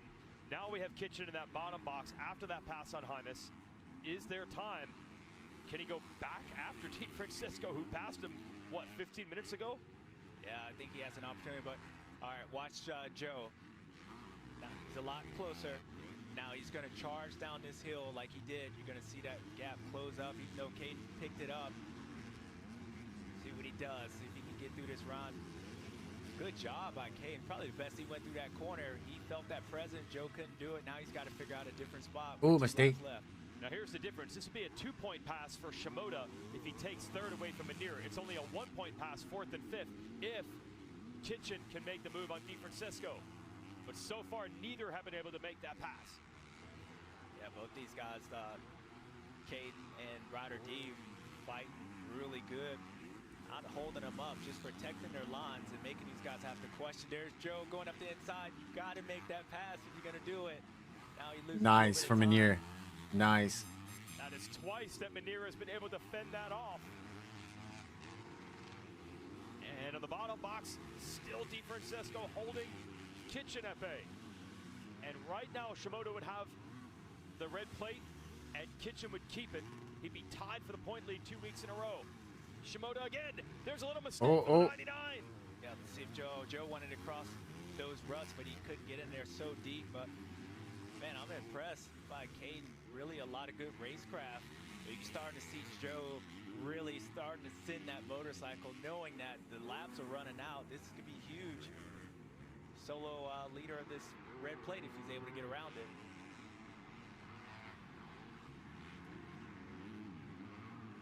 White flag will be out next time around. Long way around for Joe. Too long. Yeah, but again, his goal is not to pass, just to close him up, to be back in that same spot. Keep putting the pressure Come on, Caden. Eventually, something's got to Come on, dog. Goes again on the inside. This corner is off camber, so Joe's going to be close. Not close enough, but again, his goal is to be close to him going down this hill. Let's see what he can do this time. Okay, so this is the passing zone you're saying here. Let's see how it turns out. You notice Caden now, he sensed Joe that last time. Joe's going to probably dive on the inside. Ooh. He's got to get out of this rut. You got to get over. You're going to get passed back. Man! Handlebar to handlebar at the top of the hill. Good shit for Menier. Good fucking fight, man. Joe to the outside. Oh, wow, what great racing. Final lap. Levi made the move. Yeah, he did. Good eye. So Kitchen made the move on DeFrancisco. All right, here we go. Let's see if Joe makes that same move. He's going to jump across these ruts. Got to go straight across. Oh, mistake from Joe. And he almost goes down. What a move by Menier. What he did, he sensed, because Joe showed him 2 laps in a row. Yep. And this rookie knew it was coming. He hit the brake, squared him up, caught Joe by, surprise. So Kitchen, with that pass, might have sole possession of the point lead. I don't know if Shimoda's going to have time to take another shot at Menier. He's going to charge. He's going to get close. Yeah, usually in I can't make sense of this moto. Yeah, usually in this spot, when you're in Caden's, his whole thing is defense now, so he's not really racing forward like he is, but at the same time, so my whole point, Joe probably will close back up to him because Caden's not on the offensive. He knows where Joe's good at. Now watch this. We saw this 2 laps in a row. Joe wins up the inside. This time he commits. He's going through. Menier sensed it, hits the brake, and did a good job at not hitting Joe. Good heads up riding. But that was all caused because Joe showed him 2 times in a row. This rookie learned. I'll tell you who showed him. Cole Davies. You're waiting for the breakout. He did get a moto win at Hangtown, but he's had some bike problems, some bad starts. Now the potential is becoming a reality. It'll be his first career pro motocross win. And what's crazy is, it's the first day that Davies ever had 2 top 5 moto finishes in the same day. And Wow, that's interesting. Gonna be ones. Cole Davies has announced his candidacy for this title. Cole Davies wins High Point with a 1-1. They got close again. Joe caught him again going down that hill. Joe looked pissed. Aiden Menier, hat tip to you. Never giving up on Shimoda like this. and that battle. He will get 3rd in the moto. Not going to be an overall podium today, but he showed he has some fight. It'll be Davies, Beaumer. Good shit from Menier, dude. Menier, Beaumer, Shimoda for the podium. Yeah, that was really good. I'm impressed by, obviously, Cole and all these guys, but Bobby knows what he knows, because you can't teach that kind of racecraft. What Menier's doing, you can't teach that. That kid has something. And everyone knew Cole Davies had something also. Just wanted to see him do it outdoors. That moto doesn't even look that tired. This is the full answer now. 1-1 and in control the whole way. Woo. So the teenager from New Zealand has his first pro motocross overall win. Hunter Lawrence and the 450 riders getting ready for their final race. Hunter looking for a 1-1 of his own. You know exactly what's coming. Summer movies. It's never just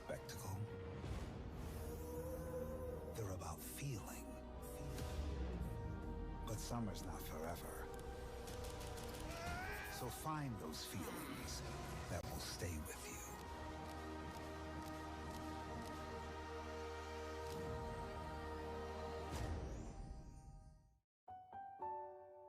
As long as elephants still fly. Appreciate you. So glad I found your channel. Hey, man, I appreciate that.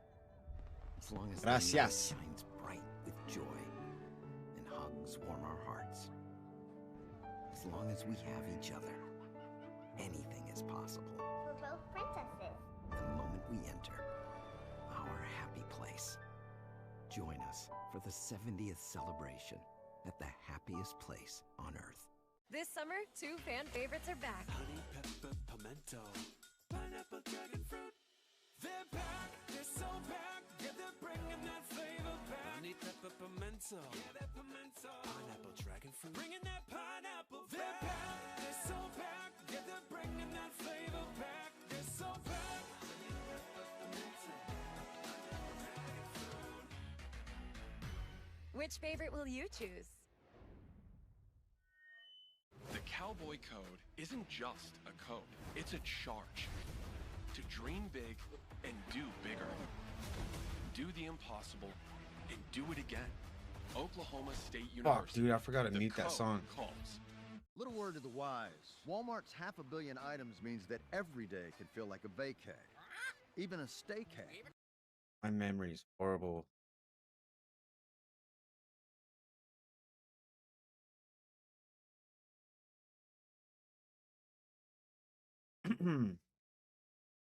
Yeah, Hyman's finished 8th.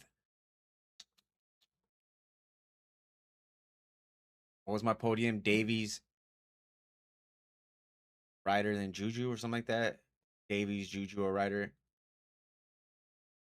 I was 2 out of the 3 right for the podium.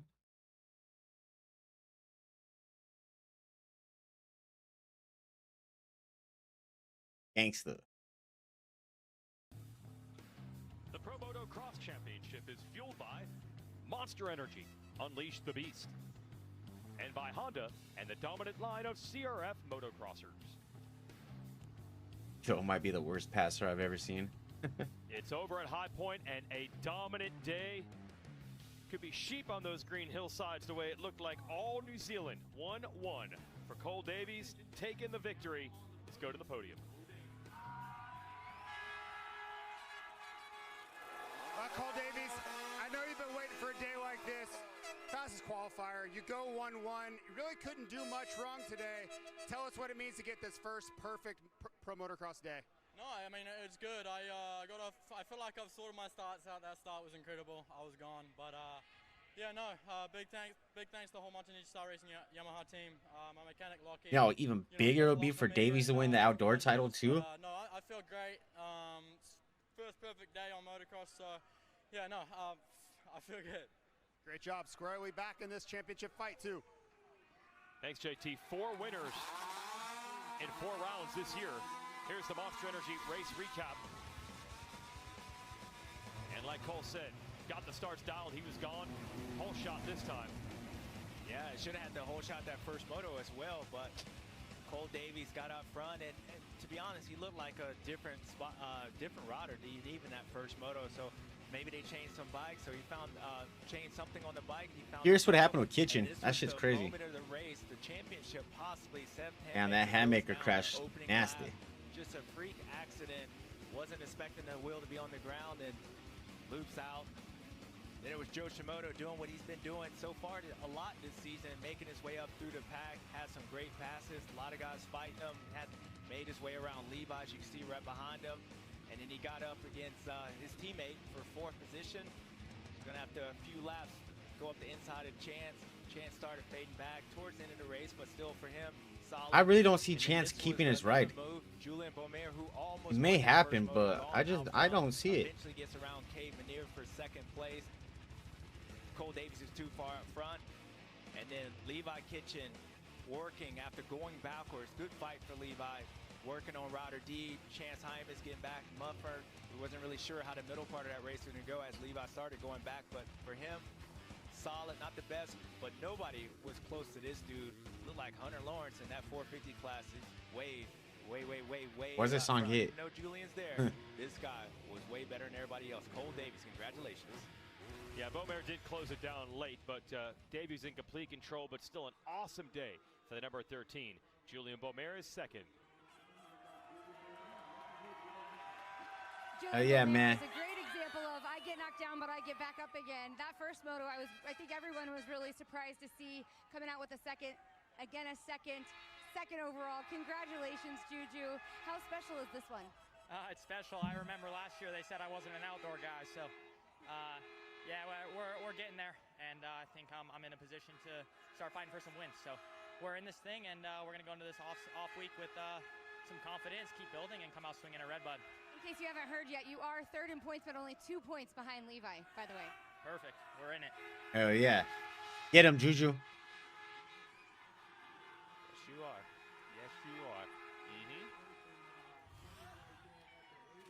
So results today, Beaumare with a 2-2 second. Shimoda is third overall. Kitchen actually fourth, 6-5.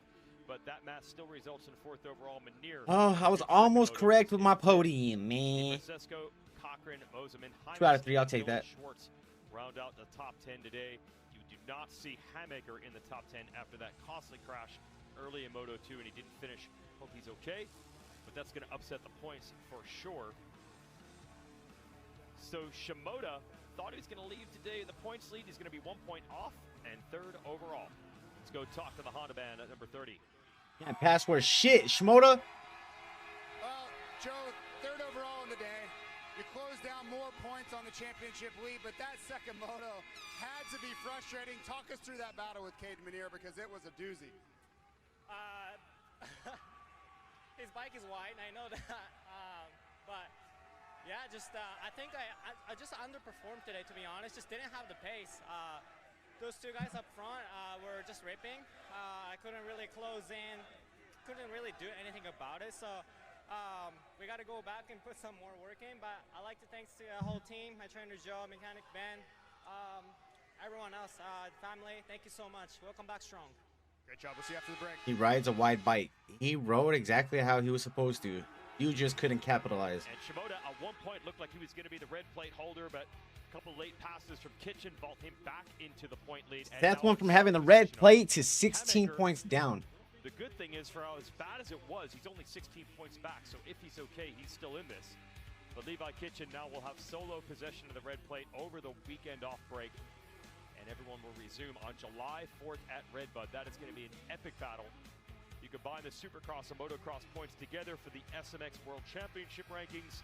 Davies a big lead over Kitchen and Hammaker there. That would be seeding for the playoffs.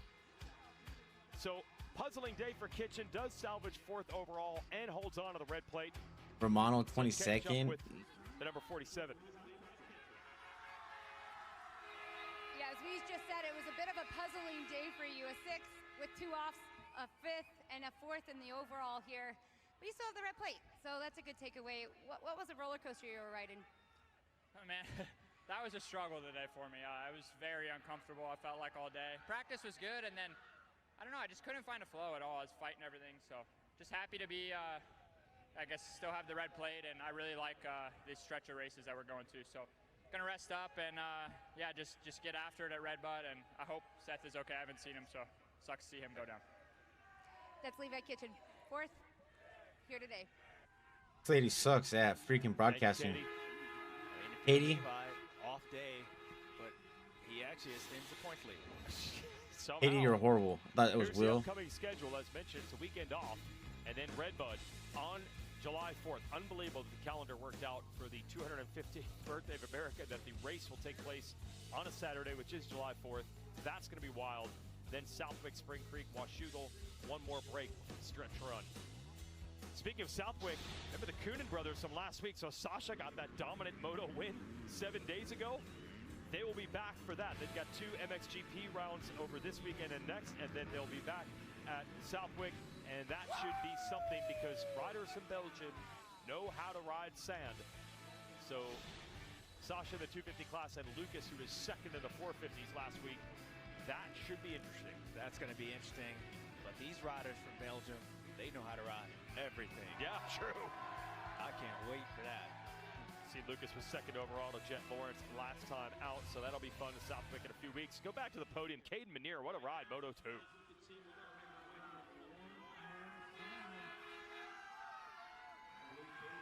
Caden Minear, listen, I know you probably don't watch a lot of American football, but that was some of the best defense I've literally ever seen. Joe Shimoda, I think he got confused at one point trying to find a way around you. Walk us through that, because that was a big moment. Joe's honk, huh? That moto. I did it. I need like oversized luggage on the back of me. I was riding a wide track. Unfortunately, he showed his cards a little early, so I knew what he was coming with on the last lap. So I checked up. Man, what a dig! I didn't think my first third place in a race was going to be digging with Joe Shimoda. I grew up watching him, so it's pretty cool. Great job. Congratulations. We'll see you at Redbud.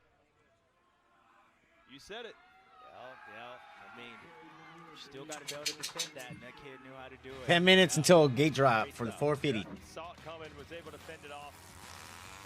Great day for the Yamaha boys today in the 250 class. What about the 450s? Hunter Lawrence and the rest of the riders on the gate. Coming to the stage this Friday, it's Ned's first team karaoke night. But he's wondering, what if my flaky red plaque psoriasis takes center stage? Next up, we have Ned.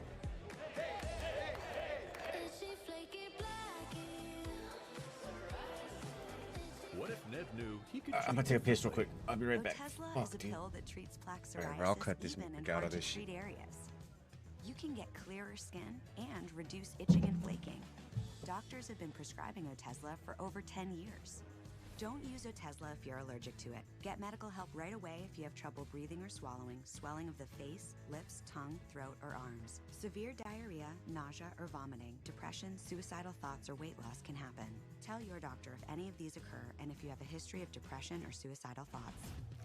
With Otezla, clear skin could be your jam. Live in the moment. Struggling on topicals? Ask your doctor about Otezla.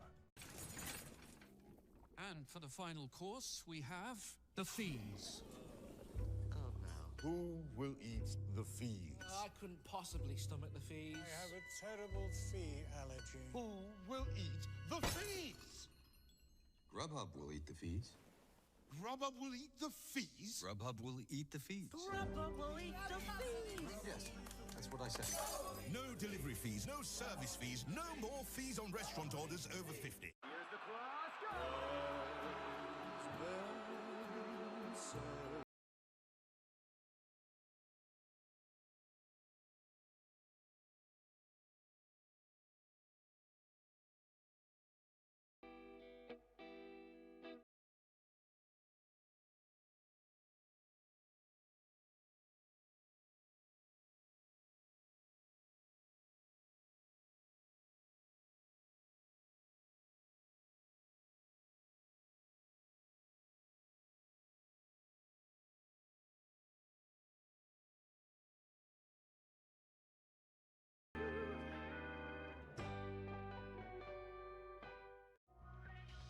Remembering where you started makes you think where you're going. What if there's another way? Paradigm, the new refillable fragrance by Prada. At Macy's, the fragrance destination.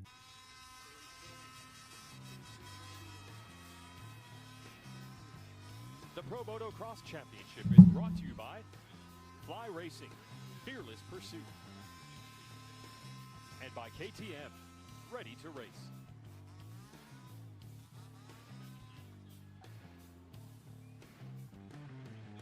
Welcome back. This is the UFOplast High Point National, Mount Morris, Pennsylvania.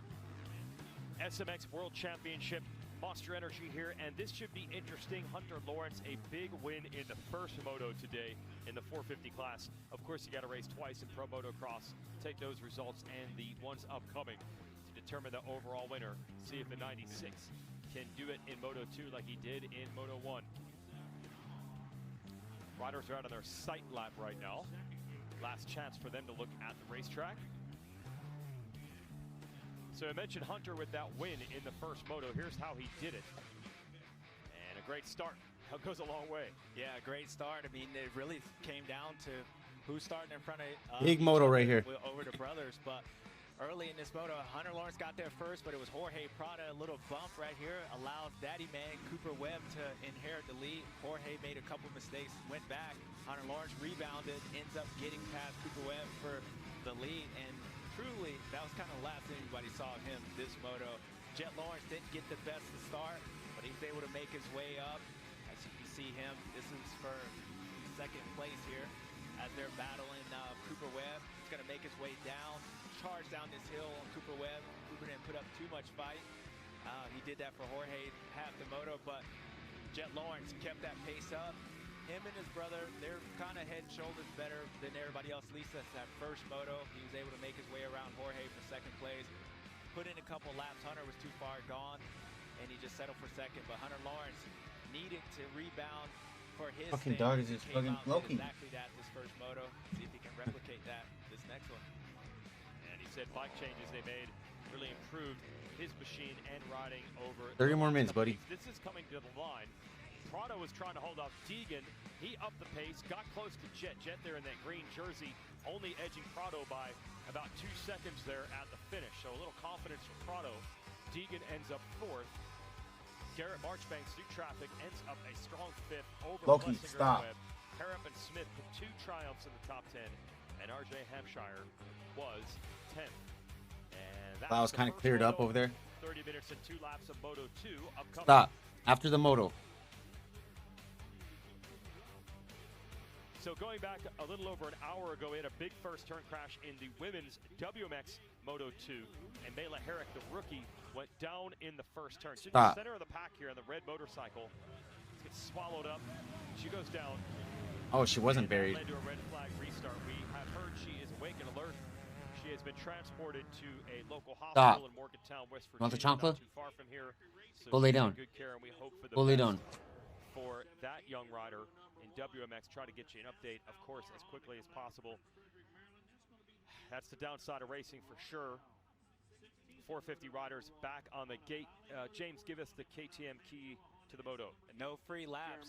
What I mean by that is we know how good Jet Lawrence is. As he gets better, like fine wine, he gets better as the race goes on. He's vulnerable in those opening laps. So if I'm Hunter Lawrence, Hay Deegan, anybody else, no free laps in that beginning part of the race for Jet Lawrence.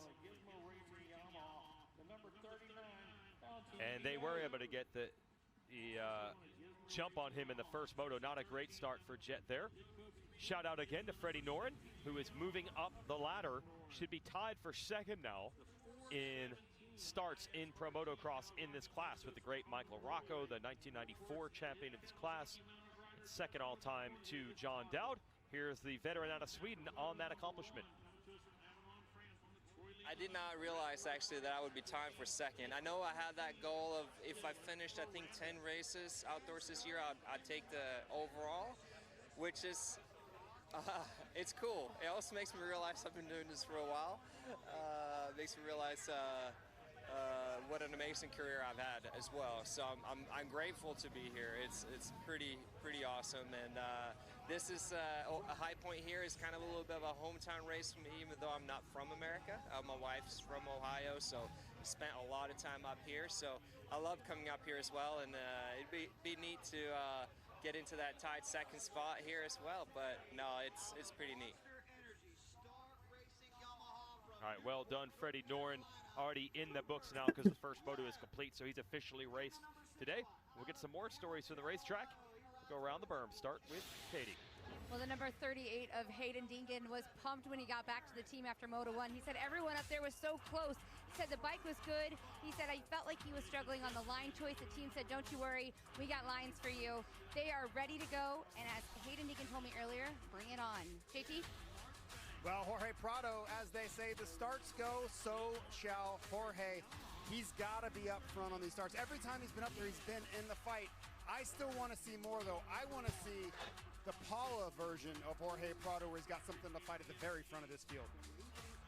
Speaking of Paula, I want to see this version from Hunter Lawrence, the guy that we saw that first moto. We've seen this story before. You've been able to get your brother in these first races, but when it counts, Jet's been a little bit better than you. Can you replicate what you did that first moto with a bike change so far? Here we go, Moto 2. So So then that puts the pressure on the number 1 of Jet Lawrence. 4 moto wins in a row. We've certainly seen him with some epic win streaks. That is now over with the second in the first moto. A rare bad start for the number 1. What happens if Hunter and Jet start together? Who's the better brother today? Hunter has certainly stated his case. See if Jet can fight back.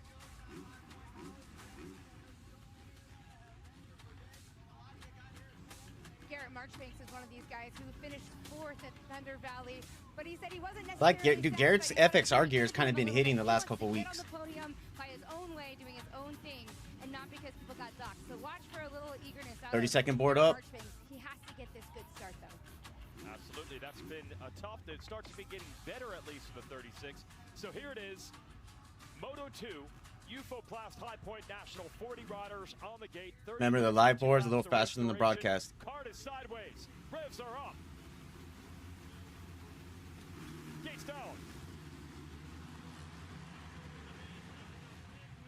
Better start for Jet this time, and Deegan. Prado is there, but Hunter Lawrence is going to make it happen again. What a move by Hunter Lawrence. He got beat in that first corner, but immediately he went to plan B. He snuck on the inside of his brother, Jet Lawrence. Got Hunter first, Jet second, AP third, Jorge fourth, Deegan fifth, and then Webb sixth. RJ seventh, Har up eighth, Tondel ninth, and then Hand 10th. Great, Hunter. You saw how aggressive he was in that opening corner. Let's see what Jet does. He knows how good brother is. Made some changes on the bike, and I do believe this is a big race for Hunter Lawrence to be able to come here. So rematch with Prado and Deegan. He executed that first moto. Let's get little bro. Let's Oh shit! Good save from Deegan in the background. Holy fuck! Orange to make the move on Prado, his teammate, to take over third. There's Plessinger. Like, hey, Deegan, jump in. A little bit better start than he did the first moto. Jorge Prado is right behind his teammate Aaron Plessinger. His back tire got cross-rutted or something. And the crowd loving the setup for this Lawrence brother battle here.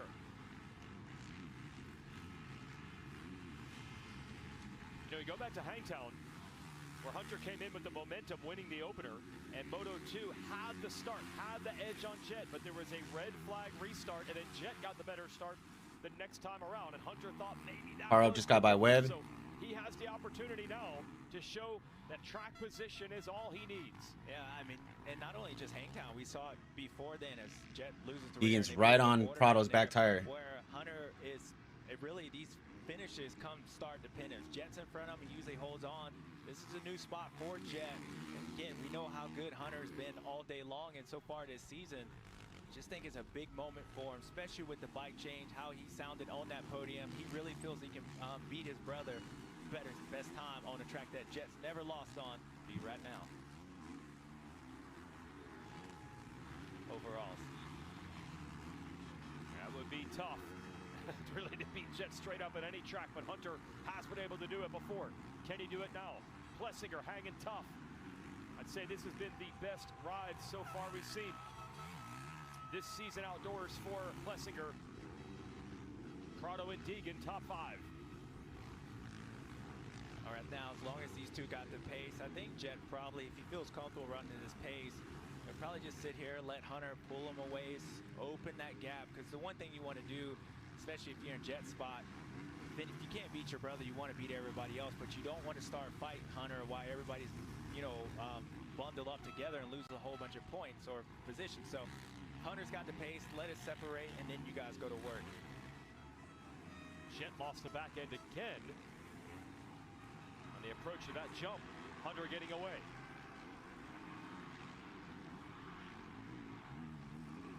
We've seen it all day. Kind of guys really trying to pick up the pace, charge, to make a small mistake and lose more time, but able to close back up. So let's see how Deegan 0.9 from Prado. And if he can, and what the risk is by him doing that. And that's keeping Plessinger in the game as well. This is much improved on the number 7, Katie. After Moto 1, he went back into the team and he told them that he was actually really excited. He felt like he rode a really good race, in particular because he said his fitness, he felt he could keep up with Webb and Marchbanks, and he was keeping that pace. That was confidence boosting for someone like Aaron Plessinger, especially after he's battled some gremlins here this last year. Yeah, it just seems like every time something's about to go right for Plessinger. Something then goes wrong to undo it. So this would be huge if he can maintain this spot to the end. He's riding well. Yeah, he is. I mean, more the form that we saw at the beginning of last year, almost winning some of these motos with Jet and Eli. So injuries, sicknesses. Aaron knows how to ride a motorcycle so far. So good in this moto. Long way to go, though. Yeah, he's got Prado here with the pink gear, and then Deegan in blue. And it's a rematch of Moto 1. Deegan threw everything at Prado, and Prado held strong to the end. And here they are in the same spots again. And you just get the sense of this one, and I think the crowd feels the same way. Something's going to give here. I don't know what direction it's going to go. Yeah, this is early laps. I mean, in the 450 class, they kind of let things settle out. They make those attacks early, and if they can't get it, then they start going on the work. Kind of what we saw that Cave Manier, it's a lot chess battles here. They'll go to work. Hayden knows. Got long Who's range that? to get around Jorge. A rider down here. That is Brandis again? Damn.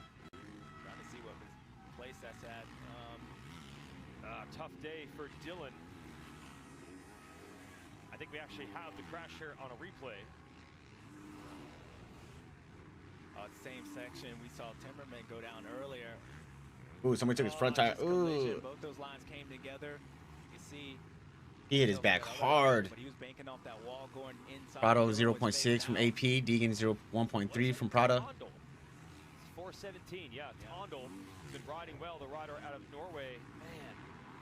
Okay, so yeah, that wasn't Ferrandis just making a mistake. That was contact. Look at this. Chet Lawrence now a 3.8-second deficit to Hunter. So far, so good for the 96. Yeah, he's getting a drop on younger brother, and it's kind of the same thing he did that first moto. This is a key part of the race, because if he's able to extend that gap and then Jet gets a gap over these guys, it's going to be hard for him to race, and it might be likely he'll fall. Damn, bummer for Ducati, dude. So Hunter Lawrence understands this race is meant to win now. And Ferrandis in the box there, it looks like he is heading back to the pit for Troy Lee Designs, Red Bull Ducati. Tough weekend for them. They've had, like, dude, go Prado. Ducati's had good luck, but they've also had bad luck. And Deegan, so it's Plessinger, Prado, Deegan, third, fourth, fifth. See what Jorge inside, trying to stay in that loam so he can get over that double. It's pretty good to be able to get that from the inside. But like what Jorge did there, once he made that double, he slowed down and then got over that double cleanly, and that allowed him to jump over the next set of braking bumps. Good line to pay off as this race goes on, for sure, with energy.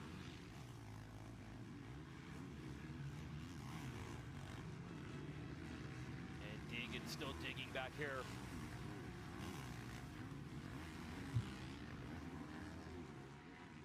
Katie, any reports there for the 14 of Ferrandis?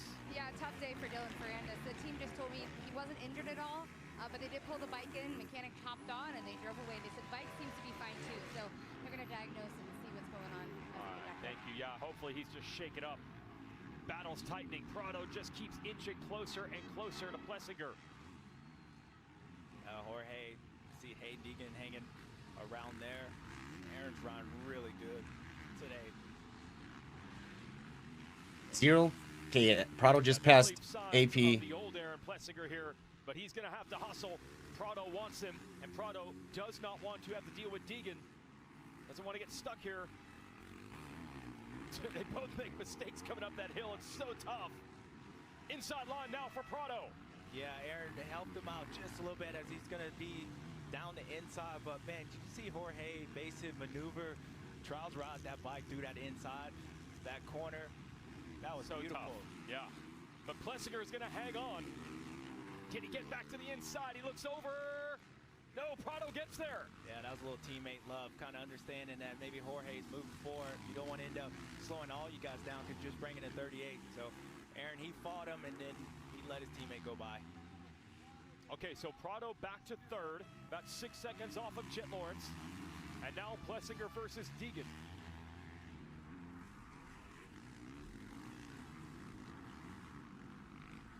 Yeah, Hayden's been pretty good today, but he's just been a tick off when you look at speed-wise, I mean, he's been, seems like this close to Jorge all day, you know, with the Motos. But let's see what Jorge is he able to get away, or Hayden gets stuck behind AP.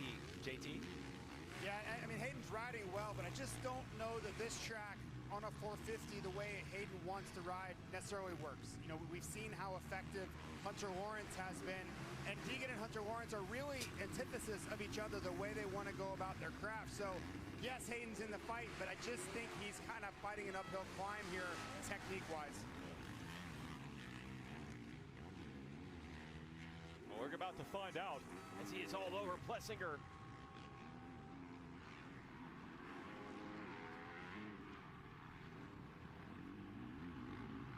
Who's that, Webb? Ooh, Webb down. Problems. Back to the track or to the mechanics area? To the mechanics area he goes. Yeah, it's odd. I don't know if he went off the track or realized something was wrong with the bike and cut across, but that was a weird spot he was in. Yeah, that's a bike problem. Oh, man. All right. Well, I mean, at least means he's uninjured. Tough one for Coop. Deegan got the inside line. Finally got him. Side by side, it'll be an inside for Deegan in the next turn. Hayden. Oh, Plessinger fighting back. Down to the inside. It'll be all about how he gets out of this corner. Hayden's going to have the run up the inside. Yeah, he's got him if he gets through this. JT. Yeah, watching this battle here, but I was there when Cooper Webb pulled in, and something Yeah. was loose. I can't tell if it was broken or loose, but on the handlebars, his handlebars. That's what they were saying and what he was saying after Moto 1. Hey, Fino, thank you for the subscription, man. I appreciate it. That he was just having bad choices with the line choice. Has completed that pass on Plessinger. Bottom box got Marchbanks moving up in green. Should be Hampshire and Harrop in front of him. So another good day for Harrop on the Triumph. Those three fighting. I mean, still a W. You're battling with the two-time world champion, your rookie, your fourth race. So Deegan is fourth. It looks remarkably like the first one. And I think he could pass Prado if he just, Gonna do everything he can to prevent that from happening. kind of cleans up a couple things. And how about Hunter Lawrence? 5-second gap over Jet. Marchbanks, bottom box. Got Harrop. Yeah, good pass. Harrop got stuck in that rut. And yeah, Garrett's got a really good flow here today. Last couple weekends been riding really good. Not surprising. It's starting to be not surprising seeing him up front. Closer to the top 5 for sure.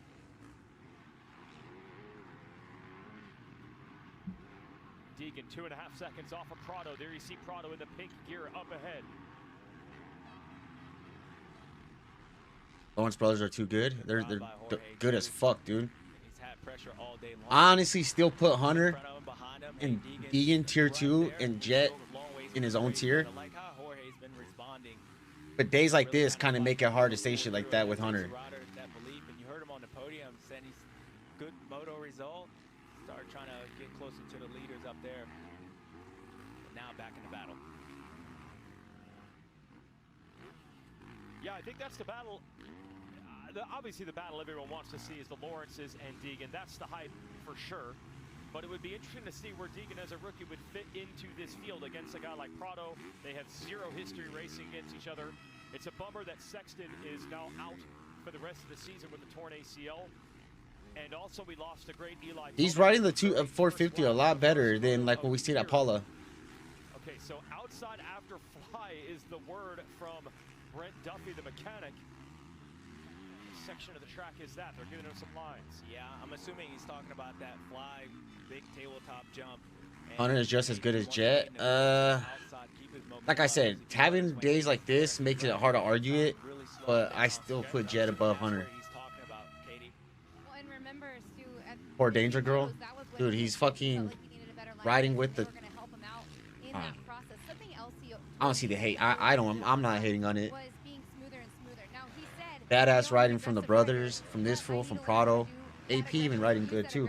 in the right places, like be more flowing in and out of the ruts. And so these are things that as Hayden is learning the bike, he's learning the riders, he's learning, how to control it all. He is actually trying to take this all in stride and take it into his back pocket. Hey Paul, thank you for the subscription, man. Appreciate that shit. Ooh, he's a second behind Prada. SMX Race Day with a truly immersive fan experience designed to put you closer to the action than ever before. There are VIP packages available to bring the fans inside the sport, go behind the scenes at the most crucial races of the season. He's good, but not as good as his mouth. I mean, what do you expect? You want him to come in challenging fucking Benny Bloss? You know, I'm gonna come in my rookie year and I'm gonna battle Benny Bloss. And you might get up close to battles like this. Hayden Deegan has the hook in Jorge Prado, and this would be for third in the moto and third over. And he's putting pressure on himself, opening his mouth and then getting beat as bad as he's getting beat. But yeah, he's getting beat by the Lawrence brothers bad, but he's still up there doing good. It's just gonna freaking build him up, man. Good day from I'm gonna assume that's Australia. Hey man, Steve Buckley, appreciate you, my dude. Halfway mark. 15 minutes left in the moto. Okay, if you're gonna mention fly, I feel like I have to jump in no matter what. That's just my duty. Respect. Yep. But they did work on that section right before this moto. They groomed that entire outside. That's what Brent's alluding to. It is literally brand new around there. Instead of Hayden, Oh, mistake by Hayden. deep ruts on the inside, he could go on a fresh part on the outside. All right, thanks, JT. James, alert us when we get to that section. Yeah, we're coming to it right now. So if you notice, see if Hayden got Nah, I don't expect anything. I'm here for it, but it's just funny to watch us Aussies ripping his shit. Hey, dude, you can't talk shit either about the brothers. Jet's the final boss, dude, and Hunter's right there, right there behind him. Those dudes are the best of the best, and there's no denying it. I don't give a fuck who you are. Jet's a fucking is the top dog on a dirt bike. You know who else is getting beat by the Lawrence brothers? Everybody behind Deegan. Was able to put some time into Deegan. So Deegan has to go back to work. And I love the matchup because Prado is 1.2 now. So crafty. And then we know, of course, how aggressive Deegan is. So this is a great kind of oil and water. We got 13 minutes plus 2, bro, and he's 1.2. I think he's gonna do it. What's going to happen if Deegan can get a wheel and show him a wheel? Yeah, well, we know what's going to happen. Honestly, this is the battle people should have expected way before he battles like Jet. Anything as a rider, and it's not much to do. I think he needs a little bit of, I would say, the Hayden Deegan kind of, swag a little bit when he's riding, and maybe riding with Hayden Deegan, pushing him, that attitude or whatnot. Jorge's picking up the pace. They're actually keeping Hunter Lawrence at the same pace. So Jorge needs a little bit of this. Hayden needs a little bit of that. Hayden's a second faster than. Actually, no, they both got 207.6. They're a second faster than Hunter. Shout out Hunter Lawrence, who at the moment, at least, has a straight up 1-1 day. 0.7 break him. It's the word from Prado's mechanic. Deegan 0.7. Sterling to his rider. That's exactly what I'm talking about. Jet is a freak. He definitely is, bro. He's earned that. I may not like him as a person, but as a rider, I can't talk shit. Oh, and almost contact. Prado able to double. JT. Deegan 0.9. And I'm not sure if that's Pedro, Prado's mechanic. I'm not sure if he thinks it's Prado or Drago, but I would highly not advise for Hayden Deegan to read that if I was, because that's the type of thing that will actually motivate Hayden more. And what you were talking about, Weege, with these guys, There's more people behind him, and there's to catch up to Jet, so it's a win for his rookie season. Dude, I said he needed to be top 5 his rookie season, and that's a win. I don't think Hayden needs to read anything to find his motivation.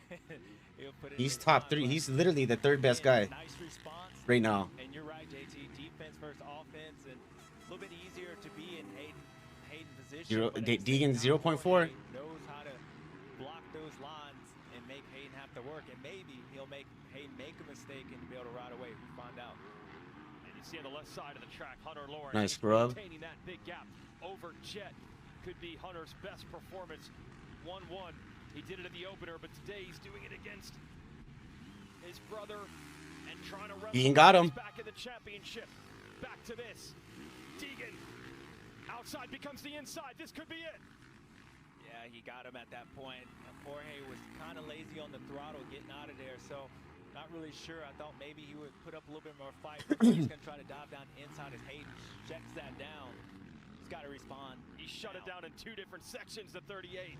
Marchbanks in the bottom box, making moves on that green Kawasaki. That was a good pass too. Trying to get away from Prado. So that was a pass by Marchbanks that you saw in that bottom box again. That'll move him up to 6th. He needs to chill a bit. It's only his 4th ride on a 450. 4th race on a 450, and he just put a boss pass and closed the door on a 2-time world champion. Oh, you want me to break him? Okay, no problem. Ooh. Damn, he's fucking flying right now. Don't make him angry. Don't get in his sandbox. He just put up a 206.4 when everybody else put a 208. See him when he's angry, and Deegan is throwing down now. Yeah, and that section that his mechanic was asking is section 3, and if you look, Hayden Deegan's not even on that page. In fact, he's in 7. I think probably this lap right here, he's still running that inside, so he's probably figured that out. Really nice. That's actually a really good line at that moment. So Hayden's picked it up, and they've actually somewhat closed in on Jet. We'll see if Jet's kind of doing that same thing as the first moto. Just 5 seconds behind you. Up. You got 3.7 on fucking Prada. Deegan catching. He definitely is. He's 2 seconds faster than everybody. That's going to be the area that he's going to be focusing on to get Deegan. Yeah, well, he lost a lot of ground there. Yeah, you got this turn, that turn over there, because Hayden Deegan's gone. He's got to figure it out. Hey, Deegan just put in his best lap of the moto, a 2:06.4. That is faster than Jet's last time around by 2 seconds. He's hauling JT. You took the words right out of my mouth, Luigi. That was 2.5 seconds quicker than Jet. Listen, I don't want to jinx this thing, but we've been waiting for these two to meet up and go head-to-head in a battle. 4.1. 9 minutes plus 2. Can we please just get it on already? Like, I want to see Deegan get up there and get Jet everything he wants. That's what I think everybody's been waiting for. Might have been the pit board there for Pedro. This is the best Deegan's ridden all day. Yeah, Hayden's run good. I mean, I think Hayden's a champion, so he senses, you know, Jorge, and Jorge really didn't fight him coming out of that corner. Hayden said, okay, these are the moments. 5.5 on Prada, 4.1 from Jet.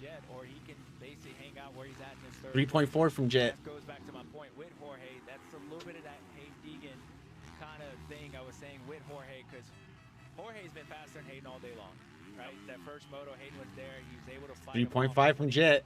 Motos and that grind. This is where you got to work on that. Still put up a 206.8 last lap. Jet put up a 208.2. Oh yeah, there's never been a question of the will of the 38. And listen to these fans. They want that same battle. And I'm saying Hayden's on the same straightaway as Jet. So I don't know if Jet's aware of this. You're going to look up. There he is. See Jet Lawrence. Just needs to take a deep breath because I know as soon as he gets a vision of Jet, he might push you hard. I feel like he's seen him, like they're talking about that straight. He has to see him. He's 3.8 seconds back. So now we hear Deegan's pit board said Jet plus 4. So they're telling their guy. Love listening to Bubba. Yeah, me too.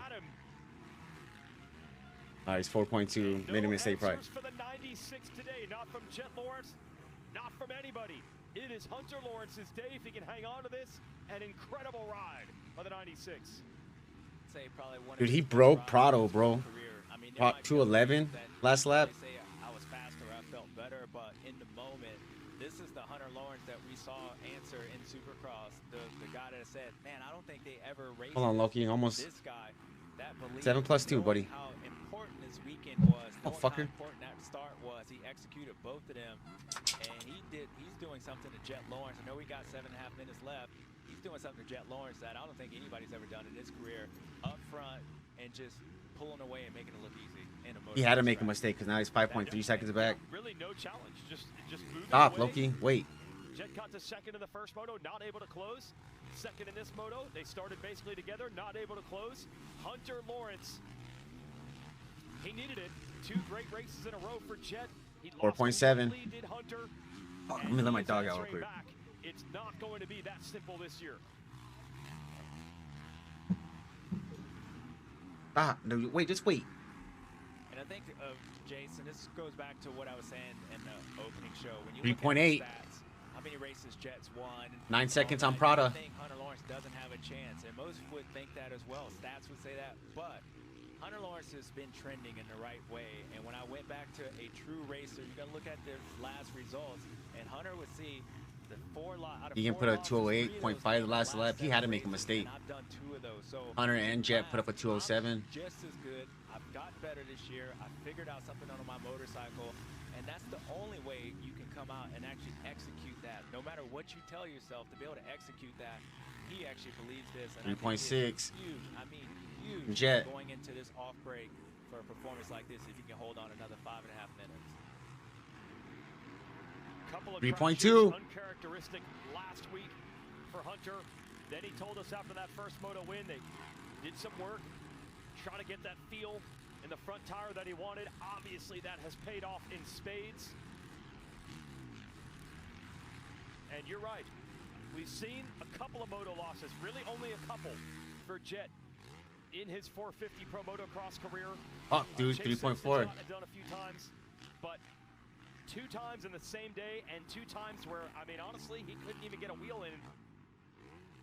This might be the best answer anyone has had yet for Jet Lawrence in this class. Oh, look at this. Plessinger has caught Prado.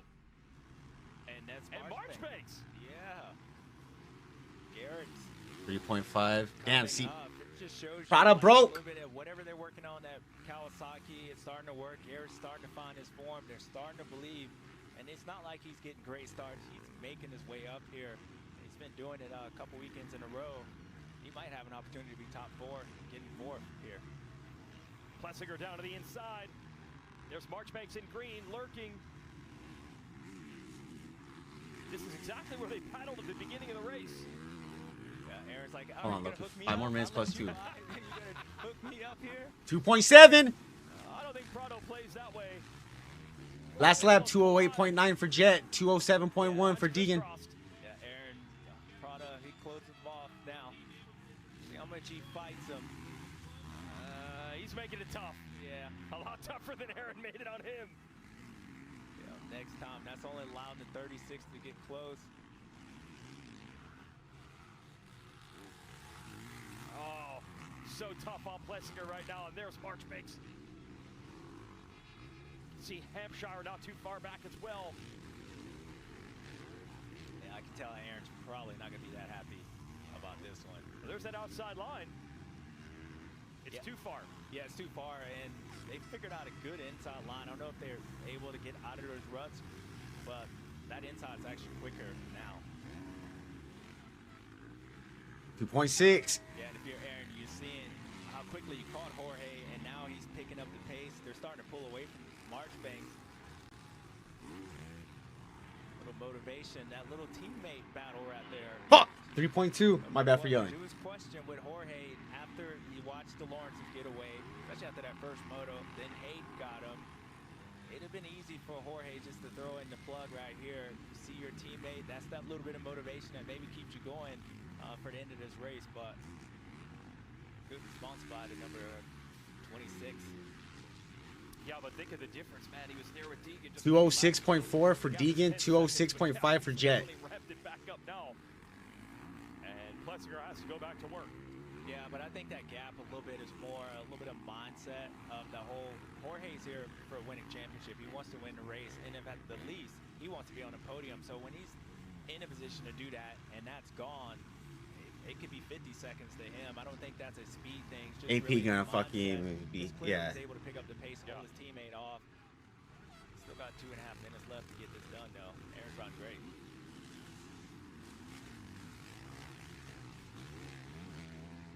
No changes up front. Deegan had that flurry. It's still 3 seconds between he and Jet Lawrence.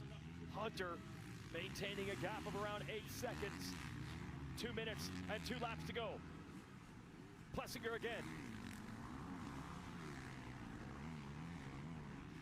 Yeah, he got him right there. Jorge, almost get that double. There you go. There you go, AP. Tunnel jump. Double down. Plessinger gets it. Crowd responds. Jorge tries to fight back though. Pretty good line. Good shit, AP. Jorge. Now he's going to go inside here. Aaron's threw them cowboy boots out. He went from 3.8 down to 3.4. Yeah. Minute and a half plus 2. Prado is fighting so hard now. It's a little different than what it was earlier. Might be the last time Aaron makes it easy on him early in a moto now that he knows he's in for this. Yeah, then he's getting this battle again. He's fighting him now. Oh, I love this. Look at Prado. 4.4. Wow. They're pushing it so hard. They're matching the leader's pace. Still good fucking race though. You know that Hunter's just controlling it right now. Yeah, this is a different rider than what we saw when Hayden was able to get around Jorge. Like just the fight. Aaron's got a little bit of gap now. And you'll probably see Marchbanks. Jorge's really working these insides, keeping them really close. So 4.1. Aaron's able to get away, then Garrett's going to probably close back in on Marchbanks. But look at the gap they're able to pull. Speed. Yeah, Marchbanks was definitely in it. Hampshire not too far back from Marchbanks. Harrop, Craig, Bloss round out the top 3.8. 10. Bloss and Craig both had problems in the first moto. So nice bounce back for Craig of the Quad Lock Honda, 9th. And the Liqui Beta of Bloss. This track looks so rough, so slippery, so everything in different sections, and these guys are still pushing.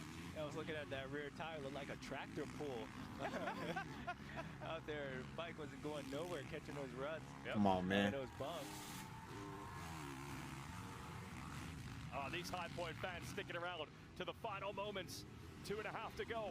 Lap traffic. That's Jack 3.5. in green. That Prado's trying to get around while holding Marchbanks at bay. Got RJ's starting to 3.3. on these guys as well.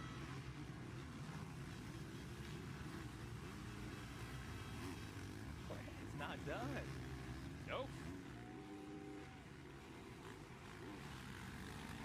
Then some more traffic for the 7 of Plessinger. Jorge's got a pretty good line. If you get through here, gonna be towards the inside of Aaron.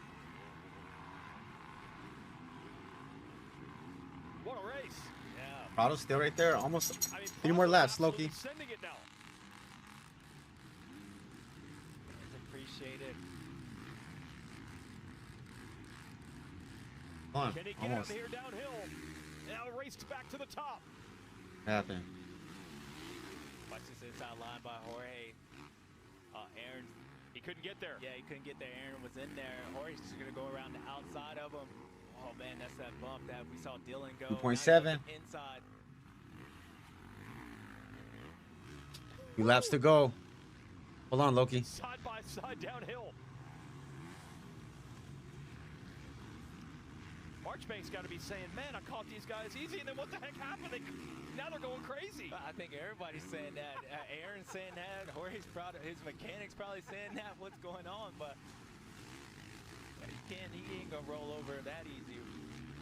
That was close. You heard in the background. Yeah. That might be attention. 3 seconds. Deegan putting in one more flurry. He just ran a 2:05. He just put in his 2:05.5. The race. This kid does not quit. Still a little over 3 seconds between he and Lawrence. Yeah, I've been watching that battle a little bit and watching the lap times. You're seeing Hayden was closing and Jet ran a 2:05. And then I was looking out the window. Hayden almost crashed a few times. He's picking up the pace. So yeah, Jet's trying to hold him, but Hayden sees him in front of him, and that's keeping him motivated. Well, that's the oil and water thing, too. We've seen Jet, he flirts with it. He doesn't try to put the massive gaps in. He goes fast when he needs to, but you dangle that carrot in front of Hayden Deegan, he's going to try to go eat it. And he's keeping it close there for second and third. Plessinger looks to maybe have locked it down. Listen to this crowd. Crowd's going crazy.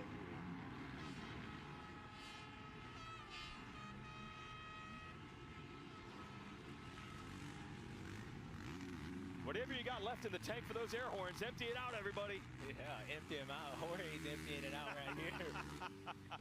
It's like, I thought I was done with you. This is going to be great. Weekend off. Can you imagine what that crowd's going to be like at Redbud? Also, July 4th. That will be the next round. That is going to be spectacular. Prado's back in it. Probably fun for these guys, maybe. Final lap. He's gonna hold them off. He's gonna get the third spot. They got to 3.9. Jet got 3.9 seconds from Hunter. Jet and Deegan were fucking turning it up right now at the second half. Good sign. Hate him or love him. That's a good fucking sign. It's really never gotten any better, so this has to feel good for the number 7 Red Bull KTM rider. It's true, and if he can hold on, JT, for one more lap, it'll finally be some momentum that doesn't end up flipping the other way. Remember, some good rides in Supercross, things seem to be going well, and a crash. Good ride from fucking AP. Hang on, it is the last lap of what could be Hunter Lawrence's best day. He's won a couple of these. He even had a 1-1 at the opener, but to do it in this manner, very impressive. Yeah, this is different. I mean, ever. And I know for the Honda HRC and even Jet, it's not a surprise. I'm not surprised. I mean, that's how good Hunter is. But when we talk Best lap for Jet was a 205.8. Hunter was a 205.1. Hayden 205.5. Only 3 in the 205s.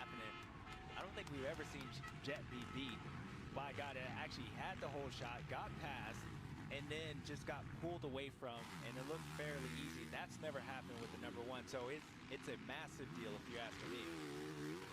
4.1. I would completely agree. Dude, he's making it hard for himself with the starts. He has the pace. We see it right here. Kind of looked like he was struggling with the line choices today. His bike looked kind of too springy, that first moto. Hunter looks back.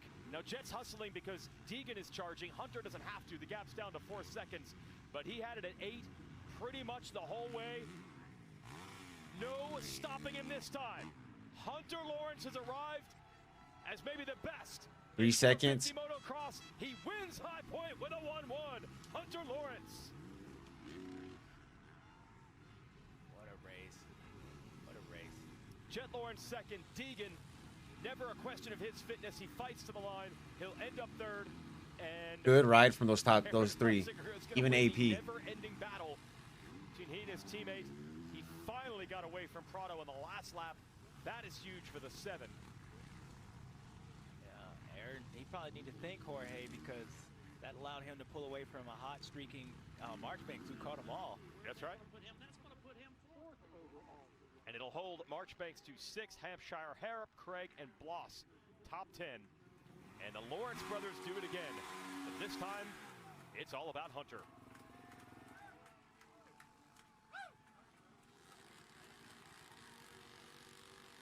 All right, I got to run and go pick up dinner. I'll see you boys next weekend. Break next weekend, but we'll be back on the 4th at Redbud. Take it easy, Joe.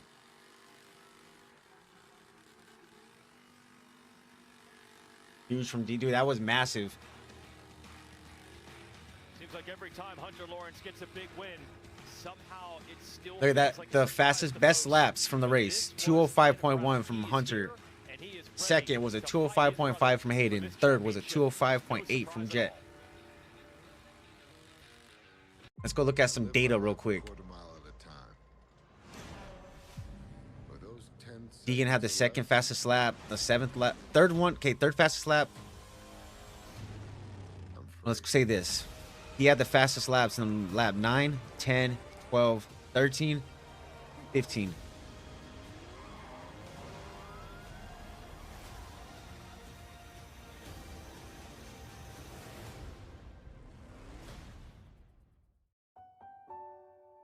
As long as elephants still fly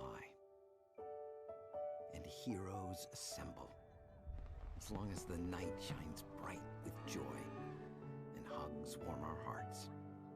His worst lap was the 5th, was having the 5th fastest lap on the first lap, the 2nd lap. Actually 6th, he had the 6th fastest lap on lap 5. For the 70th celebration. Then he had a 5th fastest lap 11, 4th lap 14, 3rd 16. Unexpected guest of any size are not a problem. Carl looks like he can eat. He's a machine. This is why I'm a Walmart Plus member. Groceries delivered free today. You guys seeing what I'm seeing? Carl makes me sneeze. Good thing pharmacy delivery is free too. That's big for Hunter Who knew? too. That was massive for Hunter. Walmart Plus, I can handle the rest. It's worth it. What a beautiful animal. I see you, Carl. Coming to the stage this Friday, it's Ned's first team karaoke night. But he's wondering, What if my flaky red plaque psoriasis takes center stage? Next up, we have Ned.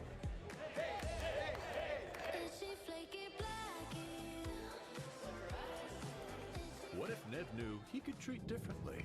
Otezla is a pill that treats plaque psoriasis even in hard-to-treat areas. You can get clearer skin and reduce itching and flaking. Doctors have been prescribing Otezla for over All right, 10 well, years. I might end it right now. I'm sorry we're gonna miss the interviews, but I gotta go. Get medical help right away. Enjoy you guys' break. He just needs to sort his starts out, and he'll have a good chance of winning. Exactly. He just needs his starts. He'll be good. He's, man, still a W for him, man. Tell your doctor if any of these occur. Fought to the end. Broke Prada. With Otezla, I appreciate everybody who subscribed, man. From the bottom of my heart. Once we get to 1,000, we got the giveaway. on topicals, ask your doctor. What channel is this on? You're in the UK? On Peacock. I gotta go let my dogs out. They're starting to cry. So, Crowd is absolutely wild here. Monster Energy. appreciate everybody, man. Like I said, road to 1,000 subs. We almost there.